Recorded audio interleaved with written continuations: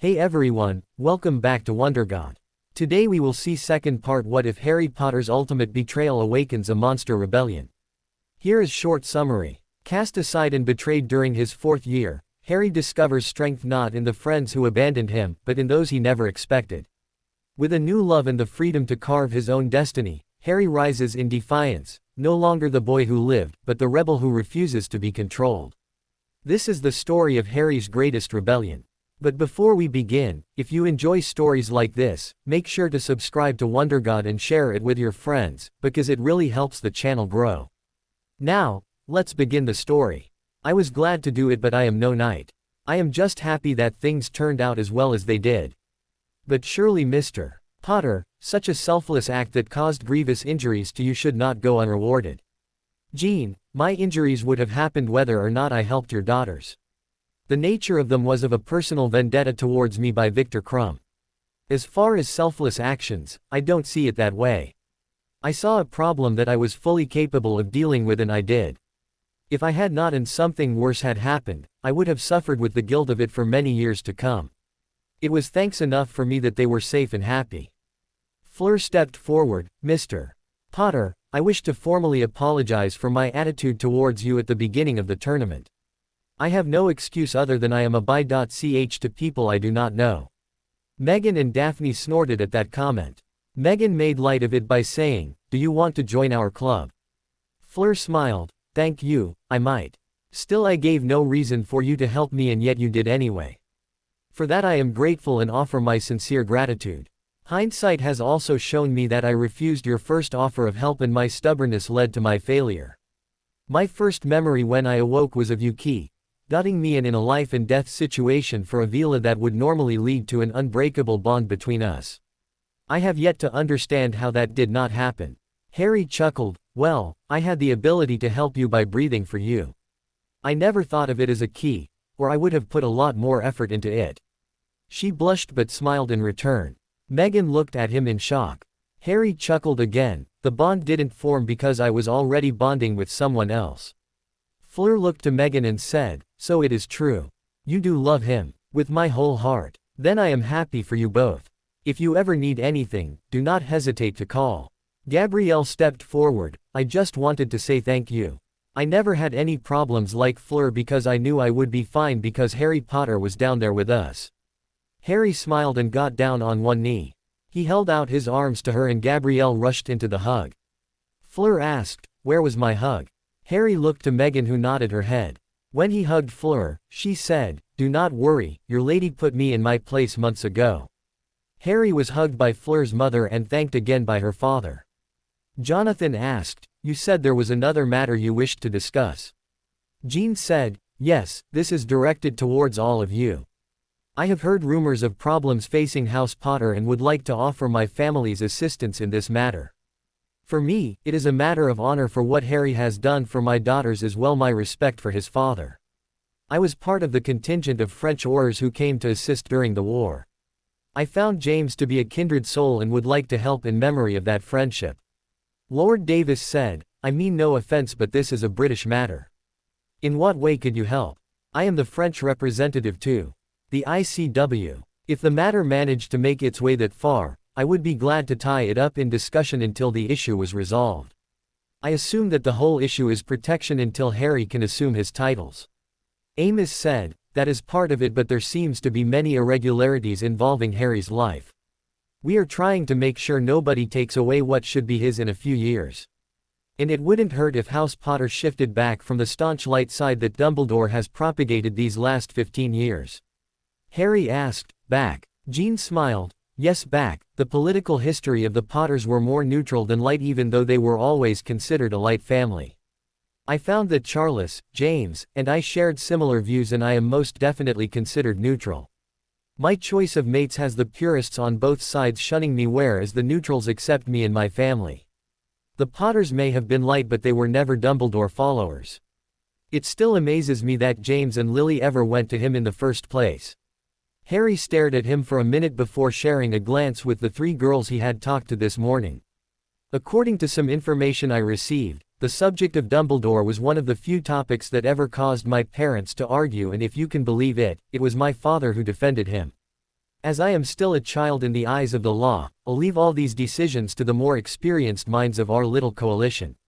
Reginald said, Jean, why don't you and your family sit and relax with us and enjoy the time before the final task? Thank you, it would be a most pleasant way to spend the rest of the afternoon. As they sat, Fleur asked, what is with the skull on the back of your vests?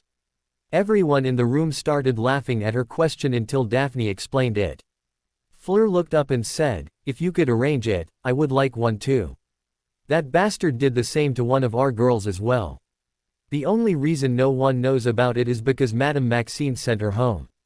Meghan pulled Harry over to an armchair in the corner and sat him down and then climbed in his lap. With one arm around him and the other running through his hair, she made him relax and go into a meditative trance to mentally prepare for the task ahead. With her eyes closed as well, everyone thought they were taking a nap. They heard a small pop and saw Dobby appear and wave his hands to form a dome over the two young lovers. He then sat down cross-legged on the floor as if he was guarding them.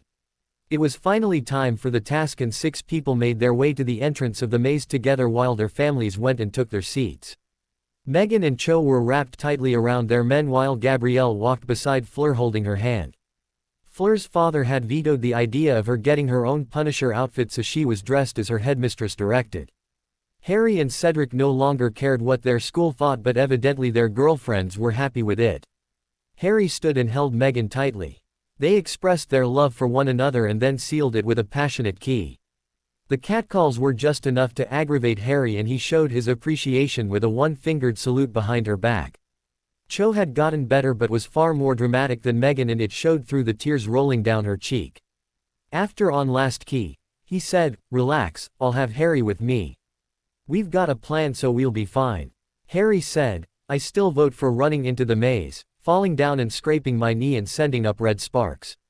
Cedric deadpanned, well, it's good we have a plan B then. Meghan held Harry's hand as long as she could and they broke apart as the girls turned to go to the stands. She said, come back to me. Always, I promise. The cannon blast went off for Cedric to enter and he turned and said, I'll be waiting. He stepped into the maze and vanished from everyone's sight. As Cedric took a look around for a few minutes until he heard the second blast announcing Victor was in the maze. Cedric stepped back into the shadows just before Victor passed. The look on Crumb's face was more of a hunter than someone wanting to win the tournament. It was obvious that he was going to lie in wait and take out his opponents as quickly as he could. 5 minutes later, the cannon fired once again, signaling Fleur's entrance into the maze. As Cedric heard her approach, he stepped out from the shadows in time for her to see him. In a quiet voice he said, watch out for Crumb. I think he's going to try and take us out one by one. Harry and I will be right behind you, so we'll keep an eye out for you. Merci, I don't trust him. With a small smile, she took off into the maze. It was another 5 minutes before the cannon sounded once again and Cedric knew Harry was in the maze. He stayed in view, and once Harry appeared, they wordlessly set off into the maze. They knew the points didn't mean anything in this task because it was all about getting the cup. It wouldn't have mattered anyway because all they cared about was getting out of this task alive. They did the research with Meghan and knew this task was going to be tough. Their first obstacle was a boggart that revealed itself as a scene of horror for both young men. It was the broken body of Meghan lying in a pool of blood. Her eyes were staring up at them without the normal sparkle. While it did affect them both momentarily, that quickly changed as Harry got pissed off. His new wand came out and an incendio was launched from it without a single word being uttered. The spectators grew quiet as a huge ball of flame rose above the top of the maze, accompanied by a horrified scream. Meghan leaned over to her mum and said, something just pissed Harry off. How do you know? Is it the bond? No, the explosion. He likes blowing things up with his wand. I'll warn your father, and you young lady will be going on the potion tonight. Back inside the maze, Cedric said, Harry, you can't destroy a boggart like that. Fire spells won't hurt it. It's one of the rules we were taught in defense. Harry was still looking at his wand in disbelief when he raised an eyebrow as the ashes that were once the boggart floated to the ground. Rules s mules. I'm the son of the only true marauder and I make up my own rules. Cool, wasn't it? Cedric laughed. This might be fun. Harry replied, damn straight it will be. Now let's go destroy something else. They started to walk off when Harry said, hey, do me a favor. Yeah, just don't start quoting rules of magic or some such crap to me. And if you quote Hogwarts a history to me, I'll probably burn the whole maze down with you in it just to prove that book wrong. Don't worry, the Granger Bible is not on my list of preferred reading. They rounded the next corner and heard a human scream. As they hurried through the maze, they ran headlong into one of Hagrid's blast-ended scroots. Harry said, I haven't been in class since November. Did anyone ever figure out how to deal with these things? Yeah, stay the hell away from them.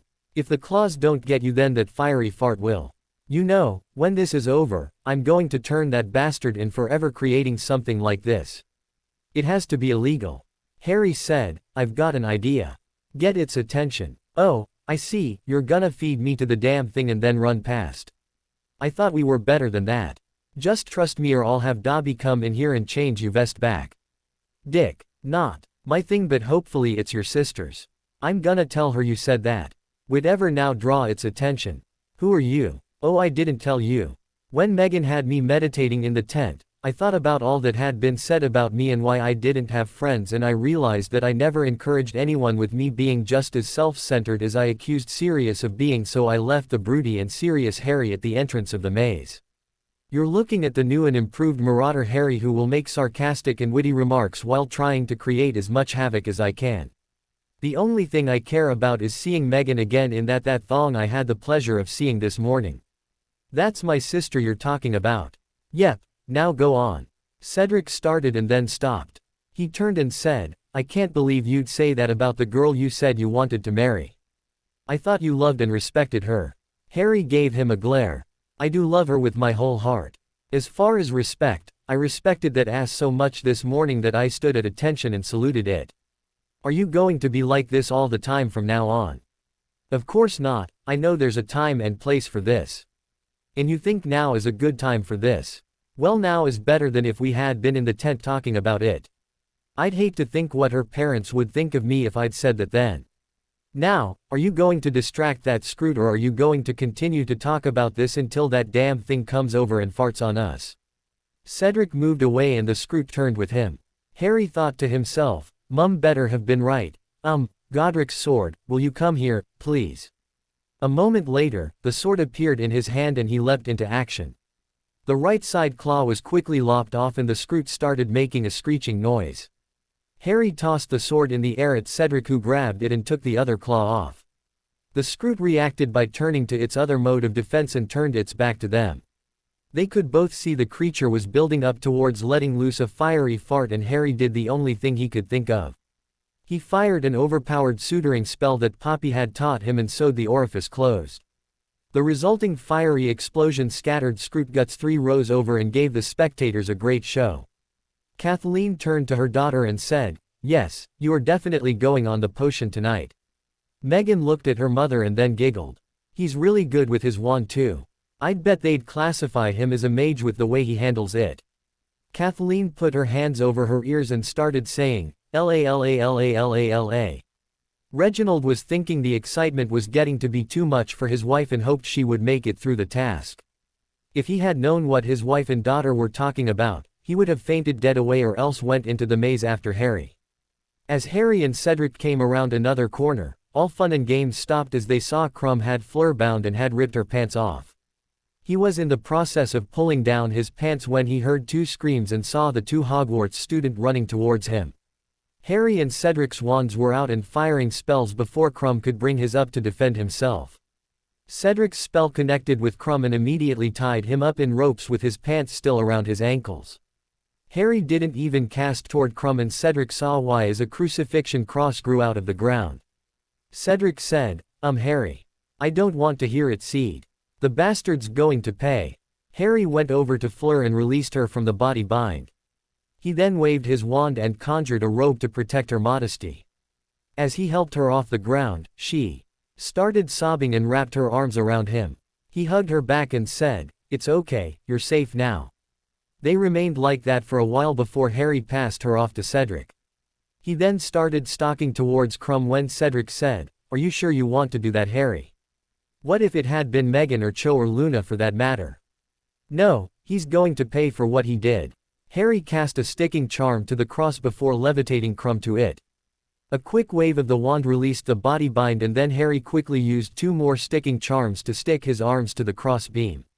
As he stepped away to finish the deed, he felt a hand on his shoulder.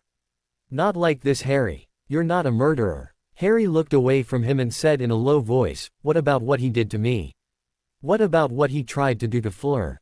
Do you still think Mandy was a willing participant at this point?" Fleur stepped forward and said, "I will not have you killing him on my conscience. Just like you couldn't leave me, I won't let you do this.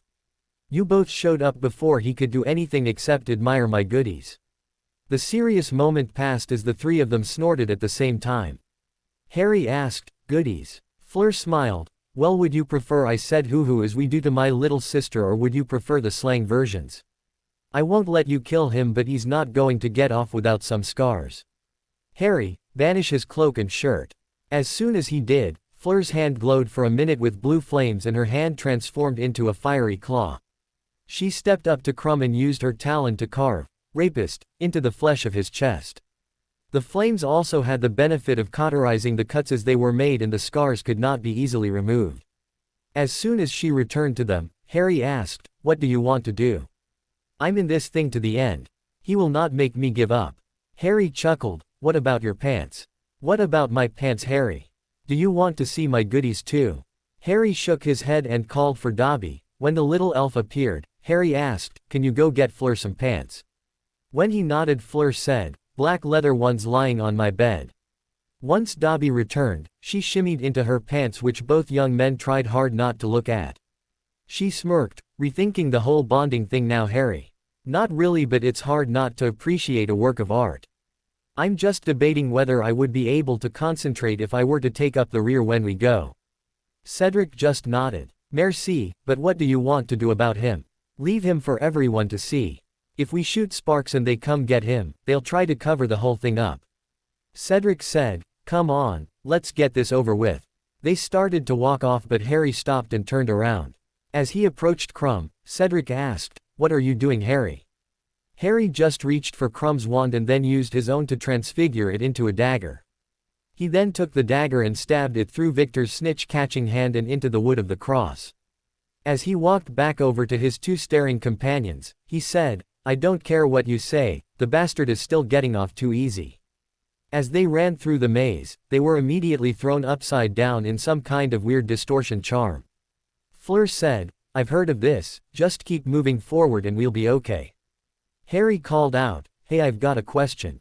If we puked, which way would it fall?" Fleur was in the lead as they went through that obstacle, so that by the time Harry was in its full effects, she was already upright again and Harry was face first to her bum. He said, "Hey Fleur, you know, from this angle, your bum looks like a perfect heart."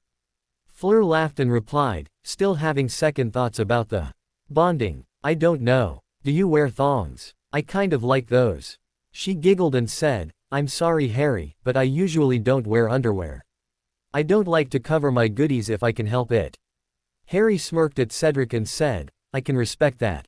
I salute you for it." Cedric groaned and said, "Will you two knock it off and focus on the task? And Harry, would you talk like that in front of Megan?" "Not if I wanted my bits to remain where they are." "Then knock it off." "Yes, Dad." They progressed quickly through the maze as no obstacle or creature made an appearance until they came upon a sphinx. When she challenged them, Harry just pulled his new wand and tapped his arm with it. The sphinx took one look at the wand and felt the power that flowed out of it. She bowed to him and then stepped out of the way to allow them to pass. Cedric whispered, "What the hell was that?" Harry replied, "I don't know, maybe she heard about the boggart and screwed and decided it wasn't worth it. I just pulled my wand in case she attacked." As soon as they passed the sphinx, they found themselves in a clearing with the cup at the far end. As they walked, the hedges started closing in on them and they had to start running. Cedric moved ahead of them with his long legs and right into the path of an acromantula. Just as the spider was about to bite Cedric, Fleur conjured a fireball and hit it right between the eyes. The giant spider squealed in pain and ran away. Harry and Fleur ran to Cedric to help him, but he jumped up and said, "Something has to be done, that man is a menace." Fleur asked, "Who?" Harry said, "Hagrid. He thinks things like giant spiders and those scroot things are cute and cuddly. He might have the skin of a giant, but none of the rest of us does." Fleur chuckled, No wonder Maxine likes him so much. She won't be able to kill him during say, like she did her 4 husbands. He'd probably find her cute and cuddly as well. Harry and Cedric looked at each other and said, "Ew." They started walking again and stood before the cup. Harry asked, "What do you want to do?" Fleur said, "You saved me from Crumb, so you both deserve it." Cedric said, "Well, Fleur saved me from the spider, so that knocks me out as well." Harry said, "Oh hell no. You aren't making me do that by myself. As long as Crumb didn't get it, I'm happy. I do not want to have to stand up there with those bozos." Fleur asked, "Rock, paper, scissors." Harry said, "Nah, we'd all be trying to lose and we would be stuck here all night, and I've got plans." Fleur asked, "I'm hurt that you don't want to spend the night with me." "Sorry, can I at least take a shower? I don't feel all that romantic covered in scroot guts." Cedric and Fleur both laughed, and Cedric asked, all at the same time, "I'm not falling for that either. I'd grab it and you wouldn't. But I will tell you what I'm gonna do. I'm going to sit down and rest a bit." The other 2 shrugged their shoulders and sat down as well. As soon as they leaned up against the pedestal, they were grabbed by a portkey and whisked away. The 3 champions arrived at their destination with a hard thump as their bums connected with the ground. As they rose, both boys noticed Fleur rubbing her rear from the hard landing, and Harry managed to raise an eyebrow at Cedric. Fleur noticed what they were doing and let out a small chuckle. "Like what you see, gentlemen?" Harry grinned and replied, "What's not to like about you in leather pants?" Cedric just nodded as they began to take in their surroundings. The sight before their wide eyes sent shivers up their spines as they took in the eerie graveyard. Harry looked up and saw the large tomb which had riddle carved into it and said, "Oh, this can't be good." Fleur asked, "What's wrong? Is this part of the task?" "Definitely not part of the task. That tombstone is marked with the name of Voldemort's family." Cedric said hopefully, "Maybe the pedestal will take us back." They all touched it at the same time and didn't feel the familiar tug behind the navel. Harry looked at his 2 companions and said, Guys, keep your wands out and be ready for anything. Better yet, you guys should apparate back to Hogwarts now, and I'll get Dobby to come get me." Fleur stated, "We will leave when he comes for you. We will not leave you alone." Harry heard a noise and motioned for them to be quiet. He quickly crept to where he could get a better view of their surrounding area, and what he saw did not please him in the least. When he came back, he said, "There's a group of people coming, we've got to get out of here now. Dobby, I need you." It took a minute, but Dobby finally popped in. When he arrived, Harry said, "I need you to get us out of here now. I think we're in some kind of trap set by Voldemort. Can you take us?" Dobby, "Sorry, Master Harry, but Dobby fought through wards to get here. Dobby can maybe take one at a time." "Okay, Dobby. It's not your fault. I want you to take Fleur first. Fleur, when you get there, tell them what's going on." She started to protest, but Harry nodded to Dobby, who grabbed her hand and popped away. When Dobby and Fleur arrived at the entrance to the maze, the crowd started cheering and the judges started announcing her as the winner, even though it was obvious the cup was not in her hand. She took one look at the judges and thought Harry was right and they were useless. She turned and ran straight for her family, as she knew that Harry did not trust any of them. With Fleur safely back at Hogwarts, Dobby disappeared once more. Fleur arrived at her family and was gasping out, "Pedestal, portkey, Harry, Cedric, caught in Voldemort's trap. Grave, yard, name," said Riddle. The rest of the group were sitting around the Delacours, and once she had gotten her breath back, Fleur was able to give them a better picture of what had happened and what the 2 missing young men were facing. Megan sat there in shock as she thought over everything she heard. The tournament had been dangerous enough for Harry and the other champions without Voldemort adding to it by a factor of 10. She sat there and silently prayed that Harry and Cedric would return as tears slowly ran down her face. Amos asked, "Were they hurt? Do you know where they are?" "No, not when I left, but Harry said someone was coming. All I know is that it was an old graveyard. Beyond that, I have no idea. They'll look out for each other. Dobby will bring them back and everything will be fine," Reginald said as he was trying to convince himself as well as the others. Albus Dumbledore approached the families to try and find out what happened. "Miss Delacour, may I ask what is going on?" She turned to him to answer, but her father spoke up instead. "Headmaster, the 3 champions were portkeyed to a graveyard in an unknown location. Against her wishes, Mr. Potter ordered his elf to bring her back here to raise a warning. May I ask if you know who did this? What he got instead of a calm answer was Meghan jumping up and getting right in his face. Riddle has him all thanks to you. He would have never been in this position if you had done your job and protected Harry by keeping him out of this tournament in the first place. I have to ask, were you trying to get my Harry killed?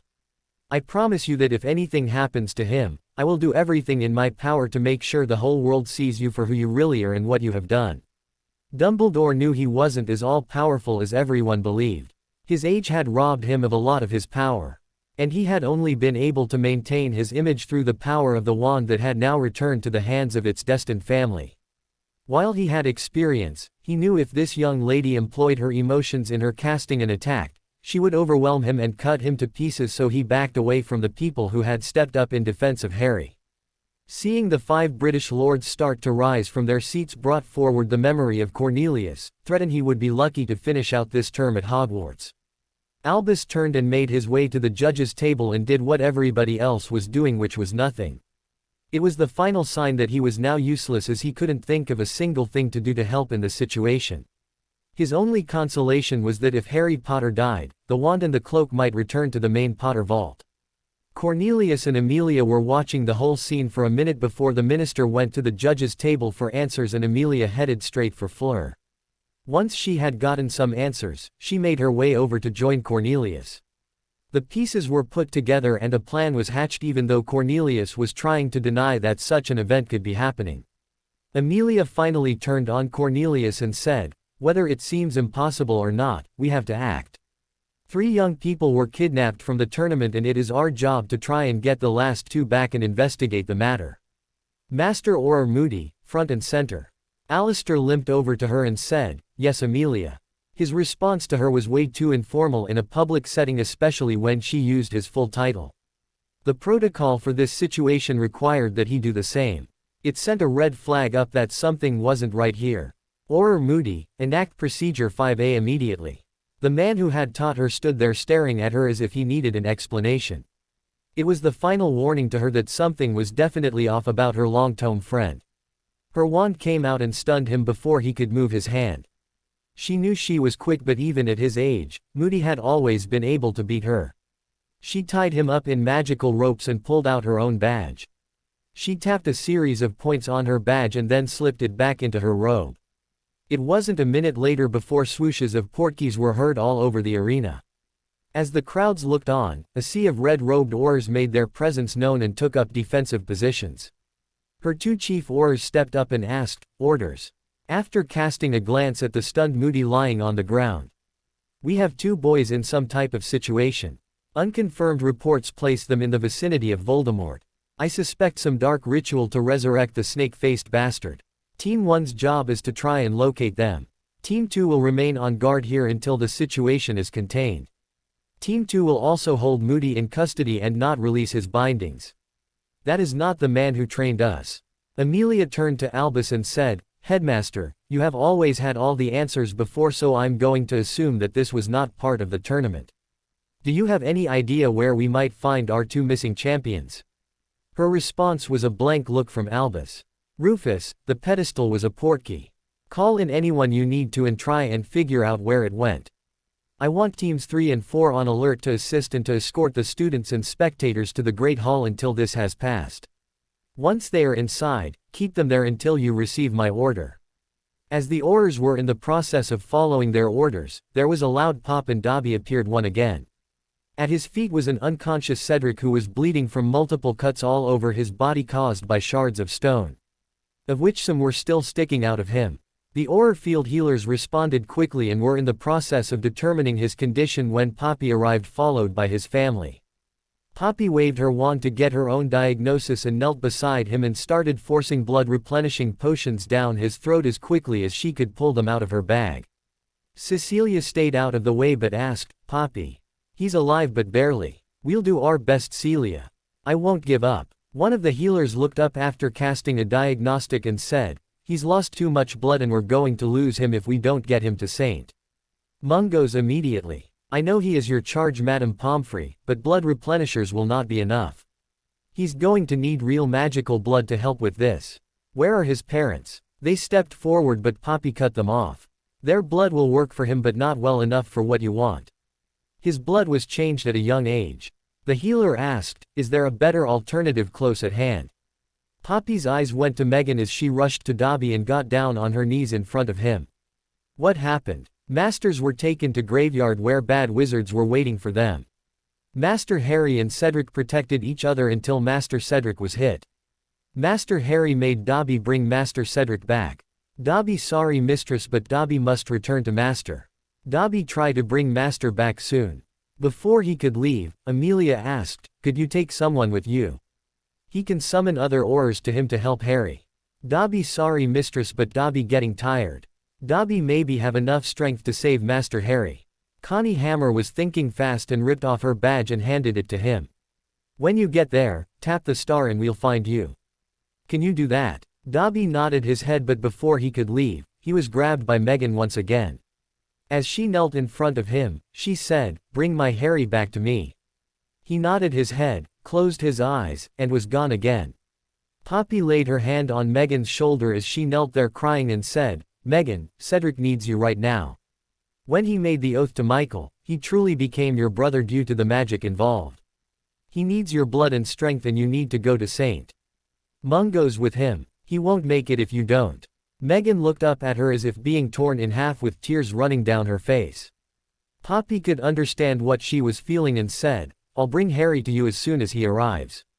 She crawled over to Cedric and laid her hand on his arm just as the healers activated a portkey and took them away. As soon as the portkey left, Poppy turned to Cecilia and Amos. You go straight to St. Mungo's. I will be along as soon as Mr. Potter returns. As soon as Fleur was gone, Harry and Cedric were ducking and dodging to try and avoid the spells flying at them. They were battling with 6 Death Eaters that Voldemort had summoned to witness his resurrection and were doing fairly well at holding them off. Cedric seized an opportunity and cast Inficio at the man leading the attack who was moving back into position after dodging a nasty bludgeoner from Harry. The spell flying from Cedric's wand was a sickly yellow color and struck the right side of the man's mask before he knew what hit him. The Death Eater screamed out in pain before tearing the mask from his face to reveal Lucius Malfoy with a blistered and burnt face. The hood covering his head and a good portion of the long blonde hair on the right side of his face were now missing after being struck by the acid curse. Harry muttered, nice. I wish you'd have taught me that one. Cedric muttered back, thanks. I thought it would be useful on the hedges. Never thought I'd use it on a person. In his fury at being hit, Lucius attacked without abandon and soon had the 2 younger wizards entirely on defense as the rest of the dark wizards jumped in as well. The 2 less experienced wizards didn't realize until it was too late that they were being herded to a specific point, and once they were there, the Death Eaters were able to close in and dramatically reduce the effectiveness of the boys' attacks. There was a brief pause in Spellfire's sudden quiet was enough for everyone to hear a voice hiss out, I only have need of Potter, kill the other. This has gone on long enough. All at once, flurries of green spells were launched at Cedric. Harry instinctively knew what he had to do and his new wand came up bringing a solid wall of granite in front of Cedric in an attempt to block the spells. The Avada Kedavra curse was known as the Killing Curse, but it was also a spell of complete destruction, and even the above-average power Harry had along with the power of the wand were not enough to stop this. When he saw the incoming spells, Cedric stepped in front of Harry to protect him but breathed a little in relief when the wall went up. The last thing they heard were the spells impacting the wall before the force of the blast was enough to shatter the granite. Cedric took the full impact of the blast from his position in front of Harry, but even with that, both young men were knocked off their feet. It took a moment for Harry's head to clear, but when it did, he saw Cedric's body lying on the ground beside him with blood pouring out of the many wounds peppering his body. When he tried to shakily get to his feet, he felt a spell hit him and his world once again went black. It went unseen by his captors as he was lying on the ground, but the wand in his hand faded from view only to be replaced by another that was more familiar to them. He didn't know how long he had been out, but Harry awoke to find himself bound to the very tombstone he arrived in front of and was watching as 6 wizards levitated a huge cauldron to rest atop a roaring fire. Harry's eyes went to the spot where Cedric was lying. He could see the body still barely holding on by the shallow breaths it was taking. He heard a pop of apparition and looked up to see Dobby standing beside Cedric's body.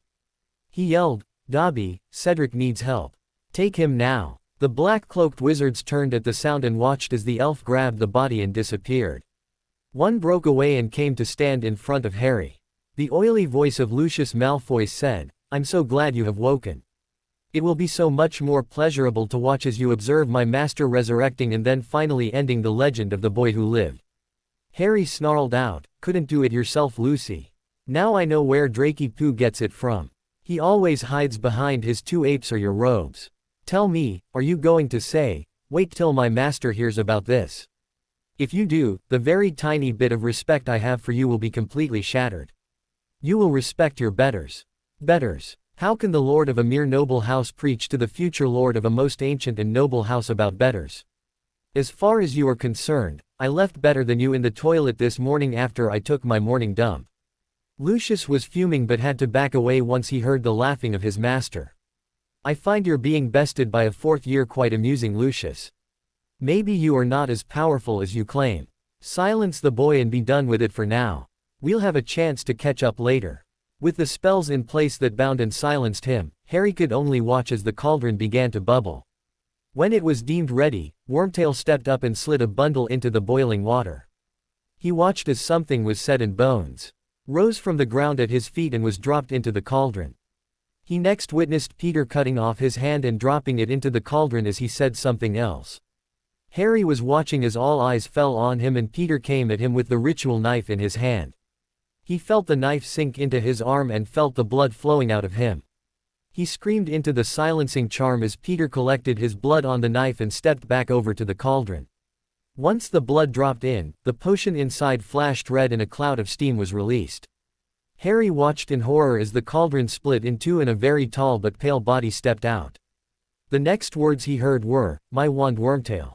As soon as he was handed the wand, he waved it and robes formed around him out of the shadows of the graveyard. He stood there for a minute before saying, "Lucius, my friend, I have need of you." Lucius ran up and knelt in front of his master. Tom said, "Your arm, Lucius." When Lucius raised his arm, Tom pushed up his sleeve and pushed his wand into the wriggling snake and skull tattoo that resided there. Lucius beeped in a breath at the pain but did not dare move in fear of the punishment he would receive if he did. Harry once again watched as black shadows appeared in the graveyard and coalesced into wizards. Tom looked around and frowned before saying, "Welcome back, my friends. 13 years it has been since we were last together. 12 years that were wasted because no one searched for me while you went back to your lives and hid your connection to me." Wormtail said, "I came for you, master. I brought you back to your rightful place." "Yes, you did, Wormtail. You have been very helpful to me this last year and as promised, you shall be rewarded." He stepped over and pointed his wand at the stump on the end of Peter's arm and a blob of bronze grew out of it and formed itself into a hand. Peter knelt and said, "Thank you, master." "Yes, so Wormtail found me and brought me back. He found others who were still loyal to the cause and brought them together, resulting in us being here now. They will be rewarded handsomely for their actions along with my ally in Hogwarts. I must now confess my greatest mistake." He pointed at Harry. "This boy did nothing to banish me except for possessing very special blood which I now have coursing through my veins. No, my spell was rebounded on me not by the sacrifice of his mud-blood mother but by something so much more powerful. Ancient family magic. Even in death, my superior intellect one as my shade realized what was going on and attached a piece of me to the scar on his forehead where I have been absorbing that magic ever since. My most faithful were here to witness me retaking a body and you are here to witness my victory over Harry Potter as I take his life and then absorb his family magic." Tom stepped over to Harry and as he got closer, he realized the scar was gone. "What have you done? Where is the scar and the magic behind it?" Harry just looked at him dumbly until Tom realized he was silenced. When he cancelled the spell, Harry said, "I absorbed it." "Impossible. Only a truly momentous sacrifice would overpower the spell."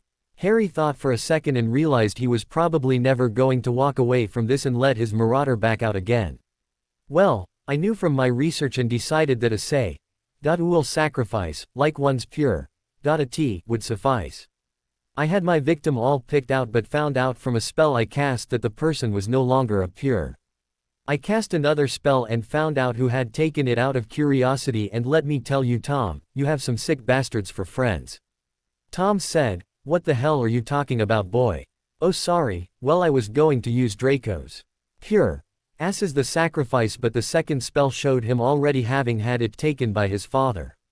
I knew you were a sick bastard, Lucy, but I mean, your own son. If that wasn't enough, it was obvious from the spells that Draco must have enjoyed it, as he has been active ever since then. You little bastard. That's not the case and you know it. I'm merely an orphan since my parents were married, unlike Tom's here. Voldemort screamed, how did you do it, boy? Oh, I sacrificed a magical core. It was easy. Now the questions are, when did I do it and have you heard from your children lately? Harry saw the Death Eaters shuffle nervously. Voldemort yelled, Wormtail, give him his wand. It is time to put an end to this, boy. As Wormtail slapped the wand into Harry's hand, Tom said, now bow to your betters. Harry stood tall and said, I am Harry James Potter, scion of the most ancient and noble house of Potter. I have no betters, and especially not some jumped-up wannabe dork lord with delusions of adequacy. Then I shall kill you and lay claim to your titles. Harry laughed, then you'd better be prepared for a real fight, as the line forms behind Dumbledore and goes on for quite a while, I imagine. Voldemort screamed in rage, then yelled, Avada Kedavra. Harry shouted back, Incendio. The results were unexpected as both spells met and locked each of the wizards into a contest of wills. Magic flowed from the connection of the two wands and a glowing magical golden dome appeared and formed over the two enemies. Tom shouted, don't interfere. He is mine. The Death Eaters watched as the two wizards strained and seemed to be in a magical version of tug-of-war as they tried to push the connection towards each other.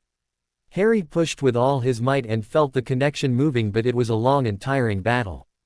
He was slowly winning the battle, and before long, specters started appearing out of the connection.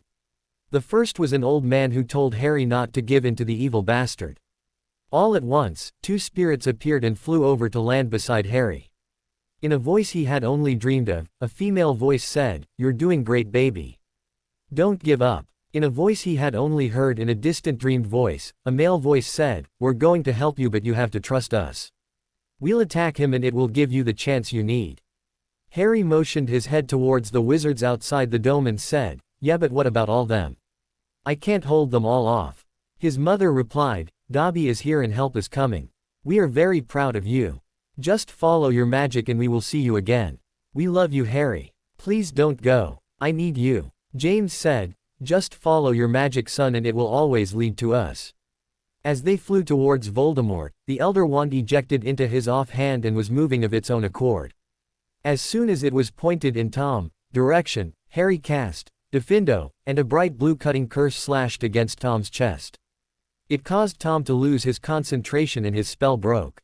The results of the sudden end to Tom's spell caused the dome to explode outward and create a backlash that threw the surrounding Death Eaters from their feet. Harry shook it off quickly and the Elder Wand moved once more. Harry thought, Critalinus Tectum, and a beam of jade light flew from the wand and impacted Peter in the chest. The effect was quick and caused a block of crystal to encase Wormtail and take him out of the fight. Just as the Death Eaters were trying to return to their feet from the effects of the blast, they were greeted with the sound of multiple apparition pops close by and the sound of running feet. They could see the red robes of the Aurors heading towards them, already throwing stunners. Many of the Death Eaters climbed to their feet as best they could and hastily apparated out, knowing that their dark marks would allow entrance and exit through the anti-transportation wards.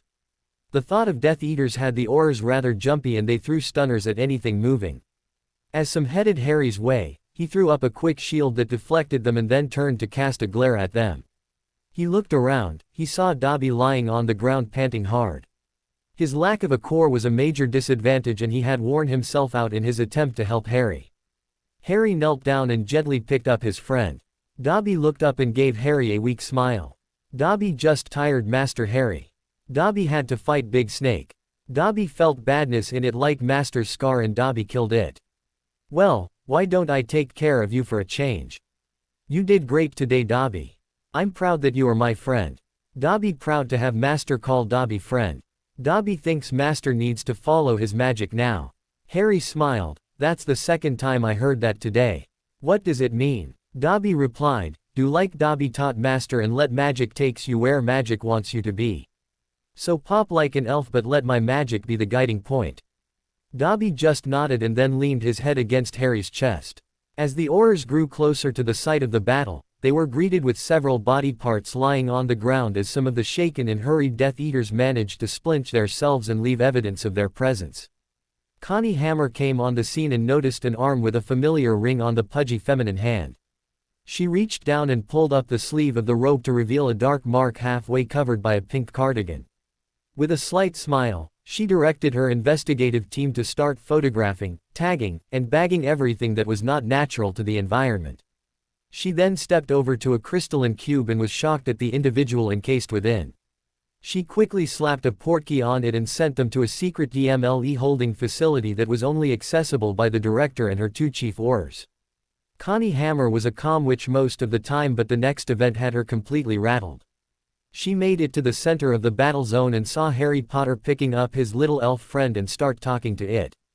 Just as she spotted him out of the corner of her eye, she caught another figure sit up from his prone position on the ground and point his wand at Harry. Her full attention was now on the man-thing in front of her and she immediately knew who it was. Due to her shock, she barely noticed the spell that flew right past her as it made its way to the young man she was just watching. As soon as the spell had been released, the man-thing disappeared. Before she could even blink, Harry blinked out of existence just like a house elf, but not before being struck by the curse. She ran towards where he had been standing, but there was no sign of him. She looked a little further past where he had been and noticed a dead giant snake that had a place on it that looked as if there had been a fire that burned from the inside out. She marked the snake and then turned back around to give her team their instructions. She left the Aurors of Team 1 to guard the investigators as they did their job and sent Team 3 to St. Mungo's and anywhere else they could think of where someone might receive medical attention. The investigators continued until they were satisfied they had everything, and once the evidence was processed, a magical trunk was set out and all the objects were placed inside. Harry was calling upon his magic and allowing it to lead him wherever it thought best when the spell impacted him and Dobby at the moment of departure. Under normal circumstances, whenever he traveled like this, be it by himself or with Dobby, the trip was calm and fluid. This time, his magic went haywire and the trip was a twisted and panic-filled tumble through the ether. He could feel the pull of where his magic originally wanted to take him, but that sight was bypassed by a stronger pull that was the cause of all his distress. The magic inside him was building and he could feel it reacting to things as he moved towards wherever he was being drawn. In the end, he resigned himself to the fact that his magic would protect him as he clung closely to Dobby in the attempt to not let go of him. Dobby was doing his best to not let his fear overtake him, so he clung tightly to Harry as well. Dobby understood magic and knew there was a higher purpose at this point and held on as he took comfort in the fact that whatever happened, he would be with Harry. Connie Hammer arrived back at Hogwarts by portkey and immediately appeared beside Amelia Bones. Amelia gave her a glance and said, "Do you have a report for me, Chief Auror Hammer?" "Yes, ma'am." Apparition and portkey wards were in place that deposited us a short distance from the site. We made our way on foot and encountered the remains of a major battle. I ordered our people in and we attempted to stun as many of them as we could. How many did your troops bring down?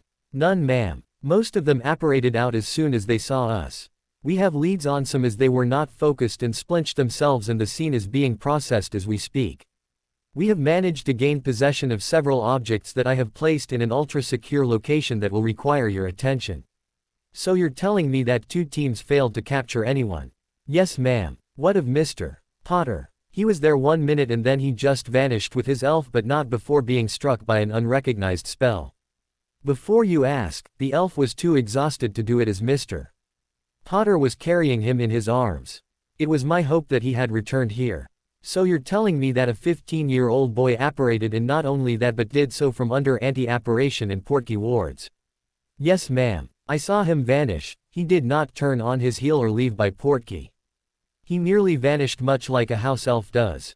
"Theories." "Yes, ma'am, but it doesn't make sense. It looked to me like he used house elf magic."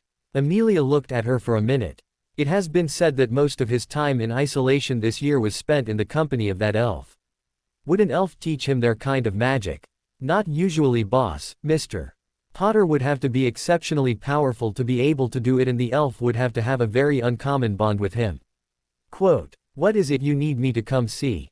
"I will not answer that here, ma'am. Put out an alert for Mr. Potter." He will have to turn up somewhere. Yes ma'am, and I also need to inform you that Voldemort is indeed truly back. I saw him myself. Amelia stood there for a minute before saying, shit. Inform the entire department that there will be a meeting tomorrow at say 1 in the afternoon. That should give us time to finish up here. It looks like the war will be starting up again. All across England, the magical detectors used to detect underage or any other type of magic were registering off the charts. The people who were on duty in the magical detection office that night watched as there was a large amount of magic detected northward in a town called Little Hangleton that hadn't seen any activity in 50 years. They were made aware that 2 Hogwarts students were located there and that there would be possible underage magic as they had been kidnapped. They watched as the magical detectors calmed down for a while until there was a huge surge that burnt out every detector in the area. What sent them into a panic was when the magical detectors started burning out along a path that led straight to London and the Ministry. When Amelia made her call for the Aurors, other departments had stepped up their activities and the secretive Department of Mysteries had recalled their whole staff. This was in part due to Amelia's summons, but it mainly had to do with what was happening in the bowels of the Ministry of Magic. The head unspeakable was alerted to irregularities in his department and was in the process of checking them out. He made his way to the death chamber that held the Veil of Death because he had been alerted that it was acting strange all day. While this may not have concerned the normal wizard, Croaker knew something was up and it was too coincidental with the happenings in northern England to be ignored. The Veil had been studied for a long time and they still had no answer as to why it did what it did or even how it operated. Croaker himself had spent much of his time as a researcher trying to figure out its secrets. The Unspeakables had access to all of the information that was the Ministry of Magic, and when the magical detectors started burning out, he had a hunch that whatever was happening would be centered on the Veil. He thought back over his years and it was times like these that he missed his old friend Charles Potter the most. Charles had a unique understanding of the Veil and never seemed to be intimidated by it. Croaker found it too coincidental that his friend's grandson was somehow involved, so he entered the chamber and sat to wait for the events to unfold. It wasn't much longer before the reports were coming in that the magical detectors were burning out in London and heading straight for the Ministry. He sat and watched as the Veil started acting, for lack of a better term, more excited, and was moving and swirling in patterns that had never been seen before. Croaker felt the magic in the room change and then watched as a young man appeared as if out of thin air, but he knew it was just Charles' old cloak being pulled off. The young man stood there staring at the Veil and what appeared to him as listening to the voices that were undecipherable on the best of days. As he looked more closely at the young man, he could see many cuts through the tears in his clothes. As he continued to watch, he saw the young man's hand had blackened as if being hit by a withering curse. Croaker's eyes moved towards the young man's face and could already see that the withering curse must have been cast by a powerful wizard, as the effects had moved up his arm and black tendrils were already showing branches moving up his neck. Harry Potter took a step towards the Veil and Croaker rose from his seat. As he moved forward, Harry started glowing with a golden aura which grew brighter the closer he came to the arch. The arch reacted to his presence and the mist-like substance changed into what looked like water. Harry stepped up on the platform and was standing 3 feet away from the surface when Croaker reacted and ran towards the young man. He saw Harry say something to the elf in his arms before stepping through the archway. He heard an audible slurp as Harry disappeared and the surface started fading back to the calm mists that had always been present. Back at Hogwarts, the ministers had decided that the task was a bust and ordered the hedges to be removed. As soon as they disappeared, the image of Victor stuck to a cross left all the spectators in shock. As the crowd gathered around, Fleur along with her family pushed their way through the crowd and stood facing the ministers, judges, and spectators. The Bulgarian minister asked, "What is the meaning of this?" Fleur stepped forward and said, "This is repayment for what he tried to do to Harry in the second task along with what he tried to do to me during this one." The French minister asked, "May I ask what he tried to do to you, Miss Delacour?" "As you can see by what is on his chest, the bastard put me in a body bind and then ripped my pants off. He was just about to take me to try and stake a claim on me when Harry and Cedric saw what was happening and came to my rescue." Albus asked, "May I ask why he is like this?" "It's simple, I would not allow Harry to kill him for his actions as I didn't want that on my conscience or his." Jean Delacour stepped forward. "I claim reparations for my house as it is clear Mr. Crumb attempted line theft as Fleur is the heiress to my house. Cornelius said, that is stretching the line theft clause a little too much, isn't it? After all, she is only Vila. Several people bristled at that comment and the 5 lords who had surrounded Harry stepped forward. Lord Greengrass said, while that may be so, I would act in a similar fashion if the same attempt had been made on my daughter. House Delacour has our full support in this matter and we back his claim for restitution. Cornelius didn't know what to do and turned to Amelia. She stood there for a second before saying, since Miss Delacour is the heiress for House Delacour, ICW Statute 48C recognizes attempted beep as an attempt at line theft. Under these statutes, the injured party has a claim for restitution. The statutes also are not specific in what they may ask for in restitution, so they are well within their rights to ask for anything up to and including the life of the guilty party. As we are dealing with an international situation and all 3 countries involved are signatories, I think it is best to use these statutes. She looked at the 3 ministers and after a few minutes, they all nodded their agreement. She turned to Jean and said, Monsieur Delacour, the 3 ministers agree to your right of restitution and all I ask is that I be given a pensive memory of the crime in the event we need more evidence to support your claim. Fleur said, I find that acceptable. You may also want to have several other memories collected to back up my claim. Amelia responded, yes, we will obtain memories from Mr. Diggory when he recovers as well as Mr. Potter whenever we locate him. Everyone turned to her in shock and she realized she had let something that was not known to be public knowledge. Cornelius turned and said, explain that last comment. With a false sigh of resignation, Amelia explained everything she knew about the recent events to the gasps and amazement of everyone surrounding her. Her eyes briefly caught Lord Greengrass and she sent him a little smile as he gave her a small nod as if to say, well played. He was well aware of the restrictions on what she could say and she had masterly maneuvered Cornelius into asking her to reveal information that would normally be hidden. When she was done, she asked, Monsieur Delacour, have you reached a decision? Yes, I have. I recognize Mr. Crumb's importance as a symbol of his country and will not deny them of his talents. It is my hope that they would not support him, but I will not force that issue. From what my daughter and our allies have told us, this is not a singular incident and multiple occurrences have happened that I know have resulted in at least 2 pregnancies. Whether the other incidents were beep or not I cannot say, but I feel that to prevent further occurrences, we require emasculation as restitution. Albus spoke up, surely Mr. Delacour you would not wish something so permanent on someone so young that may still be able to learn the error of their ways. If it had merely been my daughter involved, I would have asked for financial restitution. But as there are several young ladies involved along with the attempted beep of my daughter and coupled with the attempt on Harry Potter's life during the second task for what I understand is revenge for interfering with yet another attempt, I think this is the best possible solution so that he cannot do this to another man's daughter. Albus said, very well, I will have Madame Pomfrey comply with your wishes. Jean said, you will do nothing of the sort. I have the utmost respect for Madame Pomfrey and her abilities, but she is a healer and as such should never be put in this position only to have you repair the damage once our backs are turned. No, as this was an attempt on my house, I will determine how the sentence is carried out. Albus said, but there must be a trial. Amelia said, not in this case, headmaster. Once the ministers and I confirm the pensive memories, he will be allowed to proceed. Monsieur Delacour, I ask that you withhold your sentence until we can obtain corroborating memories. Until then, he will have a bracelet placed on his wrist to keep him from leaving the country. Jean nodded. Albus placed and asked, how will you do this?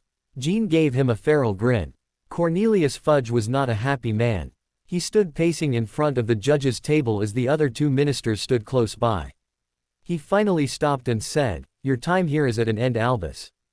You were all warned of the consequences should some disaster strike at this task, and in my opinion that is exactly what has just happened. I will call for a full inquiry into your actions this year. Don't think we haven't heard of your attack on Eris Jones. It has also been rumored that you are the cause of all the problems Mr. Potter has been facing this year. I won't stand for someone being purposely mistreated to serve your greater good. I also plan to have quite a few witnesses to your action on the stand under veritaserum if necessary. Karkaroff said, what about what was done to my champion? Will that act go unpunished? Cornelius turned to the Bulgarian minister who said, "We are of the opinion that Mr. Krum deserved whatever punishment he receives. After his attack on Mr. Potter, he should be grateful he is still alive. I don't think I or anyone else will hold Mr. Potter responsible for the justice that was visited upon Mr. Krum, and I am deeply shamed by the fact that someone we promoted as the finest our country had to offer has done such immoral and despicable things. I'm amazed that he didn't destroy the progress we have made between our three countries. I can assure you, Karkaroff, that you and Victor Krum will not be returning home to a hero's welcome. Mr. Krum's contract has already been voided due to morality clauses, and I have heard that the International Quidditch Association has a permanent ban on the table concerning him." McGonagall was standing close by and Cornelius turned to her. "Where were you when all this madness was going on? Where were you when a member of your house needed you?" "Oh, you don't need to answer those, Minerva. You will sit the inquiry as well, and if I have my way, your positions as deputy and head of house will be stripped from you for failure in doing your sworn duties." Cornelius noticed Amelia's assistant come running out of the command post that Amelia had set up and go straight to her. Amelia's hand went up to her mouth and gestured at Cornelius before she and several other Aurors left by Portkey. He knew something was wrong and turned as the young Auror approached. "I'm sorry for interrupting your meeting, Minster Fudge, but Director Bones told me to inform you that Harry Potter just showed up at the Ministry." "I'm pleased to hear that, at least we know where he is." "I'm sorry, sir, but he just appeared in the dom where he walked himself and his elf through the veil in the Death Chamber." Cornelius paled and activated his emergency portkey that would take him straight to the Ministry. Minerva leaned forward and growled out, "This is your fault, Albus. His blood is on your hands, and I hope James and Lily personally greet you when you die. Your hands are not so clean either." "Yes, but I am not so delusional as to believe I am going anywhere but hell for what I have done to that boy." In the critical ward at St. Mungo's, they had two beds side by side holding Cedric and Meghan. As the healers were cutting off his dragonhide clothing and working to remove the shards of stone, another was pouring a steady stream of blood-replenishing potions down Meghan's throat. Meghan watched the whole thing as yet another healer came in the room pushing what looked like a Muggle medical device. She heard one of the healers say, "Thank Merlin he had on dragonhide. There wouldn't have been enough to work with if he hadn't." The machine was placed in between Meghan and Cedric, and the healer started preparing both of them for the transference of blood. Another potion was poured down Meghan's throat, and her last thoughts were of Harry as she drifted off to sleep. As soon as she was out, the healers started inserting the needles needed to start the transfusion between Meghan and Cedric. A week had passed since Harry Potter stepped through the veil. The Unspeakables had somebody monitoring the veil 24 hours a day, and while the veil was still acting differently, there was still no sign of Harry Potter or the elf. Albus Dumbledore sat in his office at Hogwarts patiently waiting to be summoned to the Ministry of Magic to answer for his actions this year. He hoped no one looked too deeply and discovered his manipulations concerning the young man, as there would be too many questions that Albus did not want to answer. He was probably most upset that Harry had taken certain items behind the veil with him. Items that Albus desperately needed and wanted, as he knew his time was running short. His control over the Potter accounts was a moot point now that the items were gone, and if he claimed them with the false will, it would only draw more attention to his deeds. Albus had received a letter from Bearclaw every day since the last task, and after the first one, he had taken to ignoring them. He hoped that Bearclaw would take the fall for this, leaving him clear, but he knew that with the way his luck had run this year, it was very unlikely. Upon returning to the Ministry, Amelia was escorted to the secure holding area by Connie Hammer and was stunned at what she found. When she returned to her office, she cancelled the key on-site order on Sirius Black and called in one of her Aurors. Nymphadora Tonks entered her boss's office and stood at attention. "You called for me, ma'am." Amelia looked up and said, "Yes, Auror Tonks. I need you to contact your mother and inform her that I need to speak with her cousin at his earliest convenience. Make it clear that is not an attempt to arrest him but to clear his name. If my information is correct, his godson left me the means to effect this, but only if he is willing to stand trial once again." Tonks looked at her cautiously and replied, "Ma'am, I have no knowledge of my mother being in contact with the escaped convict, but I will relay your message." Amelia glared at her and said, "Who do you think you are talking to? I know that Lord Black has summoned his family, and I also know there can only be one person who is Lord Black." You will leave now and deliver the message you were just given. I expect you to report back to me within a half hour telling me this task has been done. I also expect to have a message in my hands before lunch tomorrow or all deals are off. Is that understood? Yes, ma'am. The mood in the castle was rather somber with the results of the third task. The single champion remaining in the castle refused to be awarded the Tri-Wizard Cup and was seen mostly in the company of Cho Chang, who was an emotional wreck over the whole situation and was almost always seen crying ever since that night. In an unusual move, the Slytherin Ice Queen, Daphne Greengrass, had been sitting at the Ravenclaw table with Fleur and aiding in her attempts at comforting Cho as well as passing on the reports her mother had been sending her about Cedric and Meghan. At the leaving feast, Desert was interrupted by Lord Greengrass walking in the door holding several pieces of parchment. As he made his way to the head table, Albus rose and asked, "Lord Greengrass, may I ask your reason for being here tonight?" "Of course, Mr. Dumbledore. I have come for my daughters, Miss Moon, Miss Davis, Miss Lovegood, and finally Miss Chong. This is highly unusual. I have the written permission slips from their parents. They are going to wake Mr. Diggory and Miss Jones tomorrow morning, and we thought it would be better to have their family surrounding them as they found out the news of Mr. Potter. Girls, call your elves and have them pack you immediately." The healers at St. Mungo's decided that the two sleeping teens in their care were finally ready to be woken from their magically induced sleep. All tests concluded that they were fully recovered from the ordeal, and the fact had even been verified by Madame Pomfrey at the request of the families. They slowly woke up to the comforting feeling of being surrounded by family. Kathleen was sitting there holding her daughter's hand and softly said, "Welcome back, baby." Meghan muttered out, "Cedric. He's fine, dear, and is waking up now. You did an amazing thing and I'm proud of you." Meghan gave her a small smile and then her eyes spotted Poppy standing across the room. She started suddenly looking around the room and started panicking when she couldn't find Harry. "Where's Harry?" When nobody answered, she asked a little louder, "Where's Harry?" By this time, Cedric was sitting up with his arms around Cho. Daphne moved to Meghan's side as she yelled, "Where's Harry?" Reginald moved forward, "Honestly, baby, we don't know." She cried out, "Dobby." Poppy said, "He won't answer, sweetie.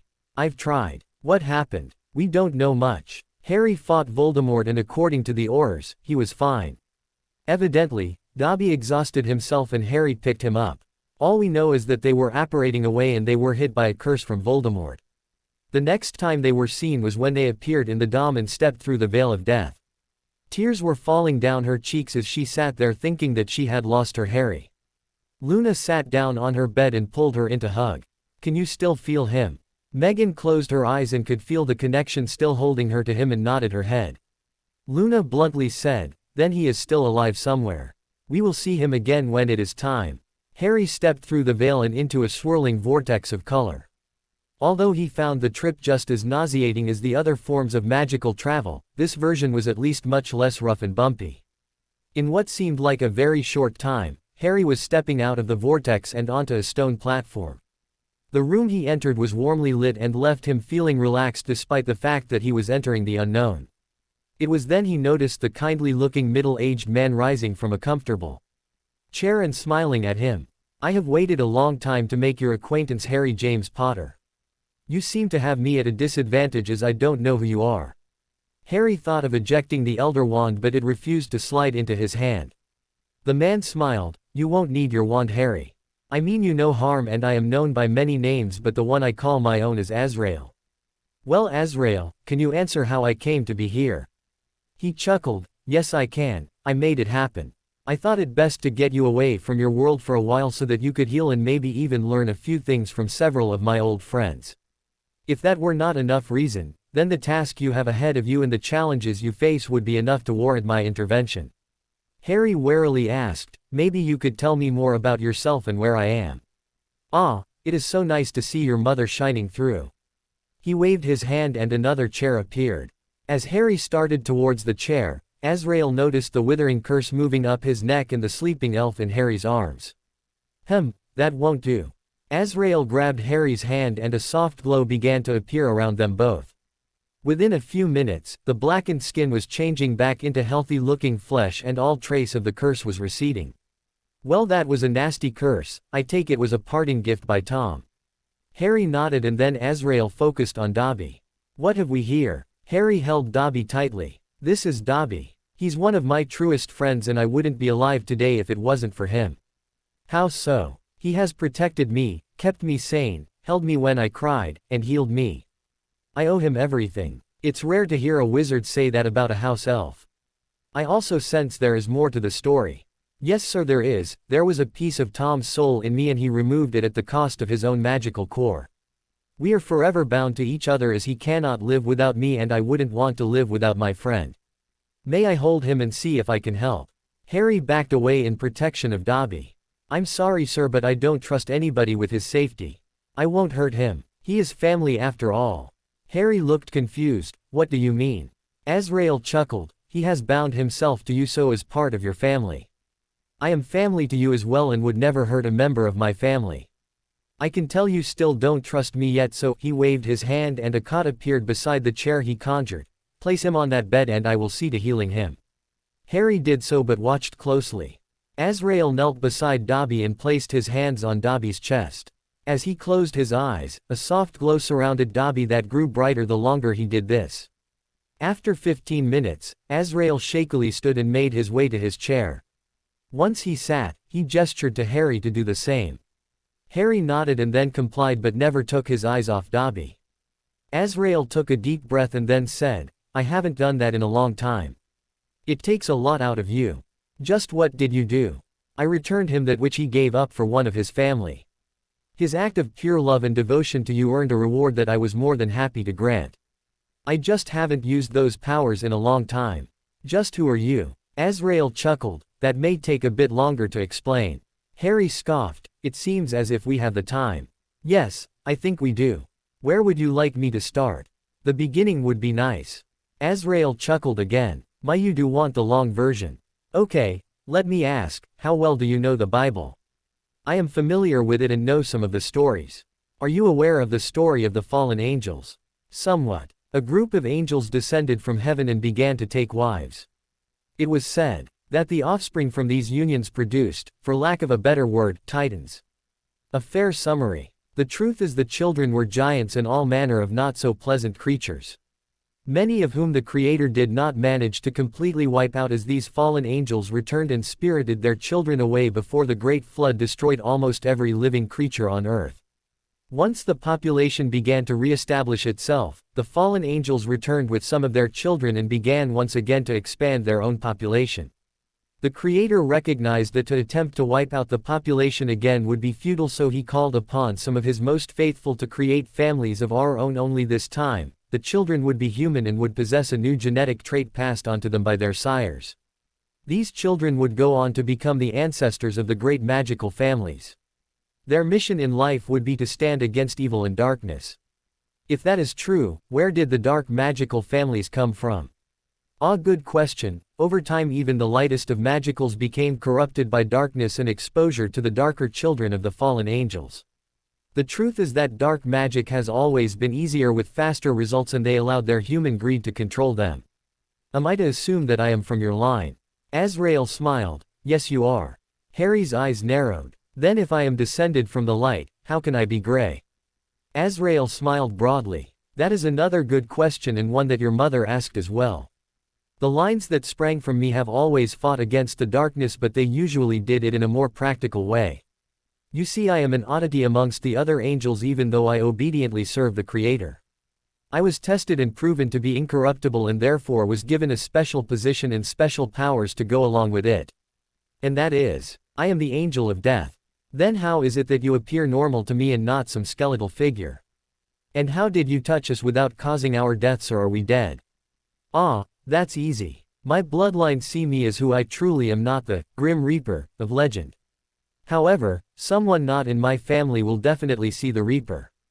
As far as the other, as I said earlier, no one of my bloodline need fear my touch or me. So, am I to assume that I have a special connection with death? Azrael laughed. Yes, you are the last of my lines.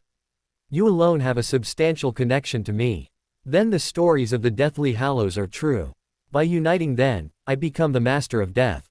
Azrael chuckled again. In a manner of speaking. If you think it will control me, then you are wrong, for no man will ever have the power to control me, as I only serve the Creator. The hallows were 3 magical artifacts I gave to my children to help them in their fight against the darkness. The Master of Death title would actually refer to the reuniting of the 3 objects by one man of Peverell blood, as only a member of my bloodline can truly command them. If you look at it in a different way, by uniting them you would become the Lord or Master of House Peverell. Before taking the name Peverell, my house was known as the House of Death, so you would be the Lord or Master of the House of Death. Sadly, over time my family lines have finally succumbed to the battle against the darkness until only one member was left. So where you are concerned, the hallows act as a family signet ring that says you are the only living lord of the family. I don't understand. And that is why you are here. You will learn to control the hallows and use them to help you re-establish our family.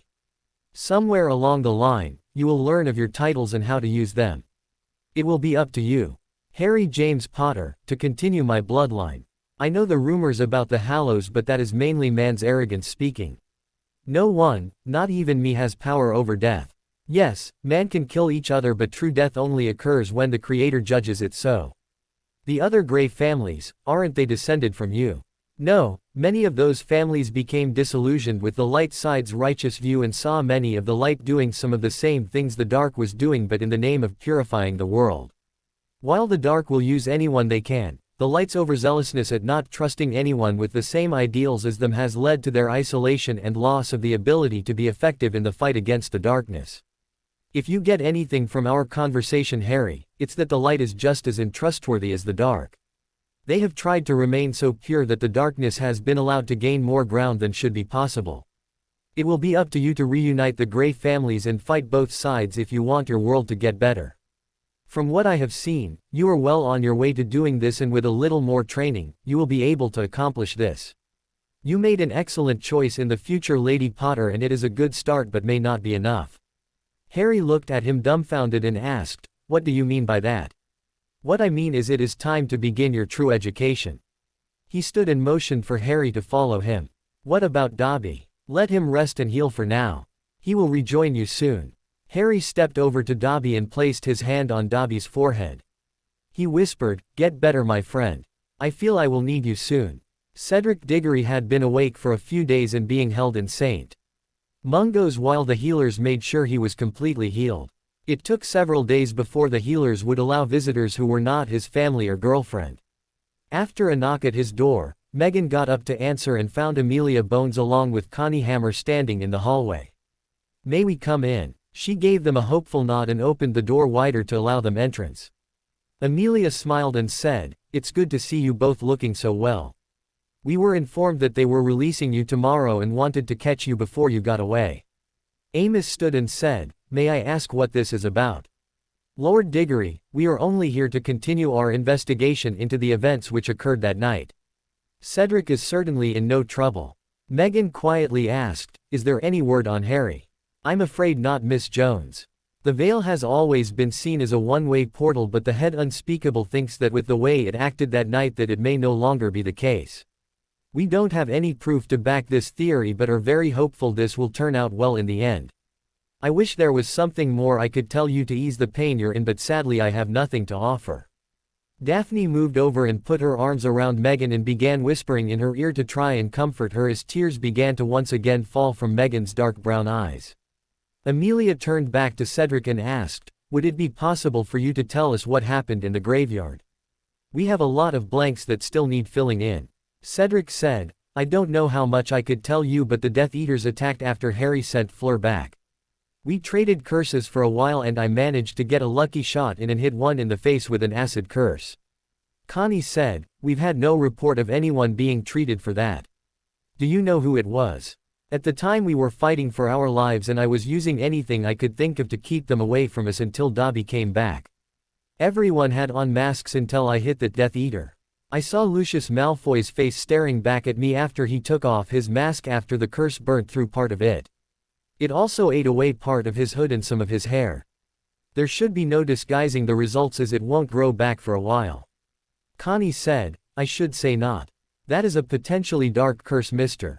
Diggory." "Ma'am, Harry and I were being attacked and were fighting for our lives. I did what I had to do to keep us alive and would do it again if faced with the same thing. Amelia responded, I'm glad you did, Cedric. The alternative is not acceptable and you were in a life and death situation. I would have done the same thing. Now is there anything else you can remember? They herded us into a trapped position and then we heard a hissing voice say to kill me and that they only needed Harry. All of a sudden, there were AKs flying at us and I stepped in front of Harry to protect him. I knew I was going to die but Harry brought up a granite wall in front of us that kind of shielded us from the curse. You know, AKs are pretty damn destructive because that's where all the stone came from. That's the last thing I remember before waking up here. Are you sure you saw Lucius Malfoy?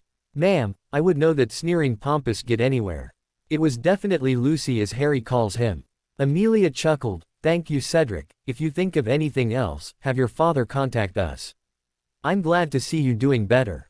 I know a lot of people will be happy to hear this news. Amos said, Amy, you do realize that by attacking my son, Lucius has earned the enmity of all our houses. When Mr. Potter returns, I'm sure he will agree with this. Amelia asked, you expect Mr. Potter to return? I expect nothing less. We just have to be patient. She looked him in the eyes and said, I hope you are right. Harry felt that he had been in the company of the Peverell brothers of legend for what must have been a year. The time was spent learning of the hallows and their powers. It had been explained to him that the hallows were created so that each branch would have an advantage in the fight against the darkness. The problem came about when they fell victim to their human faults which caused them to be unworthy of the objects. Antioch's boasting of the wand saw him killed and the wand disappearing into history. With him dying without heirs, the wand was lost to the family until it was recovered by a Potter many years later. While powerful in any wizard's hand, its true power was released when in the possession of the bloodline it was intended for. Harry and Antioch talked of the visions Harry had seen and Antioch shared his shame as he was forced to watch the horrible things caused by the wand. It was Antioch's hope that Harry's strength of will and strong character would be enough to overcome the lure of power the wand offered. It was one of the fail-safes put into the wand that while it could do horrible things, its true power would not be felt but by someone worthy and of their blood. Antioch taught how the wand was created for the defense of others and never for personal gain or glory. Antioch went against everything he was taught and walked about boasting of the unbeatable wand until he was killed in his sleep. Harry learned that the wand was the secret behind the Potter's incredible wards because its power was being used to protect others, therefore fulfilling the true purpose of the wand. This didn't mean that the wand could not be used in battle just like any other wand, but it wouldn't truly be at its most effective strength unless the heart of the holder was in the right place. Cadmus then began teaching of the stone and all that it could do along with its true purpose. Yes, it was created as a bridge between life and death, but it was intended for the holder to meditate while holding the stone so that he could commune with family who had passed on and ask for guidance and advice. When he corrupted its purpose by dragging his wife back from the dead and subjecting her to the torment of existing on this plane, he was driven insane and caused his line to be cursed. His line ended with the Gounts, and throughout history, everything his descendants desired would be lost to them. Wealth, power, and nobility would be forever denied them and their lives would always end tragically, but even through it all, they would forever maintain their arrogance and superior attitudes. At the end of his lessons with Cadmus, he told Harry that he was glad that he defeated Tom and the stone finally passed to his bloodline. It was his greatest shame that his children and ancestors were punished for his mistakes. The last session was with Ignotus, and it was there that Harry learned the most about the Peverells, or at least his branch of the family. Ignotus had two sons. The oldest inherited the cloak when it was Ignotus' time to embrace death, and the tradition has been followed ever since. As the story of the Hallows became famous, the Peverell family faded away and the Potter family appeared and rose to prominence. The second son chose a different name and went on to earn his own place in the legends of the magical world. Harry was taught of the cloak and its abilities, and once he was through with those lessons, all three Peverell brothers rejoined him to finish his training. It mostly consisted of family secrets along with the ways of the ancient lords of the magical realm. In the end, Harry learned that the cloak, wand, and stone were once part of a staff that was carried by Azrael. The stone was the focusing crystal and the cloak was formed from the essence derived from the heartstring and hairs of the thestral who gave of itself to create the staff. When they were split apart, they became the objects known as the hallows. These objects plus their blood also gave the Peverell family a strong connection to creatures that are misunderstood and associated with death. On the last day of his time with the three brothers, he was pulled into a hug by each of them and charged with rebuilding the family and bringing the name of Peverell back into prominence. He was also warned to learn from their mistakes and to not give in to his pride and arrogance, or he would suffer the same fate as his ancestors. At the end of the second week that Harry had been missing, the incident with Harry going through the veil was finally announced, and the prophet and those that had betrayed him realized that they would never have the opportunity to repair the damage they had done to their relationship with Harry. Every parent of a child at Hogwarts was disappointed the actions of their children this year and were uneasy at what the loss of the last member of the Potter family could mean to their lives. In Crawley, the Granger family was having yet another discussion about Hermione's behavior. After some research, she learned that as a Muggle-born, she could not leave Hogwarts until after she had taken her owls and was resigned to the fact that she would have to attend another year there or risk having her magic bound and her family being obliterated of all traces and knowledge of the magical world. The Granger parents didn't see this as such a bad thing, as they blamed the magical world for the corruption of their daughter. Out of everyone they had ever heard about, Harry Potter was the only honorable one amongst her friends, and she had even managed to screw that up. There was also another option that passed through Martin Granger's mind. His disgust at her behavior was so great that he even considered handing Hermione enough money to complete her education and washing his hands of her. That thought was quickly dismissed, as even with him being so disgusted with Hermione's choices, he still loved her and wanted the best for her. After a lot of thought and many discussions, Hermione made a magical vow to act in the way she was raised and never betray her honor again. She secretly hoped for the chance to fix things with Harry, but felt in her heart that she didn't deserve it and that she couldn't blame Harry for his reaction. All she could do at this point was be there to support him in whatever capacity he allowed, and that was only if he returned from behind the veil. She knew her friend and had faith that he would return. How could he not when he had always managed doing the impossible ever since she met him? Her parents finally relented on the condition that she somehow made her peace with Harry if he returned, and after next year, the topic of leaving Hogwarts would be revisited. Sirius Black was not having an easy time of things either. After his confrontation with Albus, he had set about to unite the Black family but only met resistance. Narcissa refused to answer his owls, and when she finally did, her note was less than receptive, as she simply wrote, "There is no Lord Black at present, and if you would do the world a favor by hurrying up and passing on, maybe the issue of lordship could be settled once and for all." Sirius was taken aback by her words, and since Bella was in Azkaban, he approached Andromeda.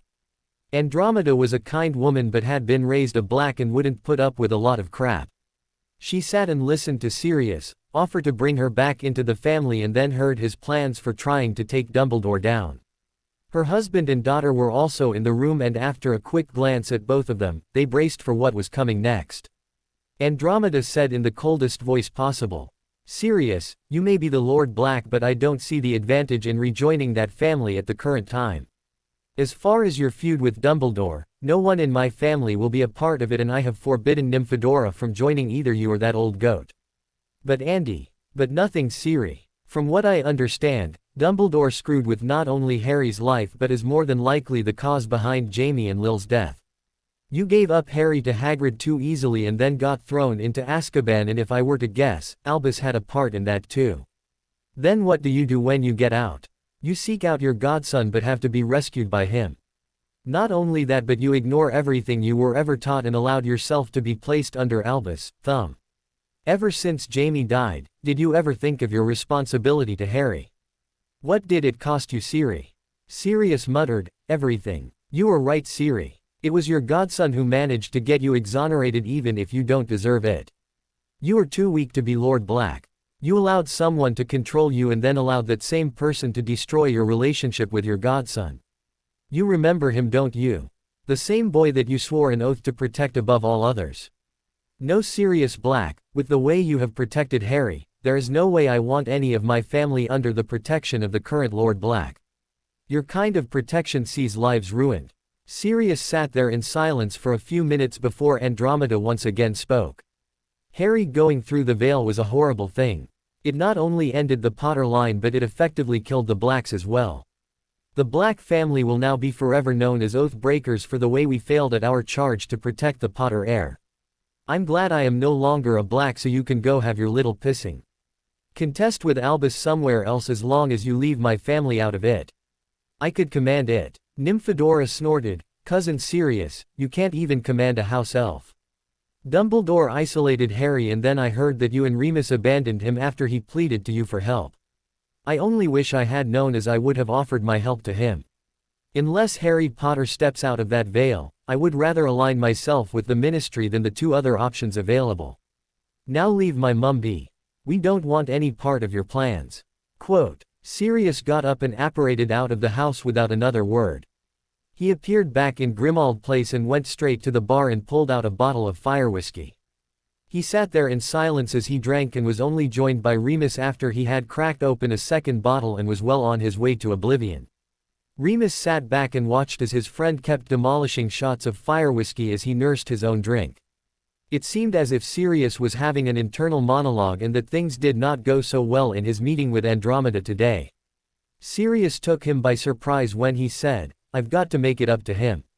This is my fault. He was further surprised when Sirius stood and grabbed the bottle of fire whiskey before apparating away. Remus was used to Sirius' theatrics and didn't really think much of it, as he thought Sirius just had another harebrained scheme. The next few minutes passed as a blur to Sirius as he appeared at the apparition point in the Ministry. As drunk as he was, his feet still guided him into elevators and down corridors until he came to a nondescript door. Once through the door, he found himself in a spinning room that eventually stopped with a glowing door that led to what looked like a dark theater. Sirius walked down the stairs and stood in front of an archway which had mist swirling around inside of it. An unspeakable came into the chamber only to hear Sirius alternately crying and screaming Harry's name. The last he saw of Sirius Black was when he jumped through the veil while yelling out, I won't leave you alone in there, Harry. The second training session for Harry was starting before he knew it, even though it seemed like he had already been here for more than a year. The morning after he was finished with the Peverell brothers, Ignotus led him to a field. In the middle of the field was someone Harry recognized immediately. As Ignotus introduced them, he said, Harry, I would like you to meet another of your ancestors. While my eldest son took up the cloak and the name Potter, my other son chose a different path and chose the name Godric Gryffindor. You will spend the next little while learning all he has to teach you. It will serve you well in the times ahead. Harry respectfully replied, As you wish, grandfather. Godric spoke, I have watched you for that last few years and I think you are worthy of being my heir, but whether or not you earn the title will depend on our time together. I had no children of my own, so my legacy passed back into my father's bloodline. In our time together, I intend to teach you to be the warrior that is inside you so that you may continue our family's mission against the darkness. Don't let my father fool you, as he was a fierce warrior who stood up to fight in times of need just as I did. Our only difference was he went back to a peaceful life of a pot maker and I chose to teach. Part of my legacy is the ability to pass on knowledge and skills, while the other part is laying down the quill and taking up the sword. Harry said, I would be honored to learn anything you are willing to teach me. Godric wasted no time and began teaching Harry at once, as he had so much to learn in Godric's opinion. The next year would be hard for Harry, as Godric not only challenged his mind but his body. By the end of his time there, Harry grew to 6 feet tall and his body filled out quite a bit.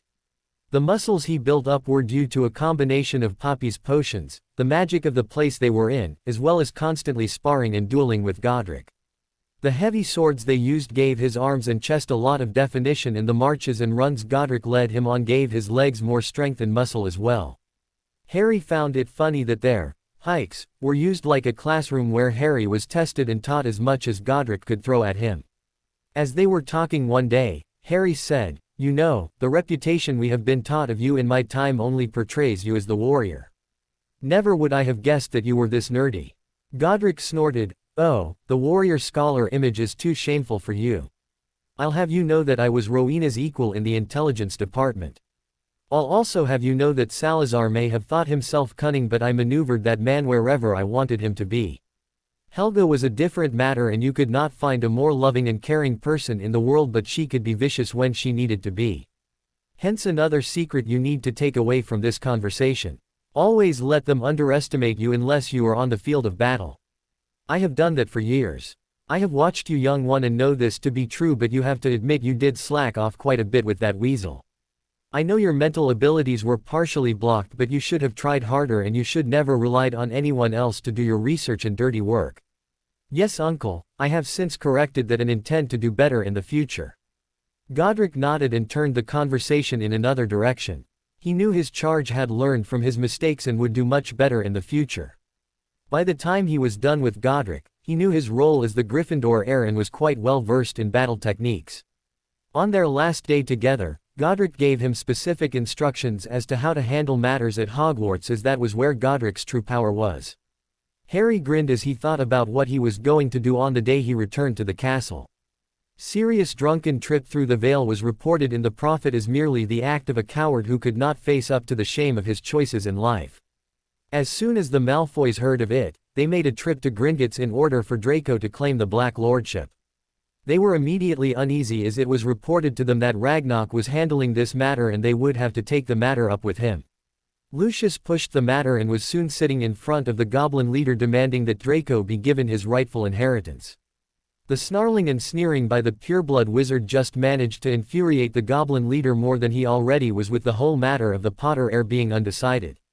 Goblin magic told him that Harry was still alive, and he already knew from his dealings with Sirius that Harry was the legitimate heir to House Black. When he informed the Malfoys of this, they claimed it was impossible and demanded that Draco be tested. Ragnarok growled out, "There is only one true test of the lordship of the House of Black. You place the signet ring on your hand and if you survive, you are Lord Black." Draco asked, "And if you aren't the Lord Black?" Ragnarok gave a feral grin. "At the worst, the test will kill you. As best you become a squib. Do you still want to try it?" Ragnarok could see that Draco was obviously scared, but Lucius had dollar signs and power flashing around in his head. Narcissa had the presence of mind to say, "Lucius, perhaps it would be best to wait until the will has been read. If it falls to Draco, then we will know then." She turned to Ragnarok and asked, "Director Ragnarok, has the date for the reading of Lord Black's will been set?" "Not as yet, Mrs. Malfoy. There are some matters that must be cleared up before that can happen. You will be notified as soon as we have set a date, as I know for a fact that you are mentioned in it." That statement seemed to appease them for the moment, and the three haughty wizards finally left the bank. Ragnarok was nervous as all signs pointed to Harry becoming the Lord Black as well. If he could not repair the damage to their business relationship, things would become bleak for their nation. If all that wasn't enough, a long dormant vault in the deepest and oldest section of Gringotts was showing the signs of becoming active once again after millennia in dormancy. Ragnarok thought that it was no mere coincidence that the Peverell vault was reacting this way during the time that Harry Potter was behind the veil. Meghan was not doing very well in dealing with the disappearance of Harry. She could still feel the bond, but it was different as it couldn't seem to find its match and seemed to be always searching. Luna's words helped, but even with her comfort, Meghan remained in a depressed state. Once Cedric was released from St. Mungo's, he and Meghan spent a lot of time together commiserating with each other as he felt guilty over Harry being gone and could not shake the thought that he did not do everything he could to help Harry. A month passed since Harry disappeared, and Daphne and Cho were constant companions to the two of them ever since they came home. They were even pushing Meghan in her studies so that she could take her owls, but without Harry, her heart just wasn't in it anymore. Daphne even used the tactic of saying Harry would be disappointed in her when he returned for not following the plan, but it had the opposite effect she intended, and Meghan dissolved into tears once again. Daphne did the only thing she could and hugged her closer. Daphne felt for the girl, but at the same time, was glad that it wasn't her that Harry bonded with. Daphne always thought that Meghan was one of the strongest people she knew, and to have the Ice Queen's respect was really saying something. It was this respect she had for Meghan that allowed her to permit herself to take that first step with Harry. Daphne missed Harry just as much as the other two did, but to see Meghan broken and beaten was something she never expected. She quietly prayed every night that Harry would once again pull off a miracle and return to them, as she didn't know if Meghan would survive the loss of someone so close this time. Azrael came and picked up Harry after his time with Godric. As they were walking away, he said, "It looks as if your time with Godric has been good for you. I feel better and stronger than I have ever felt in my life. I just hope Meghan likes the new me if she hasn't moved on already. I have been gone for a long time." Azrael chuckled. "No child, she still waits for you. You have done well with the brothers and Godric and they have had nothing but praise for you. I think you'll enjoy your last group of tutors more than you did the others. I'll look forward to it then. I've really enjoyed my time here so far. They continued to walk and chat until they came upon a large manor. Azrael led him through the front doors and called out, "Hello the house. I brought you company." They heard a person walking until a screech of, "Harry," was screamed out and a red-headed blur attacked and pulled him into a hug. "Mom, oh baby, I have been waiting for this moment for so long." As they continued the embrace, they heard a, "What's going on?" before both were wrapped in a pair of strong arms. Harry gurgled out, "Dad." James laughed and said, "You said it the same way before, well you know." They laughed and Harry saw an older couple standing close by. As soon as James noticed, he said, "Harry, I'd like you to meet my mother and father. Charles and Doria Potter." The two stepped forward and pulled him into an embrace. Doria said, "My how you have grown. The last time I held you was before you went into hiding." Azrael smiled upon his family and started to walk away before he said, "Oh, I almost forgot." He held out his hand and motioned to someone in a cloak who moved towards the group. "I thought you would want to be reunited after all the time you have been apart." The cloaked figure stepped forward and removed his cloak to reveal a beautiful elf with glowing green eyes and long black hair. Harry looked at him for a minute before his eyes grew wide and said, "Dobby." Dobby smiled and ran to embrace his friend. As they hugged, Harry asked, "What happened to you?" "Grandfather healed me. He was able to make me better and restore my core. As I was bound to you, I somehow became a cross between a Potter and an elf." Lily stepped forward and said, "You were always a Potter, Dobby. Thank you for taking care of my son." Dobby bowed, "It was my pleasure, Mistress Lily." "It's just Lily. Your family and have been for a long time." Harry looked him over and asked Azrael, "You look like a high elf. Is that what you did?" "Yes and no. I remade him into a high elf but not all the damage could be reversed as well as he didn't have a core for me to work with, so he is a cross between both. He is no longer dependent on a bond and he looks like a high elf in everything but his height." Harry asked, "So have you spent your whole time healing?" "No mast, sorry, old habits. Grandfather took me to the elfin lands and I trained with them while you were training. I plan to return there while you are here and then rejoin you when it is time to return." "Grandfather, you said earlier that Megan was still waiting for me. I've been here for years, so how can that be?" Lily came forward and pulled him into a hug. "Time doesn't really have a lot of meaning here. You may feel like you have been gone for a long time, but back there it has been a month at the most. Your Megan has not forgotten you, and to prove it, I'll even teach you how to visit her in her dreams." Harry released a breath. "That's great, Mum. I was worried that I needed to get back, but at the same time, I didn't want to cut our time short. I've wanted this for a long time." Harry spent the next year getting to know his family. The fact that they took a lot of outings and made his instruction fun just made the time even more special. Other than learning what he needed to know about being a lord and all the family businesses, he was also instructed in just how to deal with the goblins. As they were talking one night about his studies and interests, Harry mentioned his interest in runes and curse breaking. Charles and Lily perked up and soon a discussion was being held about how to teach him all they knew. James and Doria rolled their eyes at this, as it seemed to be Charles and Lily's favorite subject, as they had endured hours of talking on the matter. Harry said, "Megan's super smart and Poppy says she's a lot like Mum and Grandmum and told me to never let her go." James chuckled, "Does she go ballistic and make everyone run for cover?" Harry nodded his head as he saw Lily and Doria both glaring at James. Harry said, "We were planning on studying for our owls in runes once school was out so that we could leave Hogwarts, but I guess I messed up those plans. I guess I'm going to get yelled at when I get back." James laughed, "Just snog the heck out of her when you first see her. It always works for me." Charles muttered, "Me too." It became a full-out effort by Charles and Lily to teach him to the point where Harry could step into the true family business. He found it funny that it was going to be his mum who designed the warding while James just did the casting, but couldn't think of a better way to spend your life than with the one you loved. One day Harry asked, "Mum, if you and Dad were so good at warding and stuff, why did you ever go under Dumbledore's protection? I mean, I read your letter, but surely you could have done a better job of it." Lily smiled, "There is not a day that we don't regret it and grieve for what it has cost all of us. The only choice we have is to move on and make the best of it now. It helps us to know that you no longer trust that man and won't allow his influence on your life anymore. In the end, Harry stayed an extra year behind the veil to learn as much as he could, and by then, Charles guaranteed he could take his masteries in warding, runes, arithmancy, and curse breaking. Following along that would be the normal masteries in other fields which he was already prepared for with his time spent with his other ancestors. Lily came to him one night and led him out on the grounds of the manor.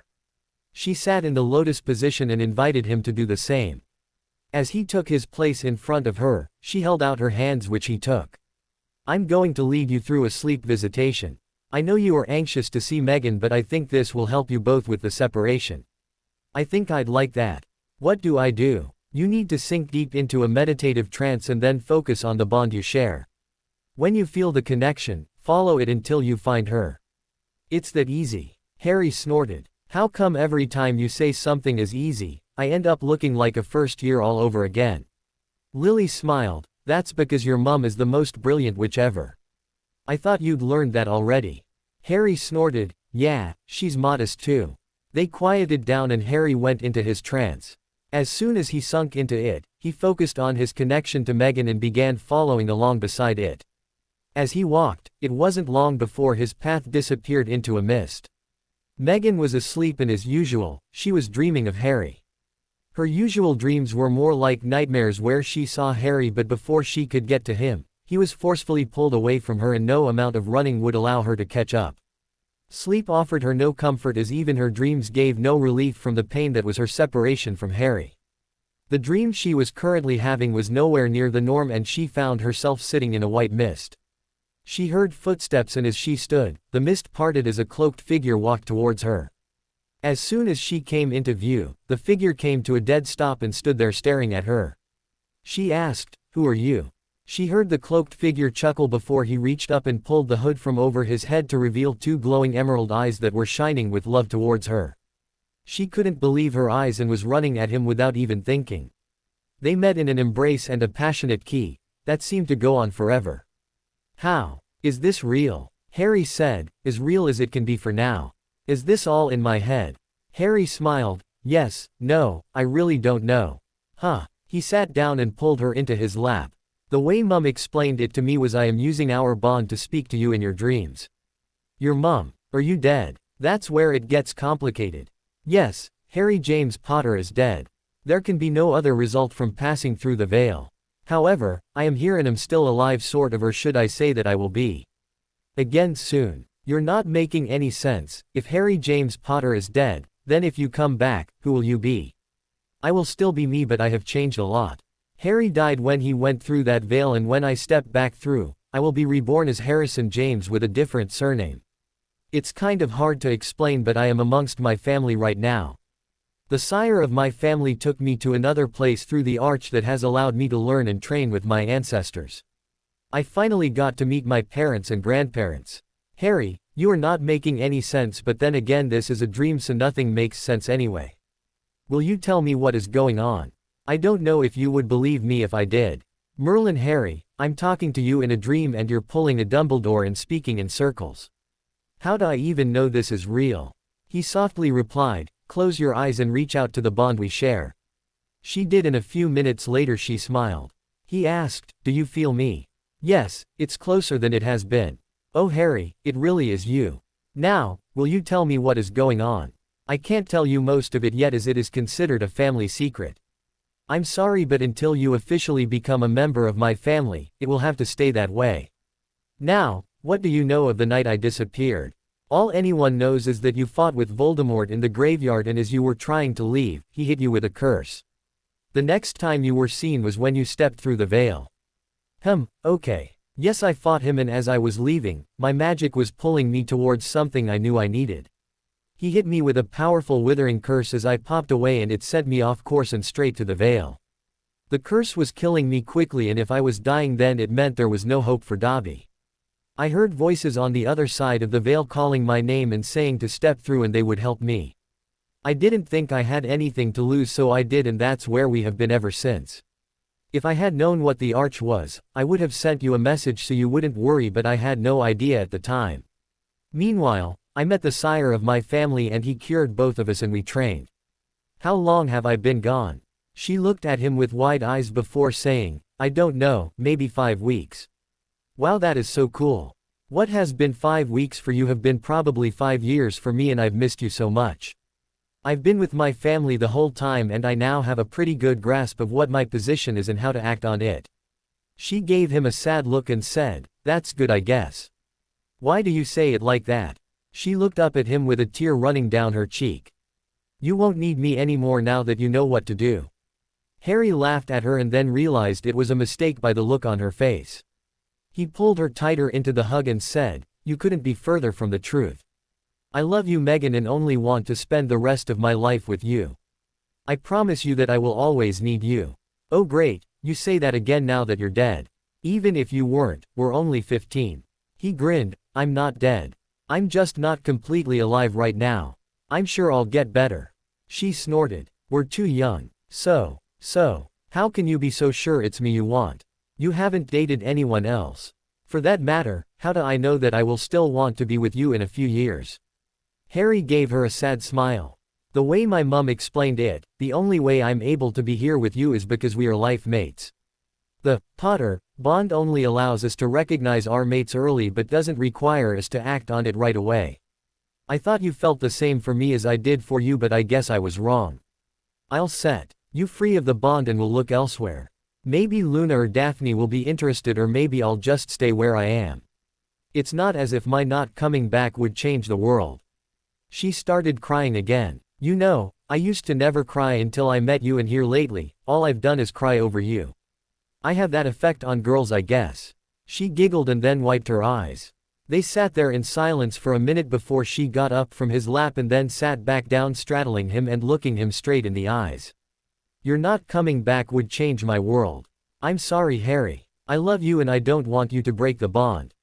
I'm just scared at how much I feel for you and also of making that kind of commitment at our age. I'm not too young to know that I love you. I also know that as soon as I take my titles, I will only have a year to marry, or else they will be stripped from me by family law. I would suggest you think about it and make your decision soon. I can feel my magic pulling me back, so my time here is short. I should be finished in about a week and then I will return, but I won't make it public for a while as I have some things to do and need the freedom to do them. He hugged her and gave her a key on the cheek before he disappeared into the mist. As soon as he was gone, the ache returned in her heart. It was that moment that she could see through her fear and insecurities and realized she wanted nothing more than to be the Lady Potter, or whatever his new last name was, despite their ages. The next morning, Megan awoke to find Luna sitting on her bed staring at her. So how was Harry? Megan looked at her cousin for a minute before saying, he wants me to marry him. So are you going to do it, or do Daphne and I get a shot at him? Luna's answer was being hit with a pillow. Doria became Harry's political teacher as she handled that aspect of their lives so that Charles could play with his wards. It was then that he learned of Sirius' fate and that he would be taking over House Black as well. What does that mean? Doria smirked and said, it means that you will have to have one wife for House Potter and one wife for House Black, or you can just absorb House Black into House Potter and let the family end. Wait a minute, I thought you guys said that House Potter was going to die out and House Peverell would be reborn. Not only that, I can't have two wives, Grandmom. I love Megan and I wouldn't want to hurt her. Besides, wouldn't Draco be able to make a claim on the title? Technically House Potter and House Peverell are one and the same. Draco could, but as you have a stronger claim, you would be considered the primary heir. Sirius came from the primary line and claimed you as his heir. I also came from the primary line and so you have a direct claim through me. Narcissa is from the secondary line and does not have as good a claim no matter what they think. If I absorbed the Black family, would that mean I had to accept them into my family? Doria smiled sweetly and shook her head. I would advise you to take the title and... Harry sat quietly for a minute before asking, so what happened with Sirius? What do you mean, dear? When he showed up, what happened? She looked sadly at him for a second before replying, I'm sorry baby, but he just didn't show up. Azrael dragged him in front of us before taking him on to be judged. It was obvious he already realized his mistakes, but as your father told him, it was way too late for sorry. In the end, everyone told him how disappointed they were in him and how he would never be welcome in our family's presence again. Azrael said he wasn't sentenced to hell, but I can't help but think that's what he got anyway, as he would never be accepted by us again, and that what he had done was unforgivable. Harry quietly said, I'm glad I wasn't here to deal with him. His betrayal was just as painful as Hermione's. She walked over and pulled him into a hug. Yes, your mother thought that not knowing your fate would see justice served in his case and it would torment him for eternity. On the last day, Azrael and Dobby came back to the manor and joined the family as they were trying to avoid the pain of saying goodbye to each other. As they sat around and talked, it was obvious that the family had grown quite close over the last few years, and they were all thankful for the opportunity they had been given to make the connection with each other that had been denied them. Azrael led Harry and Dobby back to the chamber they had arrived in. Harry looked closely at it and noticed this one was round. Why is this one different from the other one? Azrael chuckled, well, it really doesn't matter, as it can take any form I choose. I've used mirrors, doors, haunted arches and just about anything else you can imagine, but I got this idea when I was in the non-magical world one night. My charge was in a movie theater and watching something called Stargate. The movie used a device that looked like this to move people from one world to the other, and I liked the idea, so my arch took on this appearance. To be quite honest, I thought the effect of walking through the wall of water to be extraordinary. Great-grandfather, my generation would say that it was cool. From what Meg told me, it freaked everyone out and they had no clue as to what was going on. I guess if they had spent some time embracing the non-magical world instead of saying it was beneath them, they might have figured out from your clue that it was a transportation device. Anyway, it doesn't matter, as it will work in our favor. Azrael gave him some final instructions and then stepped over and placed his finger on Harry's temple. Harry closed his eyes for a minute, and when he opened them, Azrael said, that should help you along with your task. You need to send Tom Riddle to me a piece at a time until all you have left is Tom himself. Once you have sent Tom himself, I expect nothing less than for Albus Dumbledore to find his way to me. We have all given you the tools you require to do it and then take your place in the world. Yes sir, and I know my first stop. Good, use it as it was intended. I'm sure everyone would be happy if you checked in with them regularly. So Harrison James Peverell, it is my hope that I don't see you for a very long time, but if you ever need me, all you have to do is call my name. Harry pulled him into a hug and said, thank you. With a wave of his hand, Azrael had once again activated the arch. Harry turned to Dobby and asked, you ready for this? After a nod from Dobby, they stepped into the wall of water for their journey back to the mortal plane. The veil of death was once again shimmering as if it was a wall of water.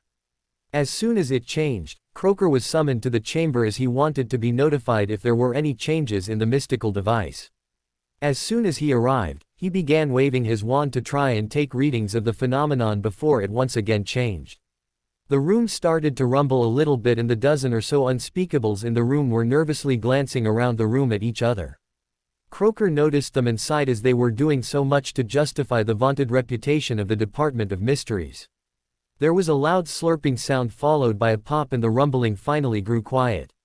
When their eyes once again focused on the veil, there were two cloaked individuals standing on the platform, and they saw that the veil had returned to its normal state of haunted mists. The head unspeakable looked closely at the two people standing there, and it was obvious that they were much taller than the two who left 6 weeks previously. He had no way of knowing if it was indeed Harry Potter, as the long robes covered everything and there were hoods covering their heads. Croaker was the first to take action and stepped forward.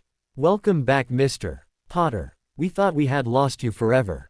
The taller one looked at Croaker for a minute or two before he chuckled and said, Harry Potter is dead.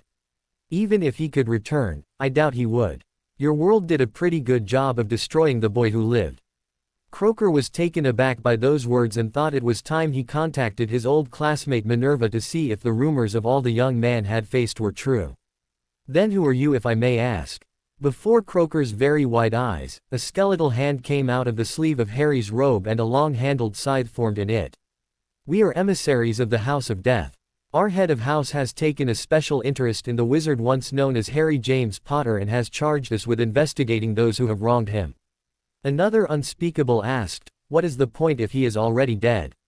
The figure growled out, The point will be whether or not they move on or get to spend time with us first for treating one of our own so badly." Once that was said, the second figure laid his hand upon the arm of the first figure and they faded from view. When they reappeared, they were standing near an old abandoned shack. Dobby said, "What did you do that for? Now everyone is going to go into hiding." "Yeah, wizards are so smart. Just where do you think they will go to hide?" Dobby chuckled, "You're right, Harry. They'll either go home or to Hogwarts for Dumbledore's protection, and the rest will be begging the Ministry to find and deal with us. Come on, we need to get that ring. Once we do, this gets so much easier." Croaker was intrigued by the thought of the House of Death seeking vengeance for Harry Potter, but something was tickling away at the back of his mind. As he left the Death Chamber, he made his way to his office and started pulling ancient tomes off the shelves looking for reference to the House of Death. After several hours, he finally found the reference he was looking for and paled at the results. He pulled another tome and found yet another reference that supported the theory that had been forming in his head. The House of Death was the forerunner of the House of Peverell. He knew the legends, and the thought that House Peverell was again on the rise made him a little nervous. The appearance of Lord Peverell could have disastrous effects on their world, as he would hold much the same power that Merlin would if he appeared. Croaker had studied on this subject extensively in his youth and knew that during the formation of the magical world, there were three main philosophies much like there are today. Merlin led the light, Morgana led the dark, and the Peverells lead the gray. The emergence of a true Lord of the Grey would galvanize that faction into action. Much like Harry Potter seemed to be doing before he disappeared. He sat back in thought once again and then got up and pulled an ancient family genealogy text from the shelf. As he got to the right page, he paled as the implications hit him full force. The Potters and Gryffindors appeared the same year the family of Ignotus Peverell disappeared. He looked at notes made in the text by a previous head of the Unspeakables and saw that this was only known by the head of the department and of course the goblins. He didn't have to research any more to know that Harry Potter was the last member of the Potter family. By the same logic, he could only conclude that he was also the last living member of the Peverell line. The figure in the chamber said that Harry Potter had died, but he was sure the magic radiating off the figure was the same as the young man who had stepped through the veil, only more powerful. He now had the decision to make of what to do with the information. He knew he couldn't reveal the truth about the Peverell line until they revealed themselves, but he could let it slip about the new visitors and the statements they had made. In the end, he decided to do just that. He felt it was the least he could do for his old friend and colleague Charles. If Harry Potter wanted to be dead, then who was he to go against his wishes? He fully expected a new Lord Peverell to rise and reclaim his place in society as he let the legend of the boy who lived die. Harry approached the gaunt shack and held his hand up in the air. As he felt the wards that encircled the property, he gave a small smile and chuckled at the simplicity of the wards. It was obvious that Tom relied on his Parseltongue ability to add to the difficulty of the wards, but that was their only advantage. The language used to cast the wards were the only difficult thing about them, as Harry used his lessons at the hands of his grandfather and mother and his own Parseltongue ability to tear them down. Harry sat there for a second and realized that one of Cadmus' sons must have been Salazar. It only made sense, and it would be a question he would have to ask the next time he communed with his ancestors. Another realization that gave him a shudder was that he was distantly related to Tom. He then thought about Doria telling him that he was related to most of the magicals in England, so it really shouldn't have come as too much of a surprise. Harry approached the door of the shack and a snake appeared to challenge him. Harry just laughed and with a wave of his hand, he hissed, "Be gone," and banished the last protection on the house. Once this was done, the door eerily creaked open and Harry turned to Dobby and with a shrug of his shoulders, he stepped inside. Harry and Dobby made their way to the middle of the shack as Harry began waving his wand to search out any magical residue in the house. His searching led over towards the fireplace but was focused in the floor. After a few tests with his feet, he found a loose floorboard. He knelt down and pried the board up with a knife. Harry lit his wand with a lumos, and looked inside the hidey hole only to find a small box which he lifted out. When he looked inside, he could see that it was magically expanded and held several rings as well as a small ritual knife. Just as Harry was about to reach in the box, Dobby grabbed his hand and pulled it away. "I can feel something dark on an item in there along with compulsion charms. It was begging me to hold it." Really?" I didn't feel a thing. Are you sure? Dobby chuckled. Do you really think I'd lie to you about something like that? Besides, Tom would more than likely want someone to put it on if it is one of the things we are looking for. I suppose you're right. It bothers me a little that I missed it and that could cause problems in the future. We probably need to get out of here anyway, so any ideas on where we could go? Azrael had the elves train me in soul magic and I'm pretty sure that is what I felt. As far as where to go, why not go back to the suite? Nobody knows where it is and besides, I've missed my stories and need to catch up. Harry laughed. All right Aunt Petunia, lead the way. Dobby grabbed his arm and they popped away and back to the suite. When they arrived, Harry dumped the box on the coffee table and started prodding the items with his wand. Dobby watched carefully as he too was studying the objects. When they were done, they sat back and talked about their next move. Dobby said, "We really can't do anything until you put on that ring, so what's our next step?" "The horcrux is definitely in the ring, but we can't destroy it the normal way without risking damage to the ring." Dobby sat back and thought for a minute before asking, "Could you go back to the veil and stick your hand through it holding the ring? That would remove the soul piece." "That would work, but I'm not sure if that would be wise at the moment." "I have an idea. Azrael, I need your wisdom." Azrael faded into the room as the Grim Reaper with a skeletal smile on his face. He quickly morphed into the kindly figure that both Harry and Dobby were accustomed to.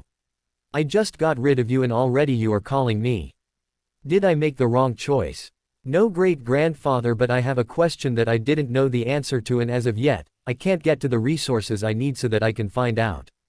Azrael sighed. "Very well, what is your question? How do you destroy a horcrux without harming the vessel?" Dobby suggested I take it back to the veil and stick my hand in with it to pull the soul out, but I didn't know if it would trap me. Azrael smiled. "I'm impressed, boys. Neither of you jumped straight in without asking for help. I assume that the object in question is the family ring." "Yes, sir." "Interesting, the protections should not have allowed that to happen." "Let me see it." Harry waved his hand and the ring floated off the coffee table into Azrael. He took it in his hand and closed a fist over it. His hand began to glow and when it faded, he floated the ring back over to Harry.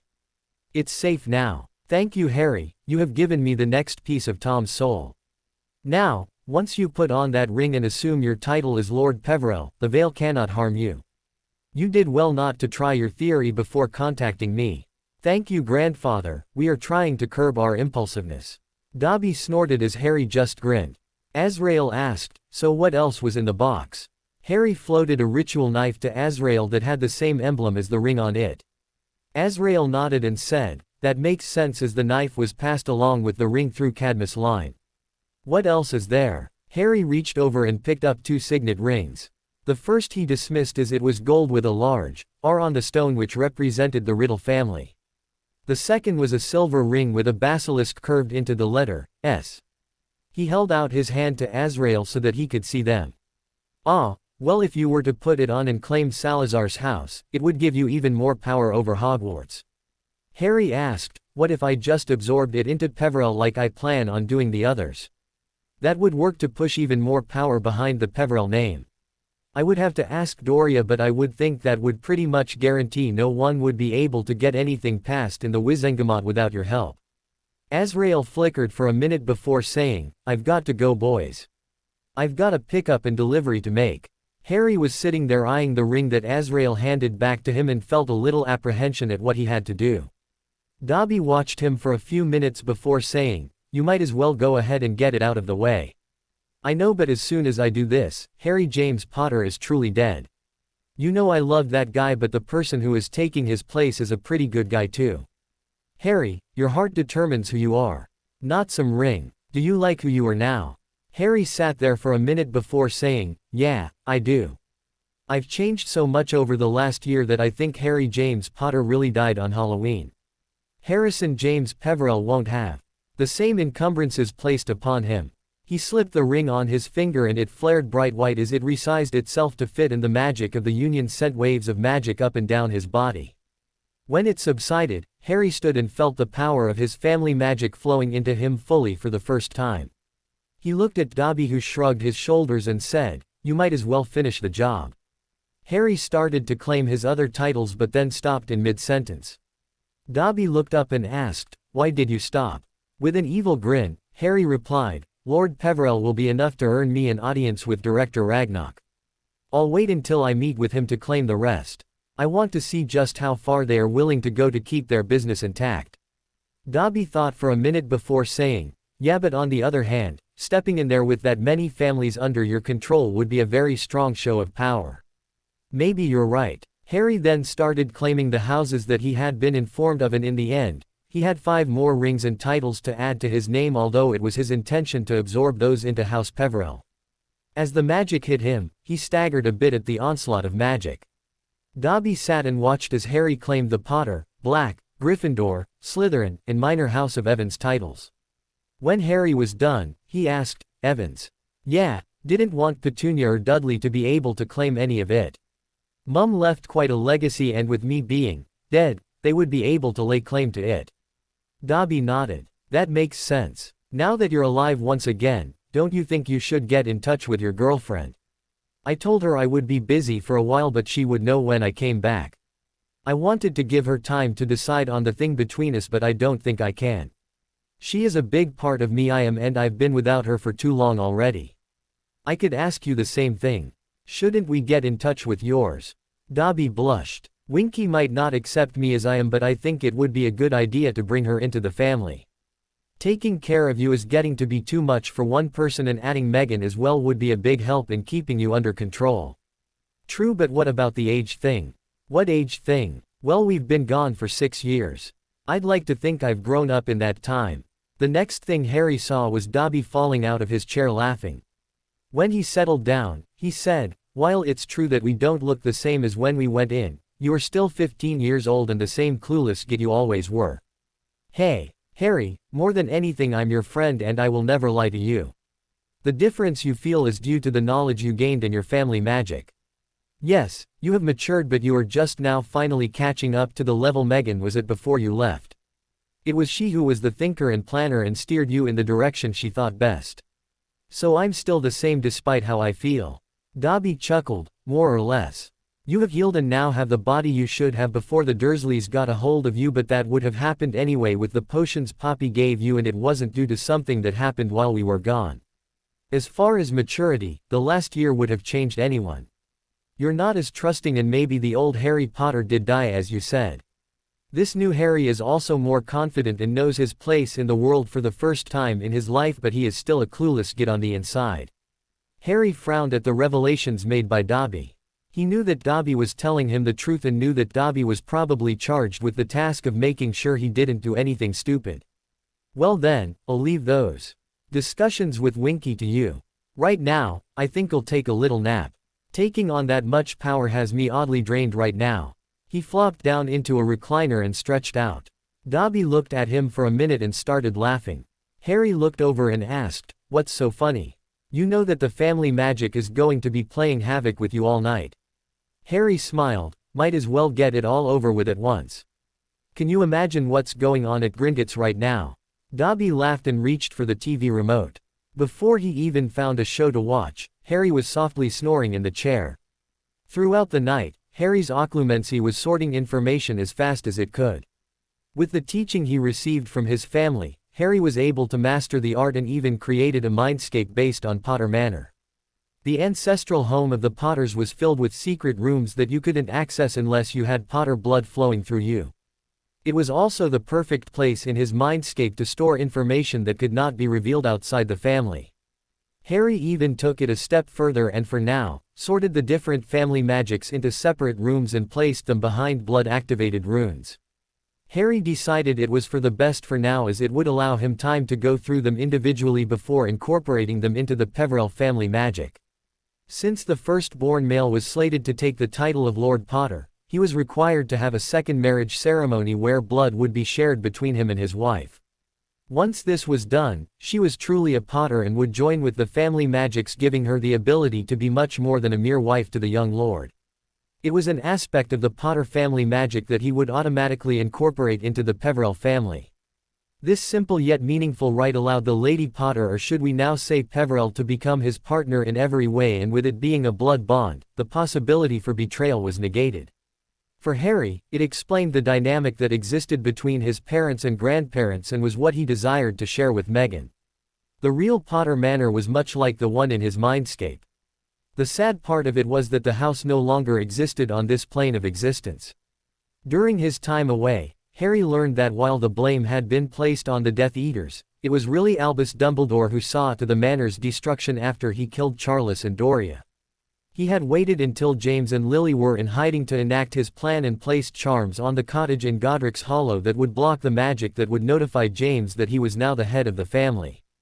After killing the elder Potters, Albus spent that entire summer searching the manor for its secrets with no luck. In his frustration, he torched the house so that he could deny any of the Potters access to the family secrets.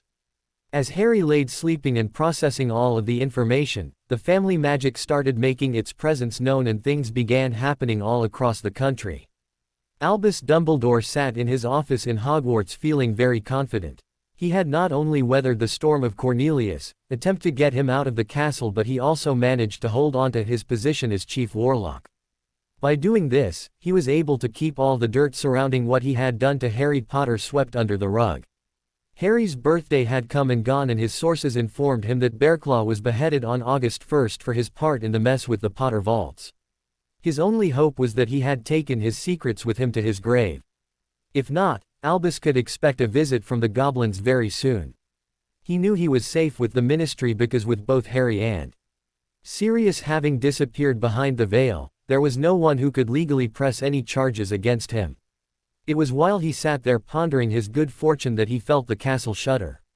There was a flash and Albus could feel magic draining from him as the castle cut back the power it had been feeding him until all that was left was a trickle of what he had enjoyed for many years. The Sorting Hat started chuckling and said, "It seems that your claim to fame as a founder's heir has been trumped. I can feel certain areas of the castle coming alive with power once again. Oh my, the heir of Gryffindor and the heir of Slytherin have finally revealed themselves and claimed their rights. How can that be? Magic, what else? You know, I never understood how a selfish bastard like you could ever have been the Hufflepuff heir. The only person you show loyalty to is yourself and has gotten so bad that even Fawkes will no longer answer your call." Albus shot an incendio at the hat, but before it hit, a glowing white shield formed around it. Temper, Albus. It seems as if you aren't the bright and shining star you once were.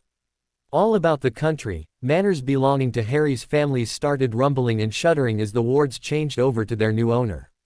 In the Black family manor at Grimmauld Place, Remus Lupin, Kreacher, and a painting of a hag found themselves unceremoniously dumped on the front steps of the house. As soon as Kreacher freaked out and tried to re-enter, the wards struck and burned him and the painting he was holding to a crisp. Remus sat there stunned as he watched this but was not foolish enough to try and enter himself. Sirius had always told him that the Black family wards were some of the nastiest known to wizards and he was not about to test the waters after that display of power. Remus stood and picked up his clothing that was dumped along with him. As soon as he packed, he turned and saw that the Black family home was fading from sight, so he did the only thing he could and apparated to the small cabin he owned. Once he arrived and unpacked, he sat in his threadbare chair and pondered the situation. It was obvious that House Black was under new leadership, but he couldn't think of who it could be since Harry and Sirius were gone. He frowned as he thought of the situation Albus put them in and debated whether or not to inform him of what was happening. That idea was quickly shaken off as he now felt he didn't owe Albus Dumbledore anything after manipulating the split between the Marauders and Harry. His only hope was that Albus would attempt to enter the manor and get a good taste of the wards. In the depths of Gringotts, alarms were blaring as 3 ancient vaults became active for the first time in many centuries. As Ragnarok was making his rounds, he was alerted that the Potter and Black vaults were once again pulsing with magic. He was elated that some of the older vaults were active once again, but at the same time he was apprehensive. He knew only one person could activate the Potter and Black vaults, which meant that Harry Potter had returned to the mortal plane. As he hurried back to his office to check out a gut feeling, another goblin ran to him and reported that the vault belonging to the minor house of Evans was active as well. This only added confirmation to Ragnarok's suspicions of who was behind these events. As he entered his office, he secured it and went to a secret doorway behind his desk. He took out a dagger and sliced his palm. The blood dripping from his hand was smeared on his personal crest which adorned the wall. The crest glowed for about a minute before a door formed in the rock. The chamber he entered was the personal vault of the director of Gringotts, which held not gold but something far more valuable to the head goblin, knowledge. A quick glance around the room saw several tomes glowing in the darkness. His eyes quickly adjusted as he made his way to the Peverell family register and ledger. He opened the book to the last page and quickly scanned down to the last entry. The head of Gringotts grew nervous as he read the name Harry James Peverell and saw his other claims. With the way Bearclaw had left matters with Mr. Potter, he didn't know how to fix the problem at this point and resigned himself to wait until Lord Peverell came knocking on his door. Ragnarok knew that he would have to do almost anything Harry asked in order to save his bank and his nation. It was not a position goblins were used to dealing from, and he knew it all fell on Albus Dumbledore's shoulders. The only reason why Ragnarok had not moved on the man already was due to the rumors that Harry was a protege of Dumbledore's, and to move against him may have made the situation worse. Ragnarok stepped back out of his office and resealed the door to the chamber. He walked over to his desk and sat heavily in his chair before pulling out a piece of parchment and writing an order that the moment Lord Peverell showed in the bank, he was to be treated with the utmost courtesy and escorted without delay straight to his office. He added that failure to comply with the order would be seen as gross insubordination and the perpetrator would meet the same fate as Bearclaw and his entire family. Any properties and manors belonging to the newly titled lord were undergoing similar reactions as Grimmauld Place. If anyone was living in the homes, they were unceremoniously dumped outside the house along with their belongings as the house slowly faded from view. If Harry and Dobby had known what was going on in Little Whinging, they would have wanted to go watch the spectacle as the Dursleys were magically evicted from their home. As Vernon was sprawled out on the lawn like a beached whale in his boxers, a piece of paper fluttered down to land on his large belly. Petunia saw it and quickly grabbed it. What she read had her deathly pale. "My dear sister, you broke your promise, so we are taking back what is ours." Lillian. Vernon looked up and asked, "What happened, pet?" Lily took back what she paid for. "But she's dead." Petunia winced. "Doesn't matter, we made a promise and we broke it. Magic is taking its revenge on us, so I'd suggest we leave as quickly as we can." He looked at the pile of stuff in the now vacant lot and nodded his head. He was mostly horrified that a tent-sized pair of tracked-up boxers were hanging from the mailbox. Petunia shrieked as she saw her granny clothes hanging in a tree and quickly ran around trying to get them down. She would have been even more horrified if she knew that her special pair of leopard print knickers with pet embroidered across the bum was currently being carried off by the next-door neighbor's dog. Harry woke to find Dobby asleep in a recliner next to him. Harry thought back on the crazy dreams he had last night where he was evicting people from houses amongst other things. He sat back with a slight smile as he remembered the dream about the Dursleys. He was half tempted to apparate to Surrey to see if it was true. Dobby woke not long after and noticed Harry sitting there with a smile on his face. "What's got you so happy?" "Oh, I just had a dream where the Dursleys were kicked out of their house.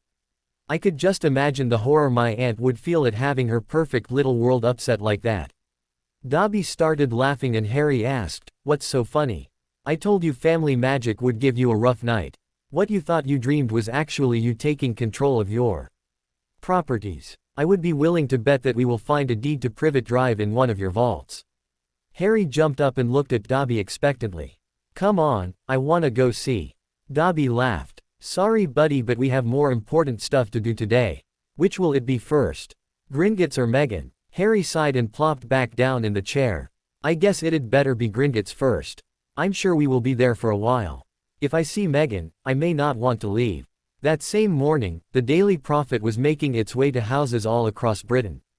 The blaring front page article would mean different things to different people, but to everyone who read it, they knew that a change was coming and it probably would not be for the better. The End of a Legend. By Barry Timmons. After my previous article about the controversy surrounding Harry James Potter, the story of his trials and tribulations has piqued my interest. Sadly, we may never know the true story, as it was reported that Mr. Potter stepped through a device that holds as much mystery about it as the savior of our world. It is with a heavy heart that I write another article about Mr. Potter now that we have more evidence to confirm his fate. Late last night, I was contacted by an anonymous source from the Department of Mysteries. 6 weeks ago, it was reported that the Veil of Death had claimed young Harry James Potter after acting in a manner that has never occurred in the millennia that it has been monitored. The activities of the Veil during Mr.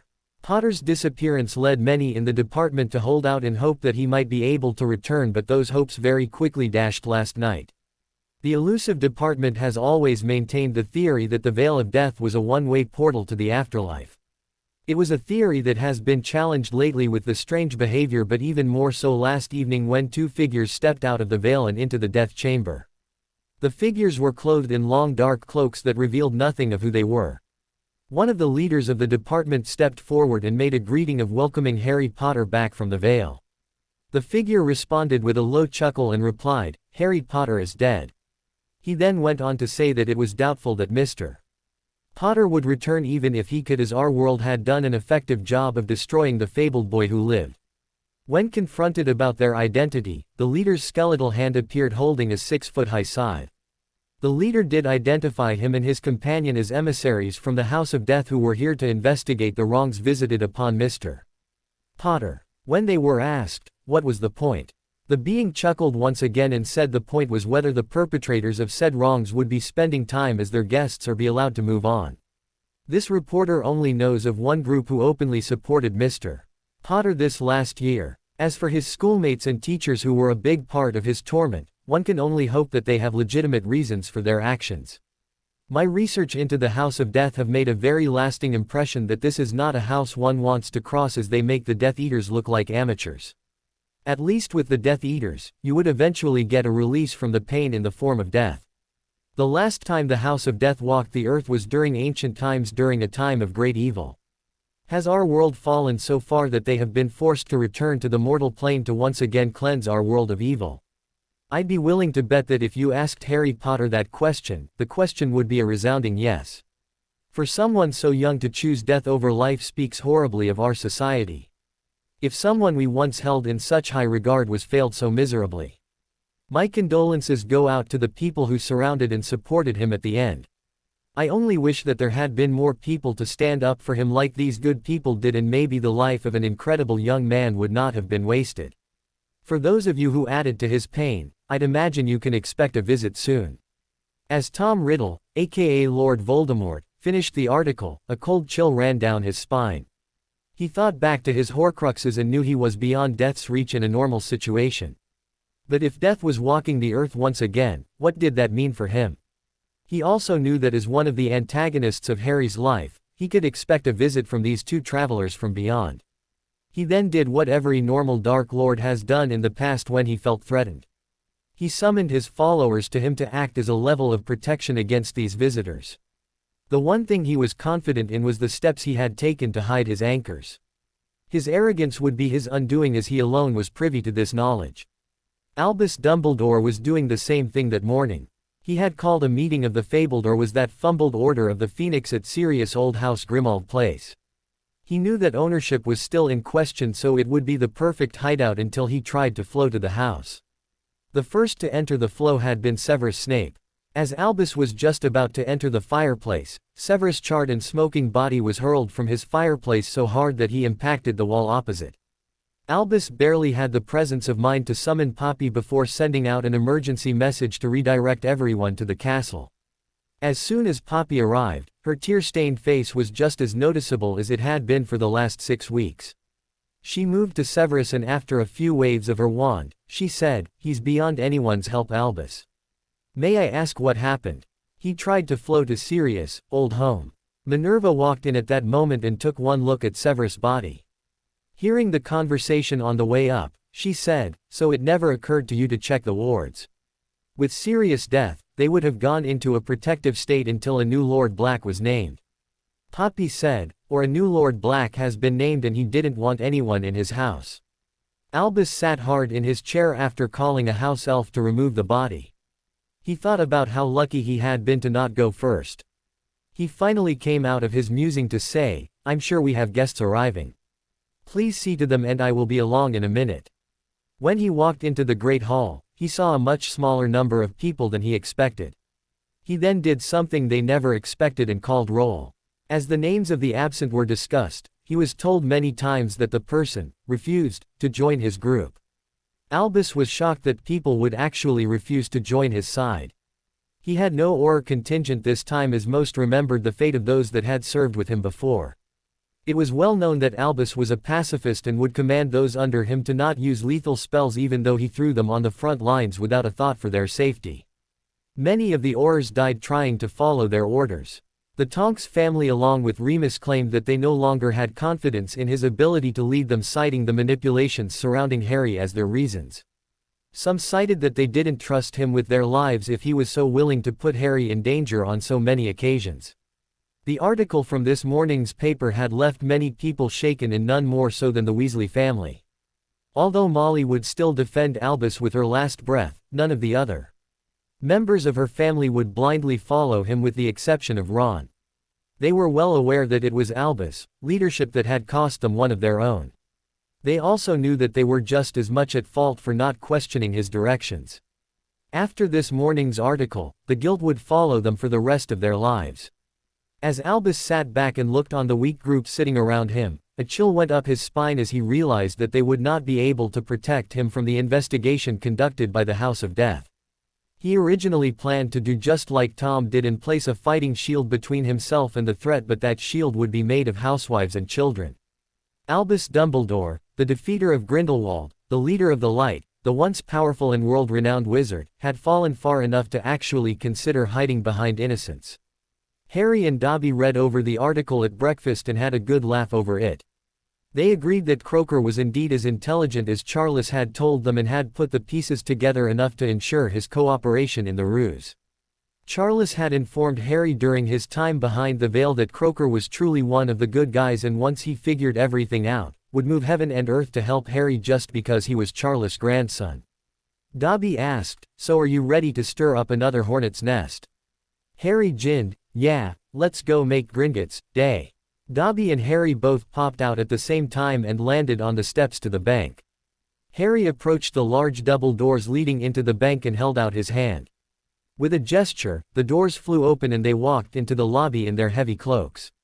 Wizards, witches, and goblins shrunk back in fear as the skeletal hand holding the scythe appeared.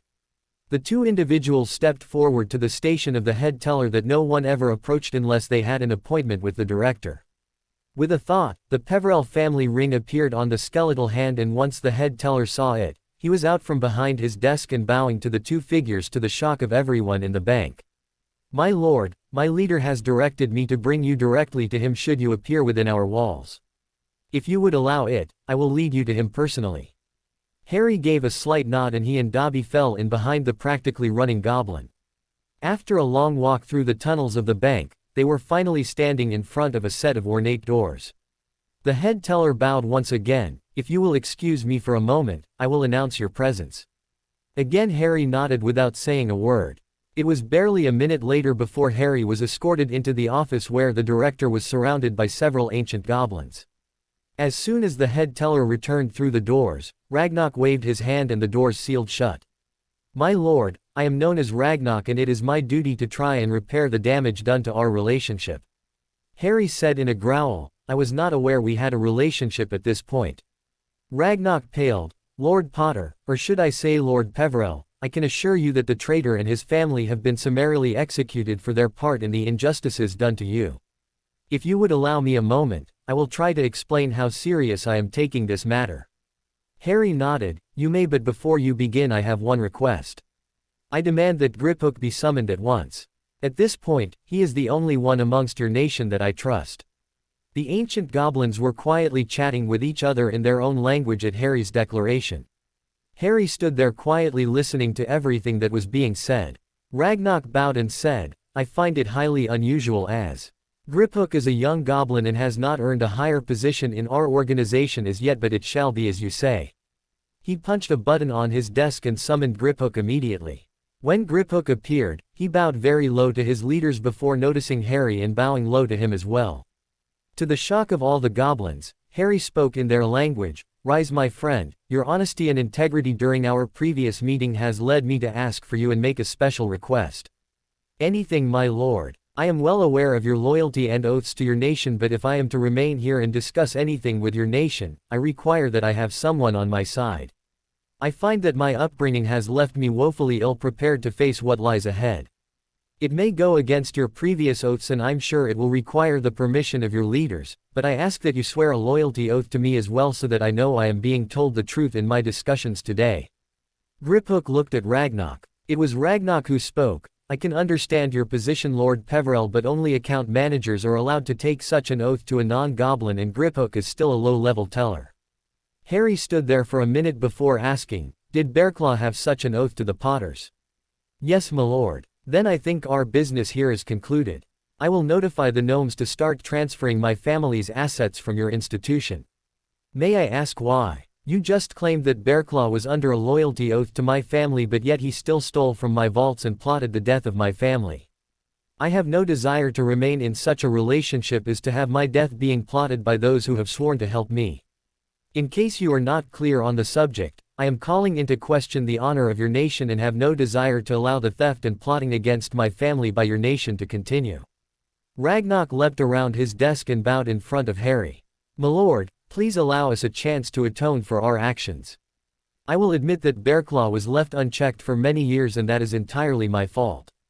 These goblins behind me are the High Council and we have implemented something that has never been needed before in our institution. We have put in place a series of checks that have us overseeing the account managers." "You mean to tell me that they had complete control?" "Yes, my lord, but it wasn't until Bearclaw that we have ever had a problem in the millennia we have served the magical community. My lord, Bearclaw was my blood brother and I trusted him like no other. I trusted him enough to allow my sister to marry him and start a family. For his betrayal to not only you but our nation, I had him put to death. Goblin law is very strict on this matter and not only was he executed but his entire family as well. I personally beheaded my beloved sister." Harry looked down at the bowing director and asked, "Do you have a reason for his betrayal?" Griphook stepped in front of Harry and said, "He speaks the truth, my lord. I will submit myself to your oath whether I have permission from my leaders or not. I feel it is the least I can offer you after we allowed these things to happen." Dobby grabbed Harry's arm and whispered something in his ear. Harry asked, "Won't that forfeit your life in the eyes of your nation?" "Yes, my lord, but I feel it is better to die with honor than without it. The actions of a few people in my nation have stripped us of our honor and I for one cannot live in shame. I then accept your oath and if they try to punish you for it, I'm sure I have a place for you in my house." The other goblins looked stunned. Harry took in their wide eyes and once again in their own language said, "I value honor and loyalty above everything else. That the one you claim to be lowly has done more to stay my hand in destroying your nation than any of the so-called High Council." An old but strong voice called out from the doors to Ragnarok's office. "Well said, young Lord Peverell." Harry turned towards the voice and saw an ancient goblin dressed in regal robes. He asked, "I don't mean to sound rude, my lord, but may I ask your name?" The old goblin smiled and said, "I am Ironfist, or more commonly known as the Regent of the Goblin Nation." Harry bowed deeply to him and said, "I am honored by your attention, sire, but what possibly could draw the attention of one such as yourself to one such as me?" The goblin chuckled. "You really are modest like the rumors say. May I say how pleased I am that the reports of your death were premature? And please, call me Ironfist or Fist as my close friends once did." The goblins were standing there in shock that their king had appeared. "Only if you will call me Harry and by my side is Dobby." Ironfist nodded. "Will you honor me by taking down your hood? I feel that I would rather look a man in the eye when doing business with him than to keep things hidden." Harry reached up and pulled his hood down to reveal his face at the same time Dobby did. Ironfist chuckled out, "My, you have both changed a lot since your last visit here. I can finally see the man you were meant to be." Harry nodded as Ironfist waved his hand and 4 chairs appeared before him. He gestured for them to sit and as Ragnarok was moving to sit as well, Ironfist discouraged him with a glare. He then motioned for Griphook to sit as well. "You have my personal assurance that no punishment will be directed at Griphook. In fact, I encourage the oath and approve the promotion of him to the position of account manager for all your accounts. To further protect your assets, I will personally oversee his work and offer you the same oath as well. My lord, a man of your stature should not be concerned with such trivial matters." "On the contrary, Harry, I find it most necessary to do this as the removal of your assets from our nation would quite literally destroy us. I would like to explain our system and the agreement between your family and our nation so that you can better understand. It is true that the Potters were instrumental in helping us start our business. By them placing their wealth in our hands, it allowed us freedom to invest as well as make loans to other wizards. We had no wealth of our own until the arrangement was made with your family, and we owe them for everything we have. If you were to remove these assets, we would be bankrupt quickly, as our income is made from managing these loans and investments which primarily come from your family's assets. If you are so worried about me leaving and you are aware of my anger towards your nation, why would you tell me these things? I came up here with the intention of being completely honest with you. No secrets, no manipulations, no underhandedness. I know you better than you think, Harry, and I know you share in your family's deep-seated honor. It was my hope that if I told you the truth, we could see past our differences and forge a better alliance that would benefit us both. I will agree to your suggestions that only you and Griphook will be allowed to handle my accounts. My personal feelings on the others are that they were only trying to save their own asses. I was taught to never put all my eggs in one basket, so unless you prove once again to be untrustworthy, I will allow my holdings to remain. Ironfist smiled. Thank you, Harry. I don't think I can thank you enough for saving my people from ruin. Is there anything else we can do for you? Harry gave a feral smile that was scary enough to make even a goblin cringe. As a matter of fact, there is. Ragnarok stepped forward and said, "Name it, my lord." Harry looked at him for a minute and then turned to Griphook. "I have a request of you, my friend. Would you go to the Potter family vault and retrieve my mother's engagement ring?" "Of course, my lord." "Griphook, I called you my friend, so that means no more of this my lord crap. To you and Fist over there, I am Harry." "Of course am I, Harry. Is there anything else?" "Yeah, I want all of my family files brought before me as well. We have some other matters to attend to." Ragnarok stood after a glance from Ironfist and said, "I will get those personally, my lord, while Account Manger Griphook is retrieving the ring." Harry looked at Ragnarok for a minute and then said, "Director, I'm sure you have someone who can do that for you for now.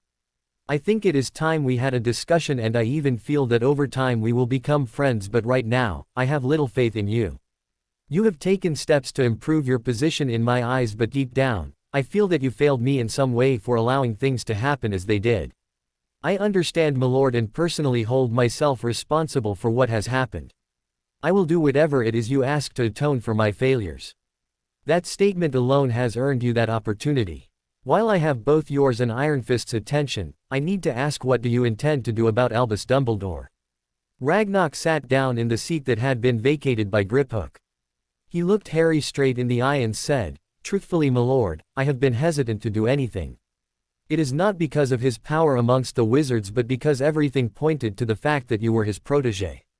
For me to act against him might have made the situation between us even worse, and I could not risk that. You were sent numerous owls with letters begging you to return here so we could open communication, but they always returned unopened." Harry smiled. "Do your owls still have the bracelets around their legs to show you the wards they have encountered?" His eyes grew wide. "How did you know about that?" "I have spent the last few years under the tutelage of my grandfather. I'm sure you are well aware of the fact that he created them for your use." Ragnarok jumped from his seat and summoned the last owl to have made an attempt at delivering a letter to Harry. When it arrived, he placed the owl on a piece of parchment and waved his hand.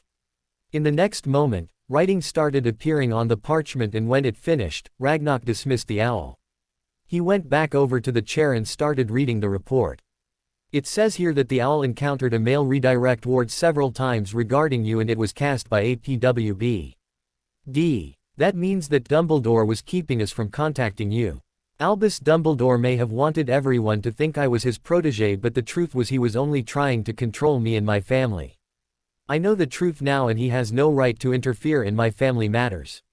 Ironfist growled, "Then if it would please the Lord Peverell, we would like to bring the full weight of Gringotts and the Goblin Nation against him."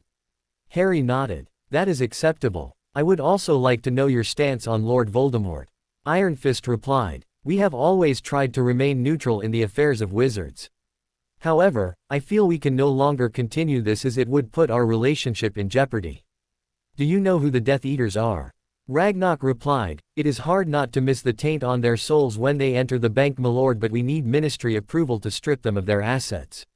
What if the bank closed for a short period in order to allow Gringotts a complete audit?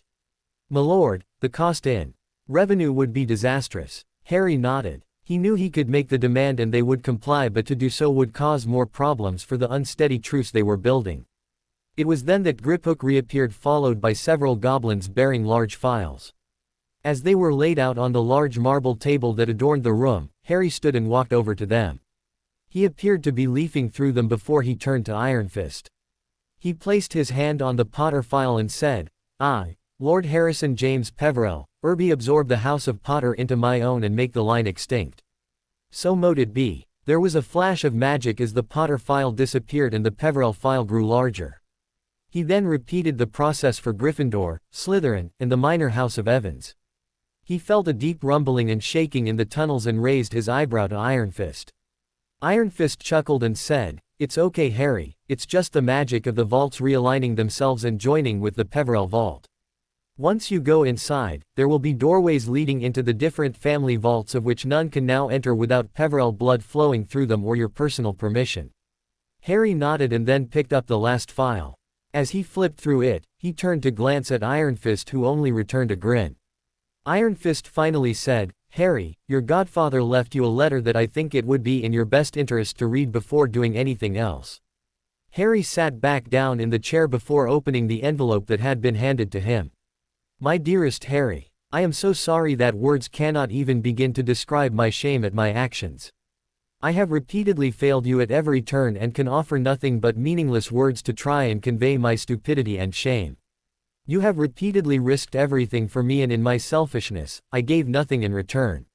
I am writing this letter in the hope that you once again defy the impossible and return from the other side of the veil.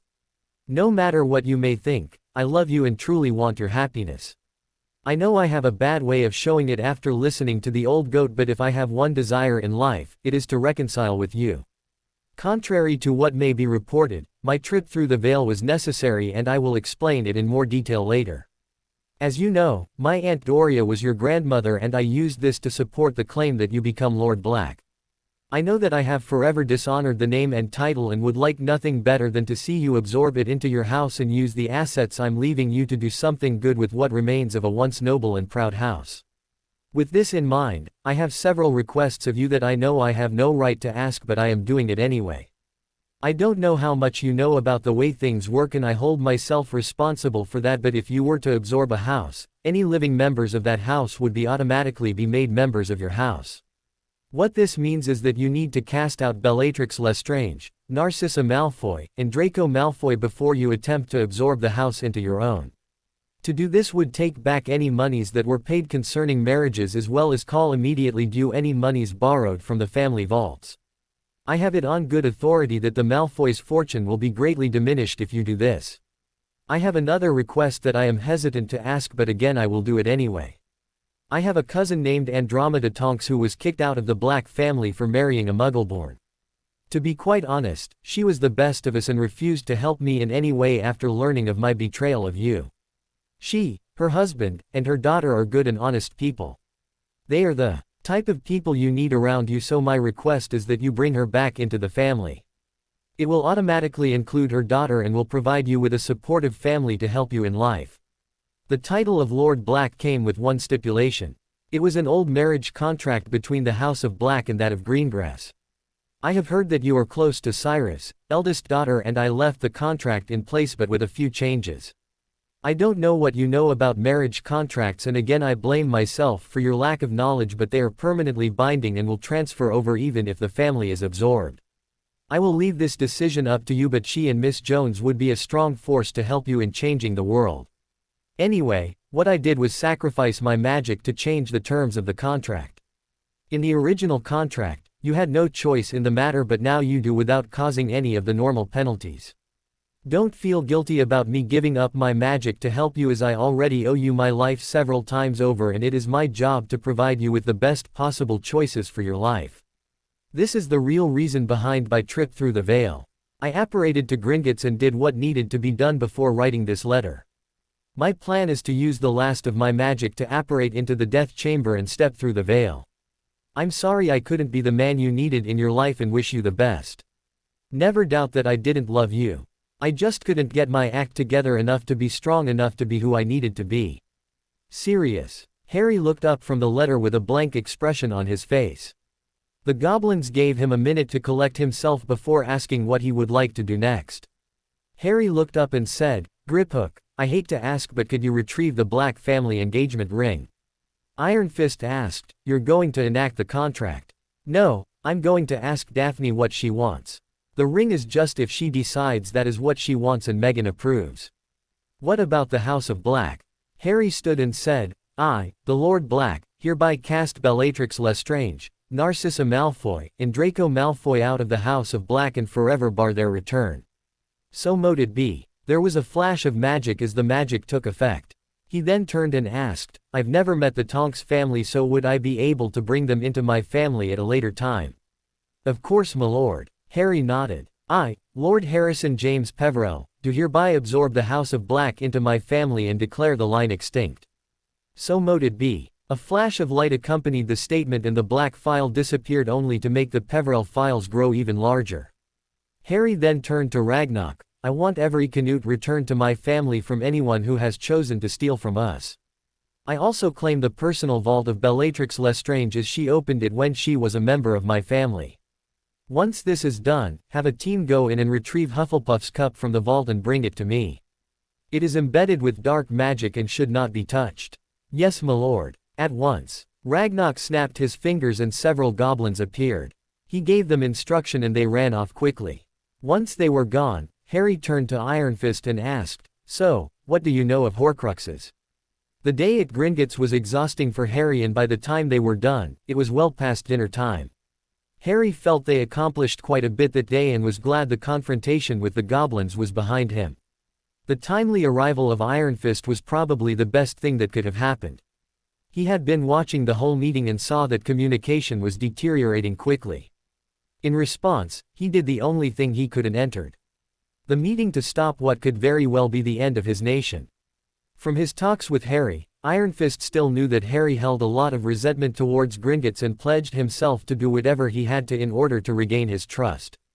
Ragnarok sighed in relief that he still had his job, his head, and the chance to right the wrongs he allowed to happen to a most important client. He also knew that he would be spending a lot of time groveling to Ironfist for collectively saving him. At the present, he was focused on the audit of Lord Peverell's vaults in order to find any and all money and items that may have been removed from it. Before Harry left the office, he had vowed to do his absolute best for Harry in the future. He was well aware that since Ironfist had to get involved, his life depended on it. For Harry, the only thing left was the reporting of the full audit and accounting of all of his vaults. Once this was complete, they would have a better idea of the damage and would propose various methods in which they could recover the assets that had been removed from the vaults. It would be these actions which would help him make a decision on whether to continue working with the goblins or sever the ties between his families and the bank. Ironfist promised that he would be right beside Griphook the whole time and give him the benefit of his experience. With the addition of the other houses, Harry quickly became one of their most important clients in the organization that was Gringotts worldwide. The end of the evening found the whole group tired and hungry, so in order to promote the progress they had made, Ironfist invited the two young men to dine with him. They were about to decline when he made the effective argument that it was still too early to reveal themselves, and there was always the thought that people would become suspicious if the emissaries from the House of Death were seen in a restaurant eating dinner. With the logic of his argument, they accepted and had an enjoyable meal with Ironfist even if his jokes were as bad as Sirius. It surprised Harry that the topic of business never came up. In fact, the conversation was about their plans and how the Goblin Nation may be of assistance in them. After returning to the suite, Harry and Dobby once again took to their recliners as Dobby turned on the TV. Harry stared at the cup which sat on the coffee table and considered what needed to be done. He looked over at Dobby, who was staring right back at him. If you're going to Hogwarts to see Winky, go ahead and get the diadem from the room of requirement. I'll stop at Grimmauld on the way tomorrow and get the locket. Once we have those, all of Tom's anchors will be destroyed and we can take him out any time. How is it you know where they are? Harry laughed. you remember that thing Azrael did before we left? Dobby nodded. Well, he kind of implanted the information in my head to make it easier. He also said something about not being Dumbledore and speaking in riddles or trying to make it into some grand quest. I think he really wants this done as quickly as possible. Dobby laughed. Yeah, the old goat does tend to make everything a lot harder than it needs to be. So, are you going to see Meghan tomorrow? Of course. Harry and Dobby separated the next morning, with both going on their own missions to reconnect with their loves and collect pieces of Tom's soul in the process. Dobby popped straight into the kitchens and immediately sought out the little elf he had left 6 weeks previously. As he knelt beside her, he could tell that she had sank further into depression and was wasting away quickly. He laid his hands on her and channeled some of his magic into her core. Winky was lying there and felt what was going on around her, and then felt the powerful magic enter her core. As she came out of her stupor, she recognized the magic and called out, "Dobby." "Yes, my dear, it is me." She slowly opened her eyes to see a hooded figure leaning over her. She demanded, "Show yourself." He reached up and pulled the hood from his head to reveal his hybrid Potter high elf features. She looked into his eyes and raised her hand to gently caress his cheek. "What happened to Dobby? That is a story better left for a private location. I have come to take you away from here so that you can care for a family again." "What? Who?" "Harry and me, of course. You want Winky as your servant." "No, love, I want you with me. There are no servants in Harry's house. There never was. But Dobby bonded with him." "Yes, I did, but I was never his servant. I was more his friend than anything else." "What would Winky be?" "Bonded to me and free of the curse that has afflicted our race. We want the Winky I love to come and take care of our family just as you have always wanted." Winky smiled. "Winky becoming Dobby. Somebody has to keep an eye on the two of yous." Dobby smiled down at her as he stood. "You need to get yourself ready to travel. I will be back in a few minutes." Dobby is leaving Winky again. "Only for a few minutes. I will take you away from here to where you can heal and be yourself again as soon as I get back." He popped away to the room of requirement and followed Harry's directions to the diadem. As soon as he found it, he conjured a box and placed it inside. He looked around the room at all the junk and thought he and Winky could have so much fun in here. He shook off the thought and slid the box into the pocket of his robe before popping back down to the kitchen. Once there, Winky threw her arms around him and they popped back to the suite. Dobby led her to one of the bedrooms and sat with her on the bed. "Winky, do you trust me?" "Yes, Dobby." He reached over and pulled off her worn tea towel. He then stood and took off his cloak followed by his clothes and sat down in front of her. Her eyes grew wide as she saw his body and said, "Dobby is too beautiful for Winky now." "No, you are too beautiful for me." He reached out and placed his hand over her heart as he motioned for her to do the same. Dobby closed his eyes and started channeling his magic into her. Before long, there was a soft golden glow surrounding them as they sat there motionless for quite a while. Unknown to them, Azrael faded in and saw what one of his boys was trying to do for the one he loved, and he softly touched both their shoulders. The soft glow intensified and the darkness that was the house elf curse was lifted from Winky. Dobby looked up to see Azrael smiling down at him and softly said, "Thank you. She will need lots of rest and your attention for a while, but she will get better in time. Just be patient and let her feel your love for her." Dobby nodded and gently moved to lay Winky down on the bed. As he staggered a little, Azrael said, "Perhaps you should rest as well." Dobby nodded as Azrael faded and then curled up next to Winky and held her in his embrace as he drifted off to sleep. Harry popped into Grimmauld Place and took a quick look around. It was probably the largest manor he had available, but quite frankly, it was a dump and he was ashamed to call it one of his homes. He put off all thoughts of what could be done to the place to follow the magic of the wards straight down to the basement and to a corner by the furnace. He found various knick-knacks rolled up in a ratty blanket that was stuffed back behind the ancient-looking furnace. When he unrolled the blanket, a locket adorned with a serpent fell out and he felt the dark magic emanating from it. Like Dobby, he conjured a box and placed the locket inside. The box quickly went into his pocket, but it still gave him a dirty feeling. In response, he didn't want the thing anywhere near him, so he popped back to the flat where he dumped the locket out beside the cup. Harry called out for Dobby and then went and looked around the suite. He came across a partially open door and when he looked inside, he saw his best friend BPD as the day he was born holding as equally BPD Winky. In his hurry to back out of the door, Dobby raised his head and grinned. "Eyes off my girl Harry." "Sorry mate." "Horcrux." Dobby waved his hand and the box floated up and into Harry's hand. Dobby asked, "Something wrong?" "Yeah, that locket gave me the willies. Now that we have the rest of them, I'm going to call Azrael and have him get rid of them. You could always pop back to the Vale and step through with them. I imagine you'll have the big bad unspeakables pissing themselves when you walk through and then walk back out." Harry grinned and said, "That does sound like fun. Be right back." Harry ran into the living room and pulled on his heavy cloak. He went ahead and cast the illusion on his hand and created the scythe as well before picking up the boxes and popping to the death chamber. To his surprise, Croaker was in the room studying the veil. As he approached, he had a feeling, so he waved his hand and the mist dissolved into the wall of water. When he saw this, he knew that he could travel to the others without consequences. They had already told him that the ring would allow him to commune with them. If he was wrong, then he knew he would be in trouble with Azrael. Harry now knew what it meant to be the master of death, so to speak, as he now had no fear of dying. He was probably the only person in the world who truly knew what awaited him on the other side, and to be quite honest about it, his life there was much better than it was in the living realm. The only downside was that Meghan would not be there with him, and that more than anything is what brought him back. Just as Harry was about to step through, Croaker shouted out, "Lord Peverell, might I come along with you?" Harry stopped and turned to the older wizard. "I'm sorry Uncle Algy, but grandfather would have my head if I took you through." Harry: "Yes sir, and thank you for continuing the ruse.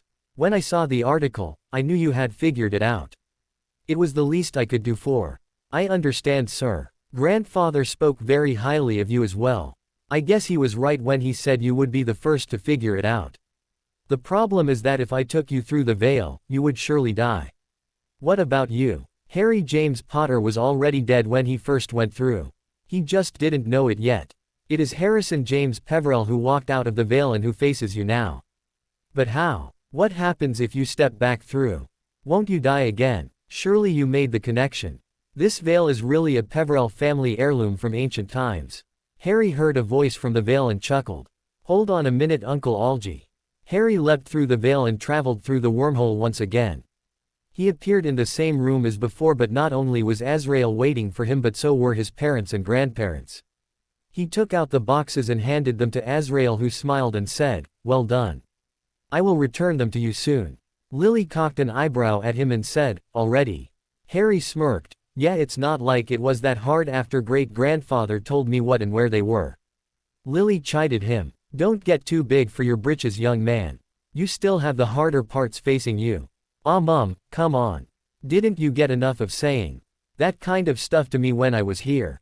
Lily laughed. "Well, excuse me for actually getting to enjoy being a mum since I was denied it for so long." James asked, "Where's Dobby?" Harry blushed as Azrael chuckled out, "He was busy."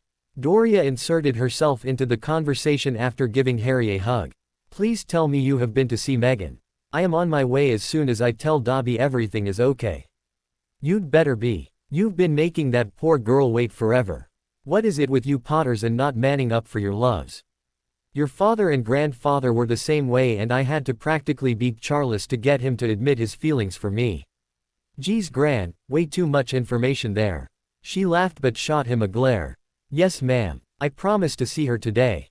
He turned to Charles and said, "Anyway, an old friend of yours wanted to come with me and I had to explain a few things to him."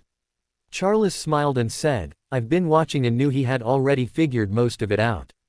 Do me a favor, tell him to get off his ass and go knock some sense in his grandnephew's head. I'm appalled that he would not stand up for you, and I have a good mind to come back and haunt Algy for it." Harry looked at him confused before James said, "He's talking about Neville, who is mine and your mum's godson. You need to remember that although he had Augusta, his life has still been extremely lonely. I've watched him lately and he's beating himself up pretty bad over the whole thing with you. He needs a friend like you to give him the strength to be the man he needs to be." Lily hugged her son and said, "Much like Meghan, Cedric, and Daphne did for you." Harry sighed, "Okay, I get it. I just don't understand why he never said anything in the 4 years we've known each other, but I'll approach him when this is all over." James said, "No son. Do it now or at least very soon. He is family even if he never acted like it. Yes sir, but can I still prank him? I mean, he violated the alliance. You are the son of a marauder, I'd expect nothing less. Speaking of marauders, Sirius kind of made up for his stupidity in the end even if he's still a jerk. Could you guys maybe give Sirius another chance? Lily replied, we will, eventually, but that is not for you to decide and he needs to learn from his mistakes. Forgiving him now would not change anything. He's dead, what does it matter now? Charles said, it matters that we don't want him living with us and turning James back into an equally stupid jerk once again. Lily added, yeah, 5 years of that from James was enough. I beat it out of him once and there's no way I want to start all that over again. Now, go and get your girl.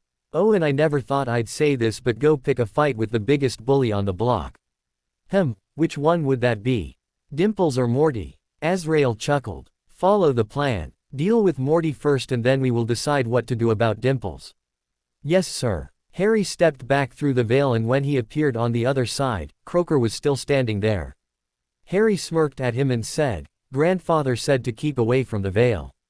He also said to go knock some sense into Neville's head for abandoning me or he will come back and haunt you. Could I ask you a few more questions? That'd be fine, but the thing is I haven't figured all this stuff out for myself. I'm afraid my answers might just leave you with more questions. May I ask where you just went? Harry laughed, that's easy. I went to the family home. Family home? Yes sir. I went to the House of Death's ancestral home. So it can be used as a transportation device. Yes sir, but only for me and my family. If anyone else were to step through, well, they would just be dead. If that's true then that means that you have. Uncle Algy, what it means is that I am the Lord Peverell. The only way that there can be a Lord Peverell is if the family magic has been reunited. Grandfather had more than most Potters but the connection was still incomplete. But, Uncle Algy, the myths surrounding my family are just that, myths. The truth is more than you can imagine and on the day when your time comes, I'll do everything in my power to make sure you to get the answers you seek. Harry smiled at the gaping man before popping back to the suite. When he returned, he went back to check on Dobby who roused a little at his presence. I'm back, only Uncle Algy was there so it wasn't as fun as I thought it'd be. Anyway, they've been taken care of and I've stalled long enough so I'd better go see about getting a wife. Dobby smiled and then snuggled back into Winky. Harry popped out of the suite and landed on the lawn of a medium-sized country manor. He took a quick look around and thought of how peaceful it was here, much like being outside at the Weasleys'. That thought brought back a little of the pain but he pushed it down as he walked up to the front door of the manor. He was about to knock on the door, when suddenly his stomach knotted up at what he was about to do. It took a minute to calm himself and with a deep breath he rapped on the door as he knew he couldn't wait any longer. It was perhaps a minute later when a small house elf appeared at the door wearing a bright yellow sundress. May I help you, my lord? Yes, my dear, I need to speak with Lord Jones urgently. Could you ask him if he is available for a private meeting? Jiffy looked up at him for a minute and didn't sense any ill intent. In fact, her reading of the cloaked man comforted her as if she knew this wizard. With a bow and a wave of her hand, she invited him to enter the protected foyer before popping off to inform her master. Lord Jones came into the foyer quickly and asked, "May I help you, sir?" Harry held out his empty hands to show Reggie he was not a threat and said, "Yes sir, I find myself needing to have a discussion with you over a private matter. Could you spare a moment of your time?" Reggie's eyebrows rose and his voice sounded guarded. "I might have a few minutes. If you would follow me." Reggie stepped over to a door that led directly to his office. Just as they were about to enter, Luna floated through the room and stopped dead. Her head tilted for a second before she smiled and said, "Hello Harry. You're looking a lot better. Have you finally showed up to ask Uncle Reggie for Megan's hand?" Harry shook his head and held out his arms to her as Reggie looked on with an astonished expression. Harry softly said, "It's good to see you too, Luna. I've missed my best friend. The answer to your question is yes. I just hope Reggie doesn't throw me out. He won't. Besides, if he kills you, you will get to go home again." Harry chuckled and shook his head. "I never thought of it that way. It sounds like a win-win for me. Maybe you could give me some of your confidence. I'm so scared right now I'm about to pee my pants." She giggled and hugged him once again. "I'll go tell Mistress Meggs you are here. Reggie smiled at him and motioned for the door. "Shall we?" As soon as they were in the office, Reggie said, "Please take off that cloak so I can see you. You had us very concerned for a while until you showed up in Meghan's dreams. It took her and Luna to convince us that it was real." Harry blushed. "I know, sir, and I apologize for everything that I have put your family through, but the whole thing was quite out of my control and the dream visit was the only way I could contact her at the time. Would you care to explain that?" Harry smiled. "I wish I could, but most of it is shrouded in family secrecy. I will say that my mum showed me a way to speak with Meghan." "Harry, not to sound cold, but Lily is dead." "Yes, sir, but then so was I at the time." "Then how are you standing here talking to me?" Harry chuckled. "Well, sir, that is where the family secrets come into play."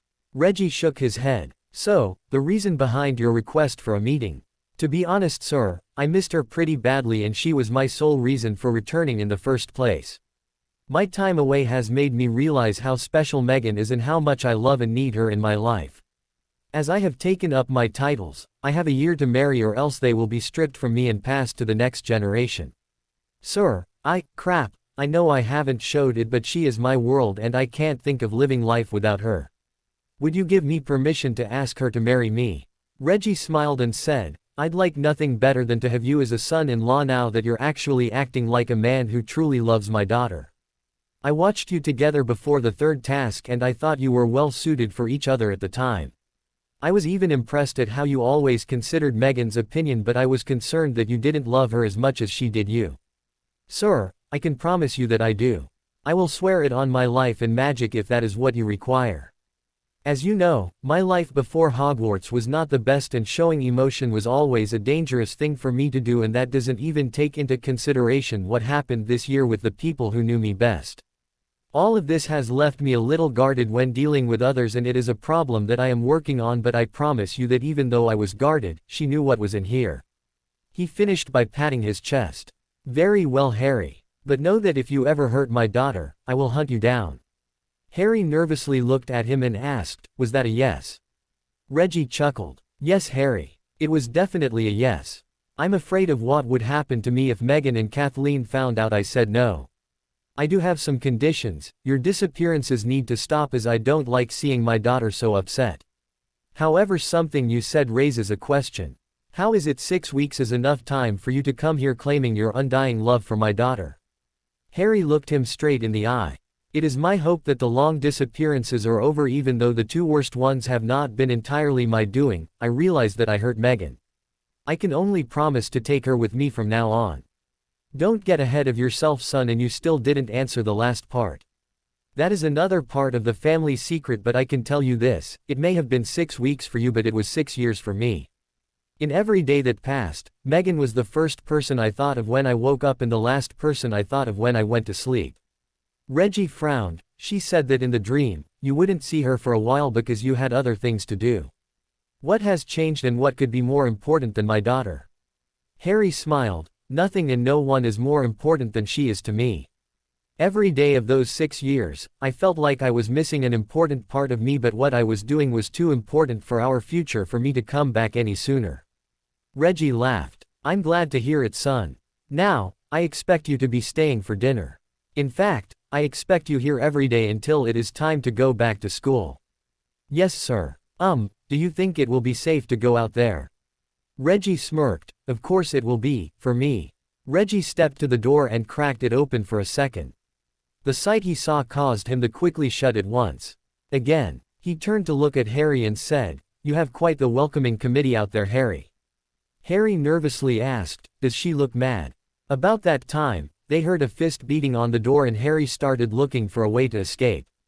Reggie laughed at him and then did the unthinkable, he opened the door.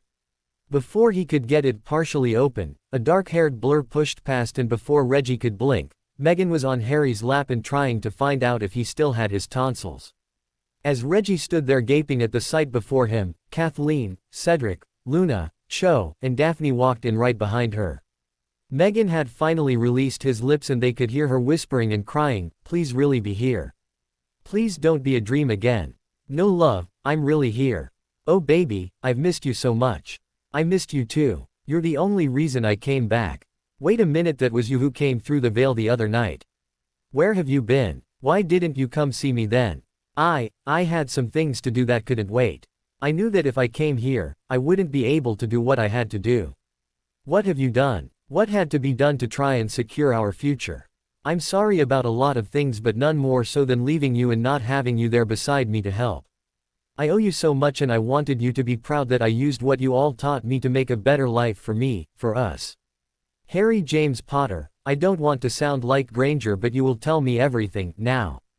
Harry chuckled. I plan to, but some things I won't be able to share just yet. She growled out. And why not? He gave her a small grin. Well, until you answer the question I asked you in your dream, some things can't be shared. I'm still waiting for you to ask me properly. Harry stood with her still on his lap and turned to where he was facing the chair he was sitting in.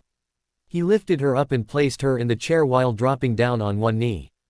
It was at this point that she was gaping at him that he was going to do it right here in front of everyone. The thought also flashed through her mind of the difference she felt in Harry's body. The Harry that she was with before the third task was strong, but he had a wiry frame. The Harry that stood before her now was taller, more filled out, and his magic was even more intense than ever, but underneath it all, she could feel and see his tenderness towards her. He pulled the box from his pocket and opened it for Megan to see. Megan Alexis Jones, will you do me the honor of being my wife? She smirked. Yes, Harry Potter, I find myself wanting nothing more and have even dreamed of you asking me once. I do have one condition. Anything. I want a Christmas wedding, and you have to promise me that you will never run off without me again. Harry keyed at her and said, would you like a magical oath, or will a promise do? She smirked. I think I can trust you enough to accept a promise. Does this mean I have to wait until Christmas to get the whole truth? The whole truth is something I can only share with my wife. But there are some things I can share, but we will need to discuss them in private. She nodded in understanding but then keyed at him hard. Once they broke apart, she rose and dragged her fiancé over to the others who were standing there smiling at the privilege of being allowed to watch what had just happened. Harry was quickly pulled into hugs in celebration of his return and their engagement. Reggie said, I think this calls for a celebration. Kat, I think we should gather the whole family to celebrate. What do you say? Wonderful idea, I'll get right on it. Megan led the younger generation out onto the grounds where they could sit and talk.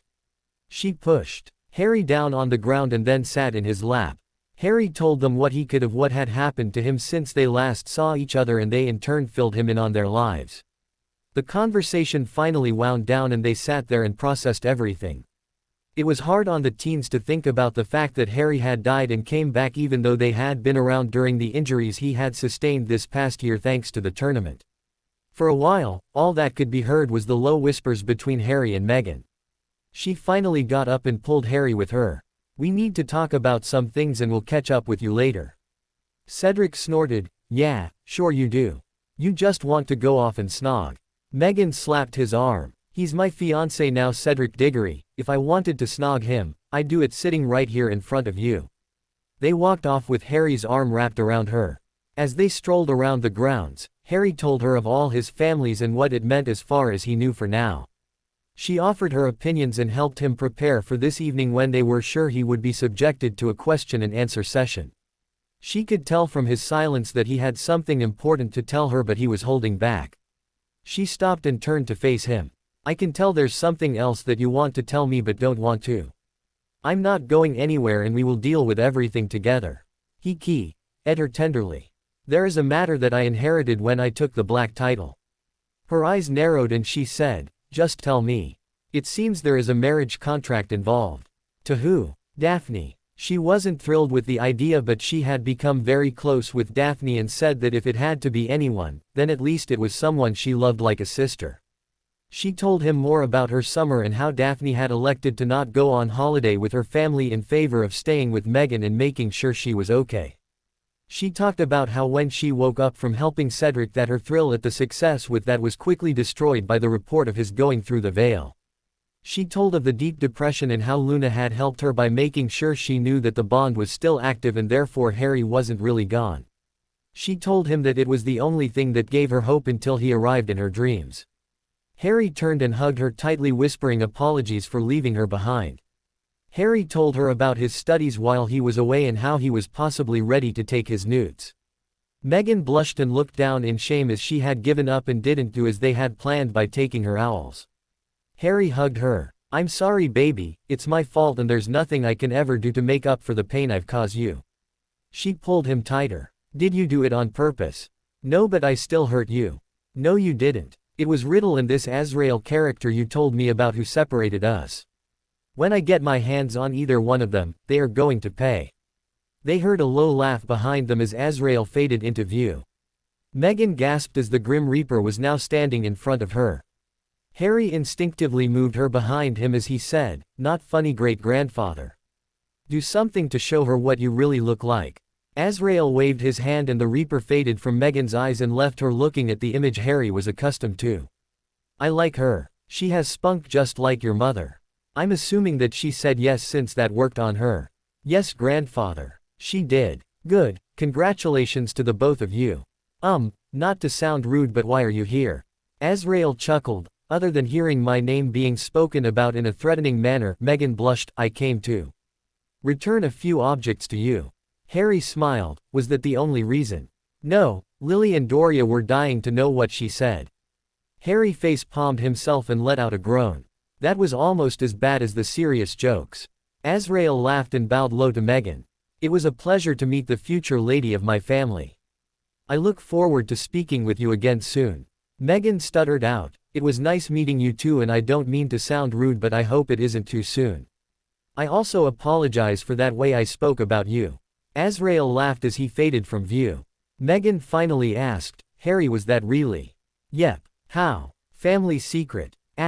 Yes, you do have a rather nice one. I can still remember the show you gave me the morning before the third task. She blushed but asked, as good as Fleur's in leather pants. Told you, huh? Yep. Bugger. Harry. Yeah, I love you. I love you too Megs. Oh crap. What's wrong? Poppy. Don't worry baby. I already thought about her and had Mum invite her tonight. You know, you are the best. I know and you know what's even better. What's that? You're lucky to have me. I already knew that. Harry slipped his arm around her and gave her a quick key, before they walked back up to the house to get ready for dinner. As soon as Poppy stepped through the flow, Harry grabbed her in a hug and spun her around. It took her a moment to figure out what was going on but when she did, she screamed out his name and hugged him tightly to her. Oh, my boy, I thought I lost you.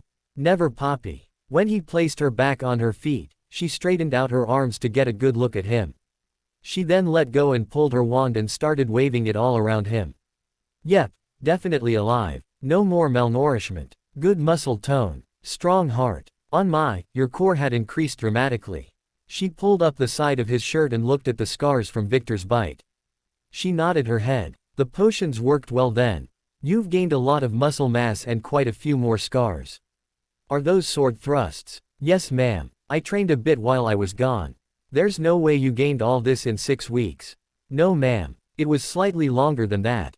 I will explain later. Dinner that evening was a loud and enjoyable affair. The Jones were joined by the Diggory family, the Greengrass family, the Davis family, as well as the Moon and Chong families. Just as dinner was winding down and dessert was being served, the Delacour family was escorted in the room and was greeted warmly by the families already there.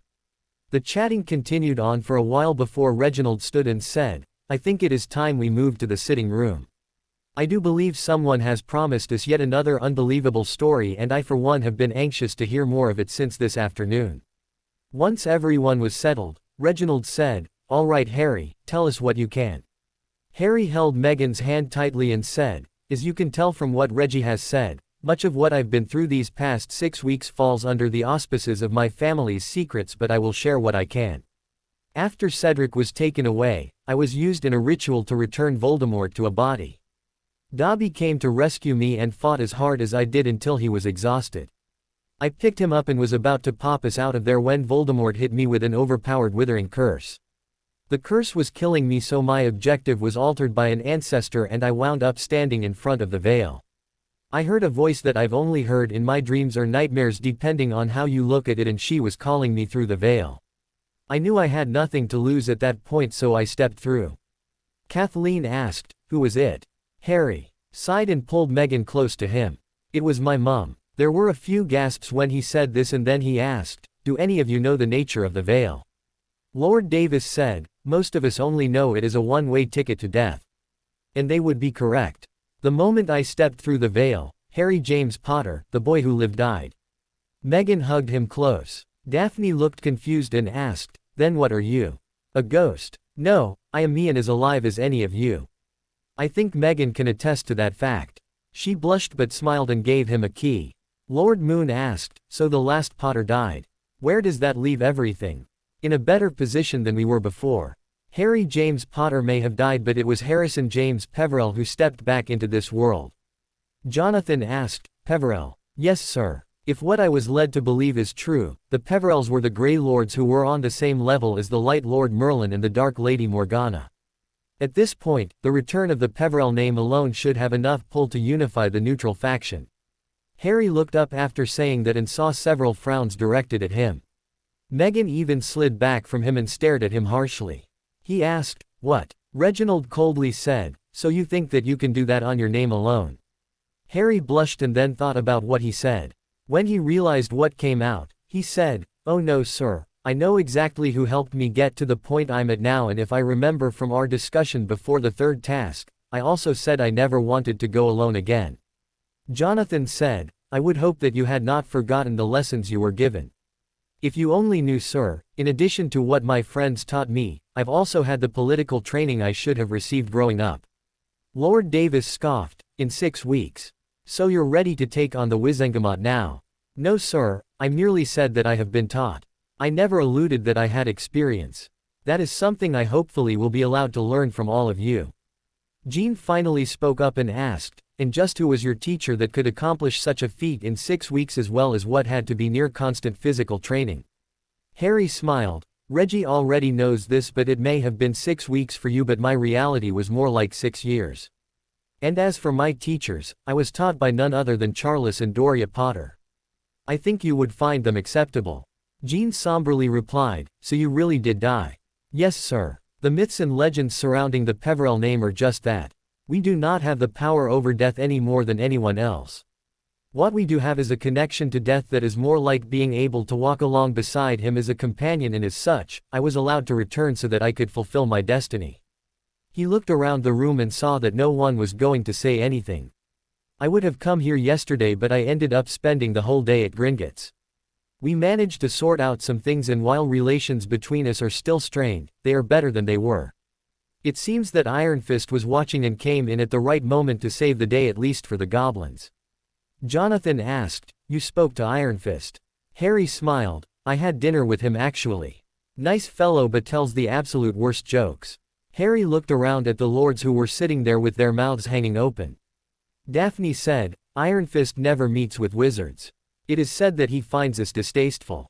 Harry laughed. Yeah, he told me that too. Said we smelled unwashed, but he didn't find my scent that bad. Anyway, I did some tests for verification and they started handing me rings to put on. Tracy asked, rings? As in more than one? Yes, Peverell and Potter of course, but I absorbed Potter back into the line. The next ring was Gryffindor, which I also absorbed back into the line. Cedric asked, wait a minute, Godric was a Peverell? Yes, he was the second son of Ignotus. He changed his name at the same time the first son changed his name to Potter. Anyway, I met him on the other side and he is largely responsible for my body being the way it is. Daphne shook her head and said, wait a minute, you trained with Godric Gryffindor? Yeah, he was a hell of a fighter, but he would have given Rowena a run for her money in the brains department. Reginald looked at him a minute while shaking his head. I suppose you met her too. You're just having us on now, aren't you? No sir, I never met her, but Godric spoke of her often. I think he had a thing for her at one time. And to answer your second question, no, I'm not having you on. But if the Gryffindor title messed with you, I can't wait to see what you're going to say when I tell you that I also claimed the Slytherin title and absorbed it back into the line. Lord Moon said, you mean to tell me that Salazar Slytherin was a Peverell as well? Yes sir, he changed his name after his father, Antioch, went crazy. According to Godric, he was a decent bloke but was way too serious all the time, which I guess I would be too if my bloodline had been cursed. Tracy asked, if you have both founders' titles and absorbed, then what does it mean for Hogwarts? Not much really, I'll have more control over the castle than Dumbledore, but even though I absorb the lines, the titles still technically exist. I guess I could use the title of Lord Gryffindor if I chose to, but I'm good with Peverell. All I really did by absorbing the lines was to pull the family magic into the Peverell line to make it even stronger. Meghan smirked and said, I'm sure everyone is pretty stunned by all that. Is that all? Harry flashed a quick smile. Not at all, love. I also claimed the minor house of Evans just to keep my greedy aunt and her son from being able to make a claim on the legacy my mother left behind. Daphne looked between the two of them. I know I'm going to regret asking, but is that all of it? Harry smirked. Funny that you would be the one to ask that since the last part concerns you. She warily looked at him. In what way? I am also the Lord Black as well. The entire Greengrass family gasped and then stared at Harry for a minute before a small smile formed on Daphne's face. The ferret always claimed that he would be Lord Black and that I would be his eventually. At first, I allied with you just to piss him off. But as I got to know you, well, things changed. Harry smiled. Well, you won't have to worry about that anymore since he, his aunt, and his mother were disowned from the House of Black, and I have started the process to get back every canute they ever received from the Blacks, be it loans or bride payments. Jonathan spoke up. While I am happy that the Malfoys no longer have any kind of hold over us, that still leaves the fact that the contract now binds you two together. Daphne looked over at Meghan and saw that she was trying to keep her face as blank as possible to avoid anyone seeing her feelings on the matter. Harry said, yes it does, but at the same time it doesn't. Jonathan quickly said, I've seen the contract, Harry. If you are Lord Black, then Daphne is required to marry you. Yes sir, that is the way the contract was written, but things have changed recently. Daphne asked, in what way? Harry said, Sirius left me a letter apologizing for everything and at the same time, asking me to agree to a few requests. The first was to take the title of Lord Black and do something positive with it. He also asked me to kick the remaining members of the family out. Jonathan asked, that's all well and good, but what does it have to do with the contract? I'm getting to that. He never really said how he knew, but he was aware of my relationship with Meghan along with my friendship with Daphne and decided to give me options and not trap me into a marriage that I may or may not want. He went to Gringotts and used his power as Lord Black to alter the terms of the contract. Daphne asked, it's impossible to alter a contract. Jonathan said, no, it isn't, but the only way I know to accomplish this is by sacrificing your magic. He sat there for a minute and then looked at Harry. Sirius did it the night he went through the veil, didn't he? Harry quietly, yes sir, he said he owed it to me to make sure I had the life I wanted instead of what had been dealt to me so far. He said it was to make up for all his mistakes. Lilith asked, what does this all mean? Harry stood and stepped over to Daphne and held out his hand. As soon as she was facing him, he pulled the black betrothal ring out of his pocket and held it out to her. Her eyes cut to Meghan, who was still sitting there stone-faced. Harry said, the choice is yours, Daphne. Meghan and I have already discussed it, and while we never talked about there being more than the two of us, we decided that if there was to be another partner, you would be the exception and one we would happily live with. So you're asking me to marry you? In a way, yes. If this is something you want, then we would welcome you into our lives as more than a sister. Sirius couldn't void the contract outright, so he altered it so that House Black was bound by it, but it placed the choice solely in your hands. Daphne asked, so you're saying that if I want to marry you, the contract will activate, but if I don't, the contract will be voided and won't be passed on to our descendants? Yes, that is how it was explained to me. She stood there for a minute with everyone's eyes glued to the both of them. She took a deep breath and snaked her arms around Harry's neck and then at him. It lasted for about a minute until they broke apart and they stared into each other's eyes. If anyone had been watching Meghan, they would have seen tears slip down her cheek. Daphne stepped back and said, I'm sorry, Harry, while I do love you both, that was what I assumed it would feel like to my brother. Harry laughed, that's a relief since the same thing was going through my mind. I'll inform Ironfist to permanently destroy the contract now that you have rejected it. Thank you, brother. After watching the two of you together, I can see that you share something very special and I couldn't interfere with that. It also makes me want to find the same thing for myself. I hope you find it, but just remember whoever it is has to meet the approval of you brothers and sisters. Tracy shouted, damn right. Jonathan chuckled and added, yes, and let's not forget the mother and father and all your aunts and uncles. Harry returned to his seat and pulled Meghan into his lap. Her reaction to the whole thing was to key Harry passionately to show her happiness. After a minute, Reginald cleared his throat and said, I think we've had enough examples of Harry's key-dotting abilities for one day. After a smirk to Harry, she turned to her father and said, but Daddy, we've got to start practicing for the wedding. And if that isn't enough, we've got to start making babies soon. Reginald choked back a reply as everyone started laughing at Meghan winding her father up. After things settled down and there was a stretch of silence, Lord Davis asked, I've got a pretty good idea, but I want to hear it from the horse's mouth, so to speak. Where does this put us now? Harry sat back for a minute in thought. He turned to Meghan and said, we've talked about most of this, so I hope you will jump in if it comes out wrong. She keyed him and said, you'll do fine, but I will always be right beside you to point out your mistakes. Daphne added, as will I. Everyone got a chuckle out of that, especially when Harry faked looking hurt and saying, thanks a lot. Harry turned serious and said, I hope it will put us in a very good position. I feel the return of the House of Peverell will unite the neutral faction under our one banner. Not my banner, but our banner. Amos said, the loss of the Potter and Black votes from the light and dark factions should upset those factions' power base, and with a little luck and encouragement, we could very easily draw more of the undecided houses into the neutral faction. Harry said, also if you throw in the Gryffindor and Slytherin votes, we should see quite a bit of chaos as well. Jonathan said, the Peverell, Gryffindor, and Slytherin houses all hold 5 votes apiece since they are most ancient and revered houses. Potter and Black each hold 4 votes as most ancient and most noble houses. You already control 23 votes. Yes sir, but along with that, we need to add Longbottom and Bones with 3 votes each as ancient and most noble houses, along with yours at 4 and the rest at 3 each. So far, we have 46 votes. How many more would we need to gain a 2/3 majority? Jonathan laughed and said, no wonder you have the Slytherin title, you are very ambitious. I think a more realistic goal would be to get half. If we were to do that, the dark and light factions would not be able to outvote us unless they joined forces. Not that they ever would, but the truth is, I'm extremely motivated. I don't want anyone else to have to live through what I did, and I want our children to grow up in a better world. Hell, to be honest, I want to grow up in a better world where I don't have Albus Dumbledore or Tom Riddle always breathing down my neck. He saw several nods around the room. Reginald said, I for one think that is a worthwhile goal.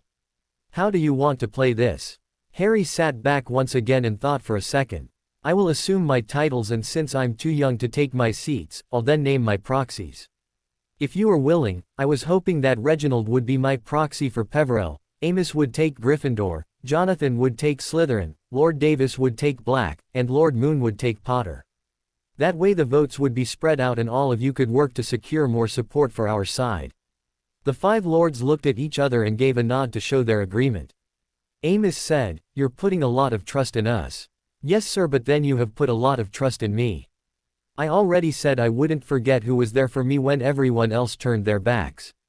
Even more importantly, we will soon be family, and I know that family means something to all of you. I can see that in your children and the way they act with each other, as well as the way they came to the rescue of a young man who was contemplating giving up his magic just to gain some peace in his life. Kathleen said, for someone who was looking for peace, you sure didn't choose an easy path. We have an uphill battle to fight before we will ever see it. Yes ma'am, but things are different now. How so? I now have someone who has chosen to stand beside me for the rest of my life. How can I not fight for that, for her? There were several nods at what he said, and then silence overtook the room once more. It was finally broken when Lord Chong asked, since you are heir to Gryffindor and Slytherin, what are your plans for Hogwarts? Honestly, nothing at the moment.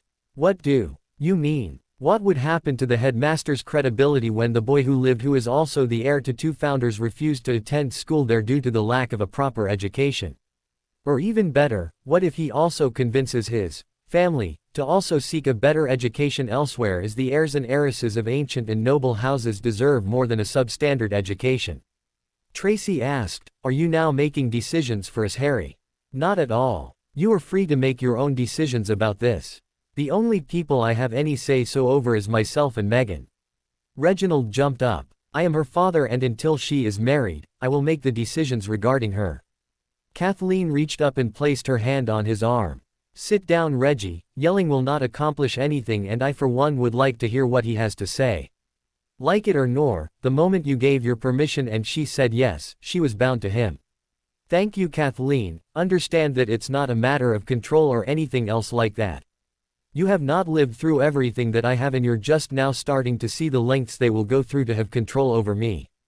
You're going to be taking away Dumbledore's power base in the Wizengamot, and he will get desperate and do whatever he has to in order to get back what he lost. I can promise you that they will try to use any and all of you to get to me." Cedric said, "But they think you're dead." "No, they know I went through the veil. How do you think they are going to react when I show up on September 1st to officially withdraw from the school?" The next 2 weeks proved to be just as busy for Harry as the days following his return to the living world. He spent a good amount of time with Meghan, and true to his promise, he took her everywhere he went. Their relationship grew stronger in that time, and her feelings for him grew as strong as his for her. She was in love with Harry, of that she had no doubt, but it was the strength of his commitment to her and the love she saw in his eyes for her that made her agree to marry him. They had shared many heartfelt talks over those weeks, and she knew that the difference between them was the fact that Harry had 6 years to come to grips with his feelings for her. They laughed when he posed that it would have taken him until he was 21 before he ever admitted his true feelings for her. One day she asked, "Harry, where's Dobby?" He smiled at her and took her hand. Before she could blink, they had popped away and were now standing in the middle of a luxurious suite. As was the proper thing to do, Harry gave her a tour of the suite and even stopped to show her his bedroom. She looked in at the beautiful room and blushed when he pushed her inside. As all young ladies do, she walked around the room and would pick up things here and there and look at them, but the room didn't really feel like Harry to her. "I really don't have anything here, as I only really just come here to sleep. I would like a picture of us to put on my nightstand, but I find myself disgusted because here you are marrying me and we don't even have a picture of us together. In fact, I don't even have a picture of my lovely fiancé at all." She blushed but then said, "Then we will have to take care of that when we get home. By the way, why did you bring me here when I asked about Dobby?" "Oh, sorry, he's here and I needed to check on him." He went down the hall and quietly knocked on another door. When he didn't get a response, he cracked the door open and peeked inside. The sight he saw was a much changed and beautiful Winky sitting astride Dobby as he held onto her waist as a golden glow was surrounding them. The result was a shoe smacking him in the head as he pulled back. The only thing she heard as she stood behind him was, "Geez, Potter, can you give us a little privacy?" Through the closed door, Harry called back, "Sorry Dobbs, we just came by to check on you." Is Meghan here?" "Yeah bro. We'll leave you to it and check back later when you aren't so busy." "Give us an hour," they heard another voice say something. "Yeah okay love, better make that too Harry." Meghan blushed as Harry laughed, "They've been like this since that day I came to see you. Seems to be working too, and you're going to be shocked when you see them." The two of them left for a little while and did a little shopping. Meghan used the time to get Harry some decent clothes as he had outgrown most of his stuff and was using expansion charms to be able to fit into them. Harry stopped and picked up a few things from the young ladies section, which drew a raised eyebrow from Meghan, but after he said, "For Winky," she agreed and jumped in to help him. After 2 hours had passed, they popped back into the suite to find Dobby and Winky sitting on the couch. Winky sat wearing one of Harry's long t-shirts as she had nothing else to wear and blushed in embarrassment at it. Meghan reached out her hand for Winky and led her back to her bedroom, where she started opening bags and helping Winky get dressed. When they reappeared in the sitting room, both boys' jaws dropped at the vision in front of them.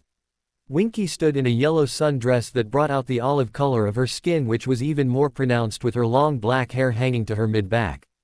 Dobby stood and moved to her, quickly pulling her into a hug. He turned to Harry and Meghan and said, "Thank you. She looks beautiful." Meghan said, "You're welcome." Harry started picking out things for her, but I took over. Winky said, "I don't know how to thank you." Harry chuckled. "You don't have to. We are family and so we look after each other."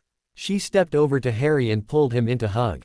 He said, "You've always been a hot little elf, but can I just say damn?" She giggled, "Must be those Potter genes." Dobby said, "That's where most of it comes from." Meghan said, "Harry said you had changed, but I never expected this." You both are gorgeous. Dobby smiled and then bowed. Thank you, Mistress Meggs. That someone of your beauty would say such a thing about us means a lot. But I still wonder why you would lower yourself to agree to marry this guy. Meghan giggled and said, what can I say, love is blind. Hey now, you still can get out of it, you know. She keyed him and replied, not a chance, mister. You're mine until I either grow tired of you or kill you. The four have talked for a while before Harry finally asked, so when will both of you be able to travel again? I've been holding off some things until you are ready. Dobby looked down for a second before saying, I'm sorry, Harry. I didn't mean to slow things down. I should be ready tomorrow. Winky may take another few days. Whoa now, you didn't stop anything.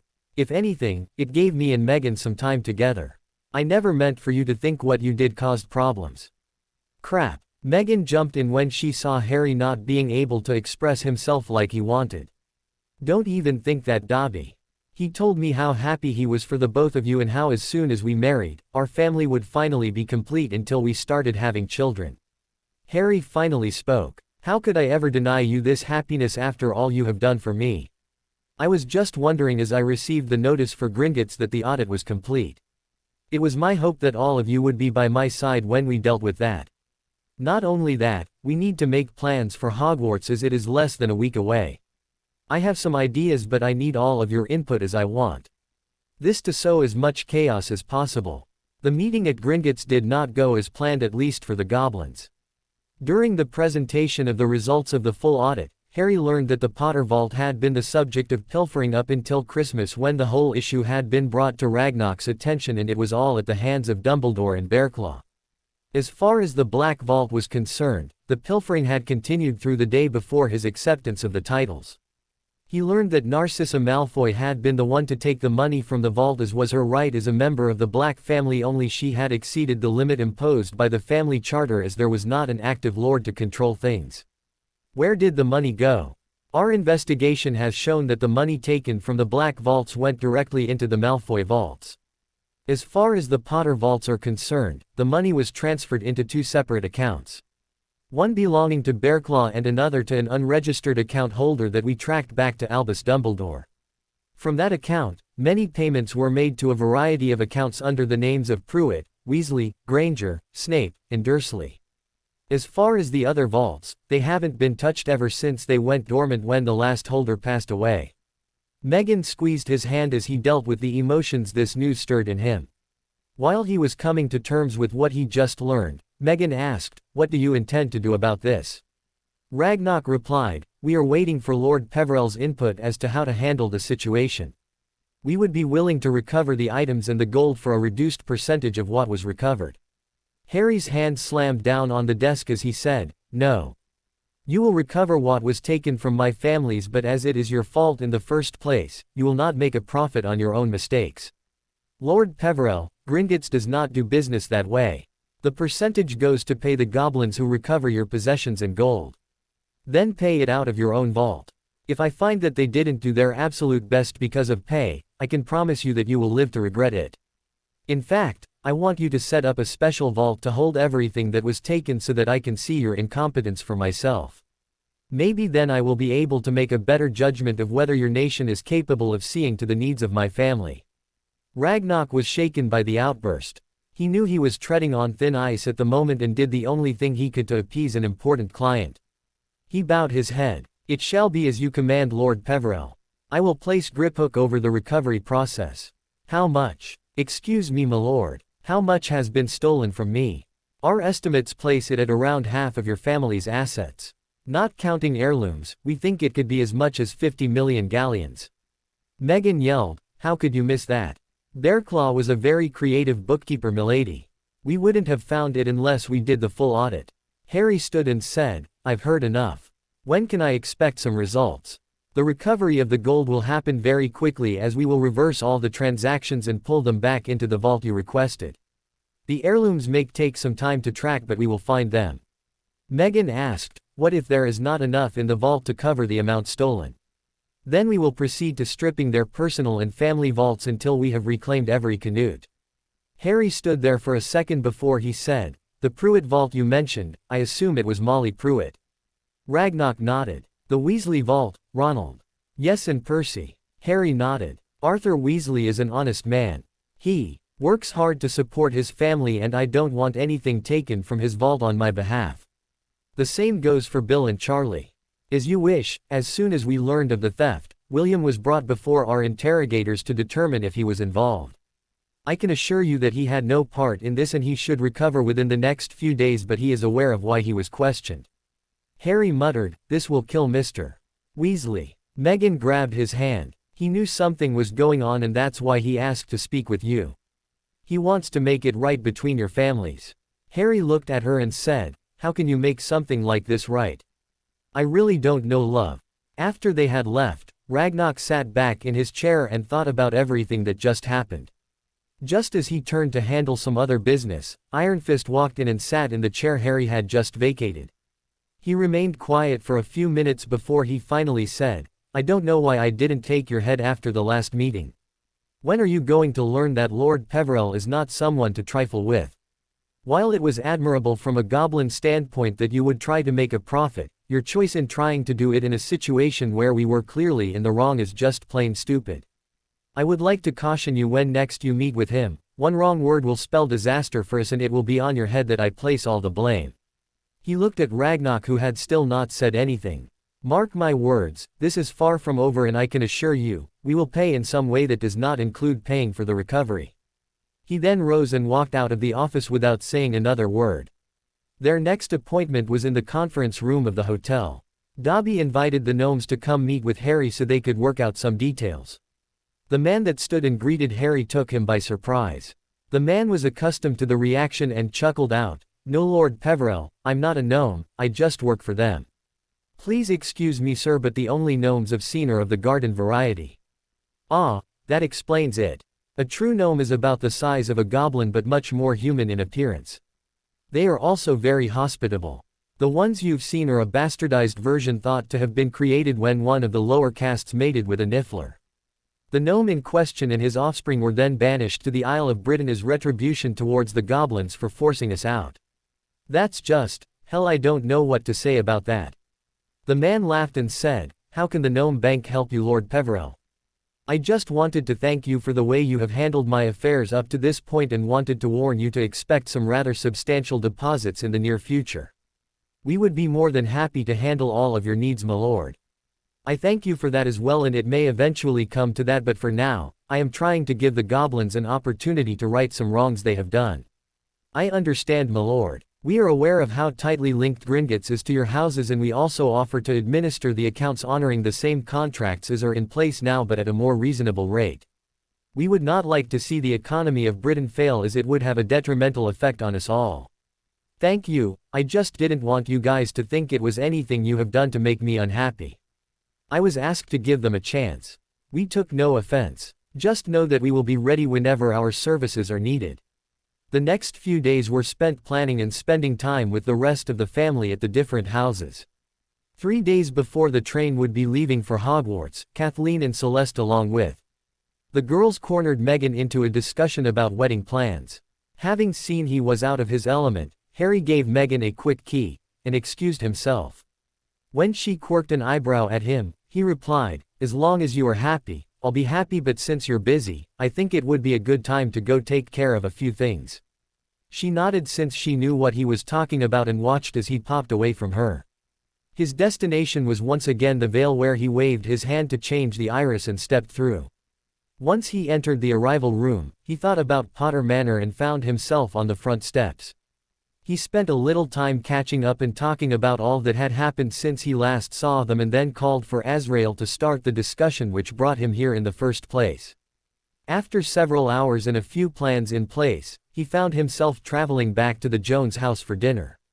Once dinner was over, they took Luna and the others to the suite for the long-promised TV night. When everyone was settled, Harry stepped back to his room to find a letter waiting on his nightstand. He opened the letter, which was adorned with the Gringotts seal, and sat down to read. It announced the completion of their task with the exception of some of the heirlooms which were still being tracked and recovered. The letter also asked for another meeting as quickly as possible so that they could settle the matter and get his gold working for him again. His eyebrow rose at the term and a small smile crept onto his face. When he entered the sitting room, Meghan's eyes caught the mischievous glint in his eye and she asked, "What have you been up to?" He smiled and handed her the letter. Once she finished it, he said, "We'll need to go back tomorrow and settle things." "Okay, but now I want you to forget about plans, business, and everything else and just relax." As she snuggled into his arms, he said, "Yes, dear." Harry stood in front of an open vault and stared at the gold piled up in there. He finally asked, "Just how much is there?" Griphook replied, "Not including the value of the heirlooms, there are 101 million galleons in the vault." "How? I thought Ragnarok said that you guys estimated the theft to be around 50 million. Griphook chuckled. "Yes, Harry, that was the amount of the theft. Let's just say that we were creative and penalized anyone who ever took money from you. The Malfoy family has had their accounts drained dry and then we started selling off their assets. They have refused to leave the family manor and have raised some serious wards to protect themselves. An unofficial report says that Tom is hiding there as well. Surely that doesn't add up to that much." "No, very astute of you, Harry. We drained what was left from the vaults Dumbledore moved money to except for one. It is my understanding that Miss Granger sold the books she purchased with the money she earned and then cleaned out her account. The next transaction she made was to deposit the entire amount into the account for the magical orphanage in honor and memory of the friend she lost. The remainder and any shortfall came from Dumbledore's personal vault. I thought it best to charge him interest in the matter and even paid the recovery team a bonus from there as well. I would love to be there when he gets his next statement and only sees the 30 pieces of silver we left for him." "Fitting. Yes, I thought so. Now the rest came from the personal and family vaults of Bearclaw. Ironfist thought it would serve well as a reminder of what happens when you cheat a client." "Thank you, Griphook. I appreciate the efforts you made on my behalf." "It was my honor to do so, Harry. Please do not take offense at what happens next." Griphook chuckled, "I already have the transfer order filled out and waiting for your signature. I would honestly do the same thing if I were in your shoes. You know my offer was genuine. If you ever find life here unbearable, come find me. I will always a place for you."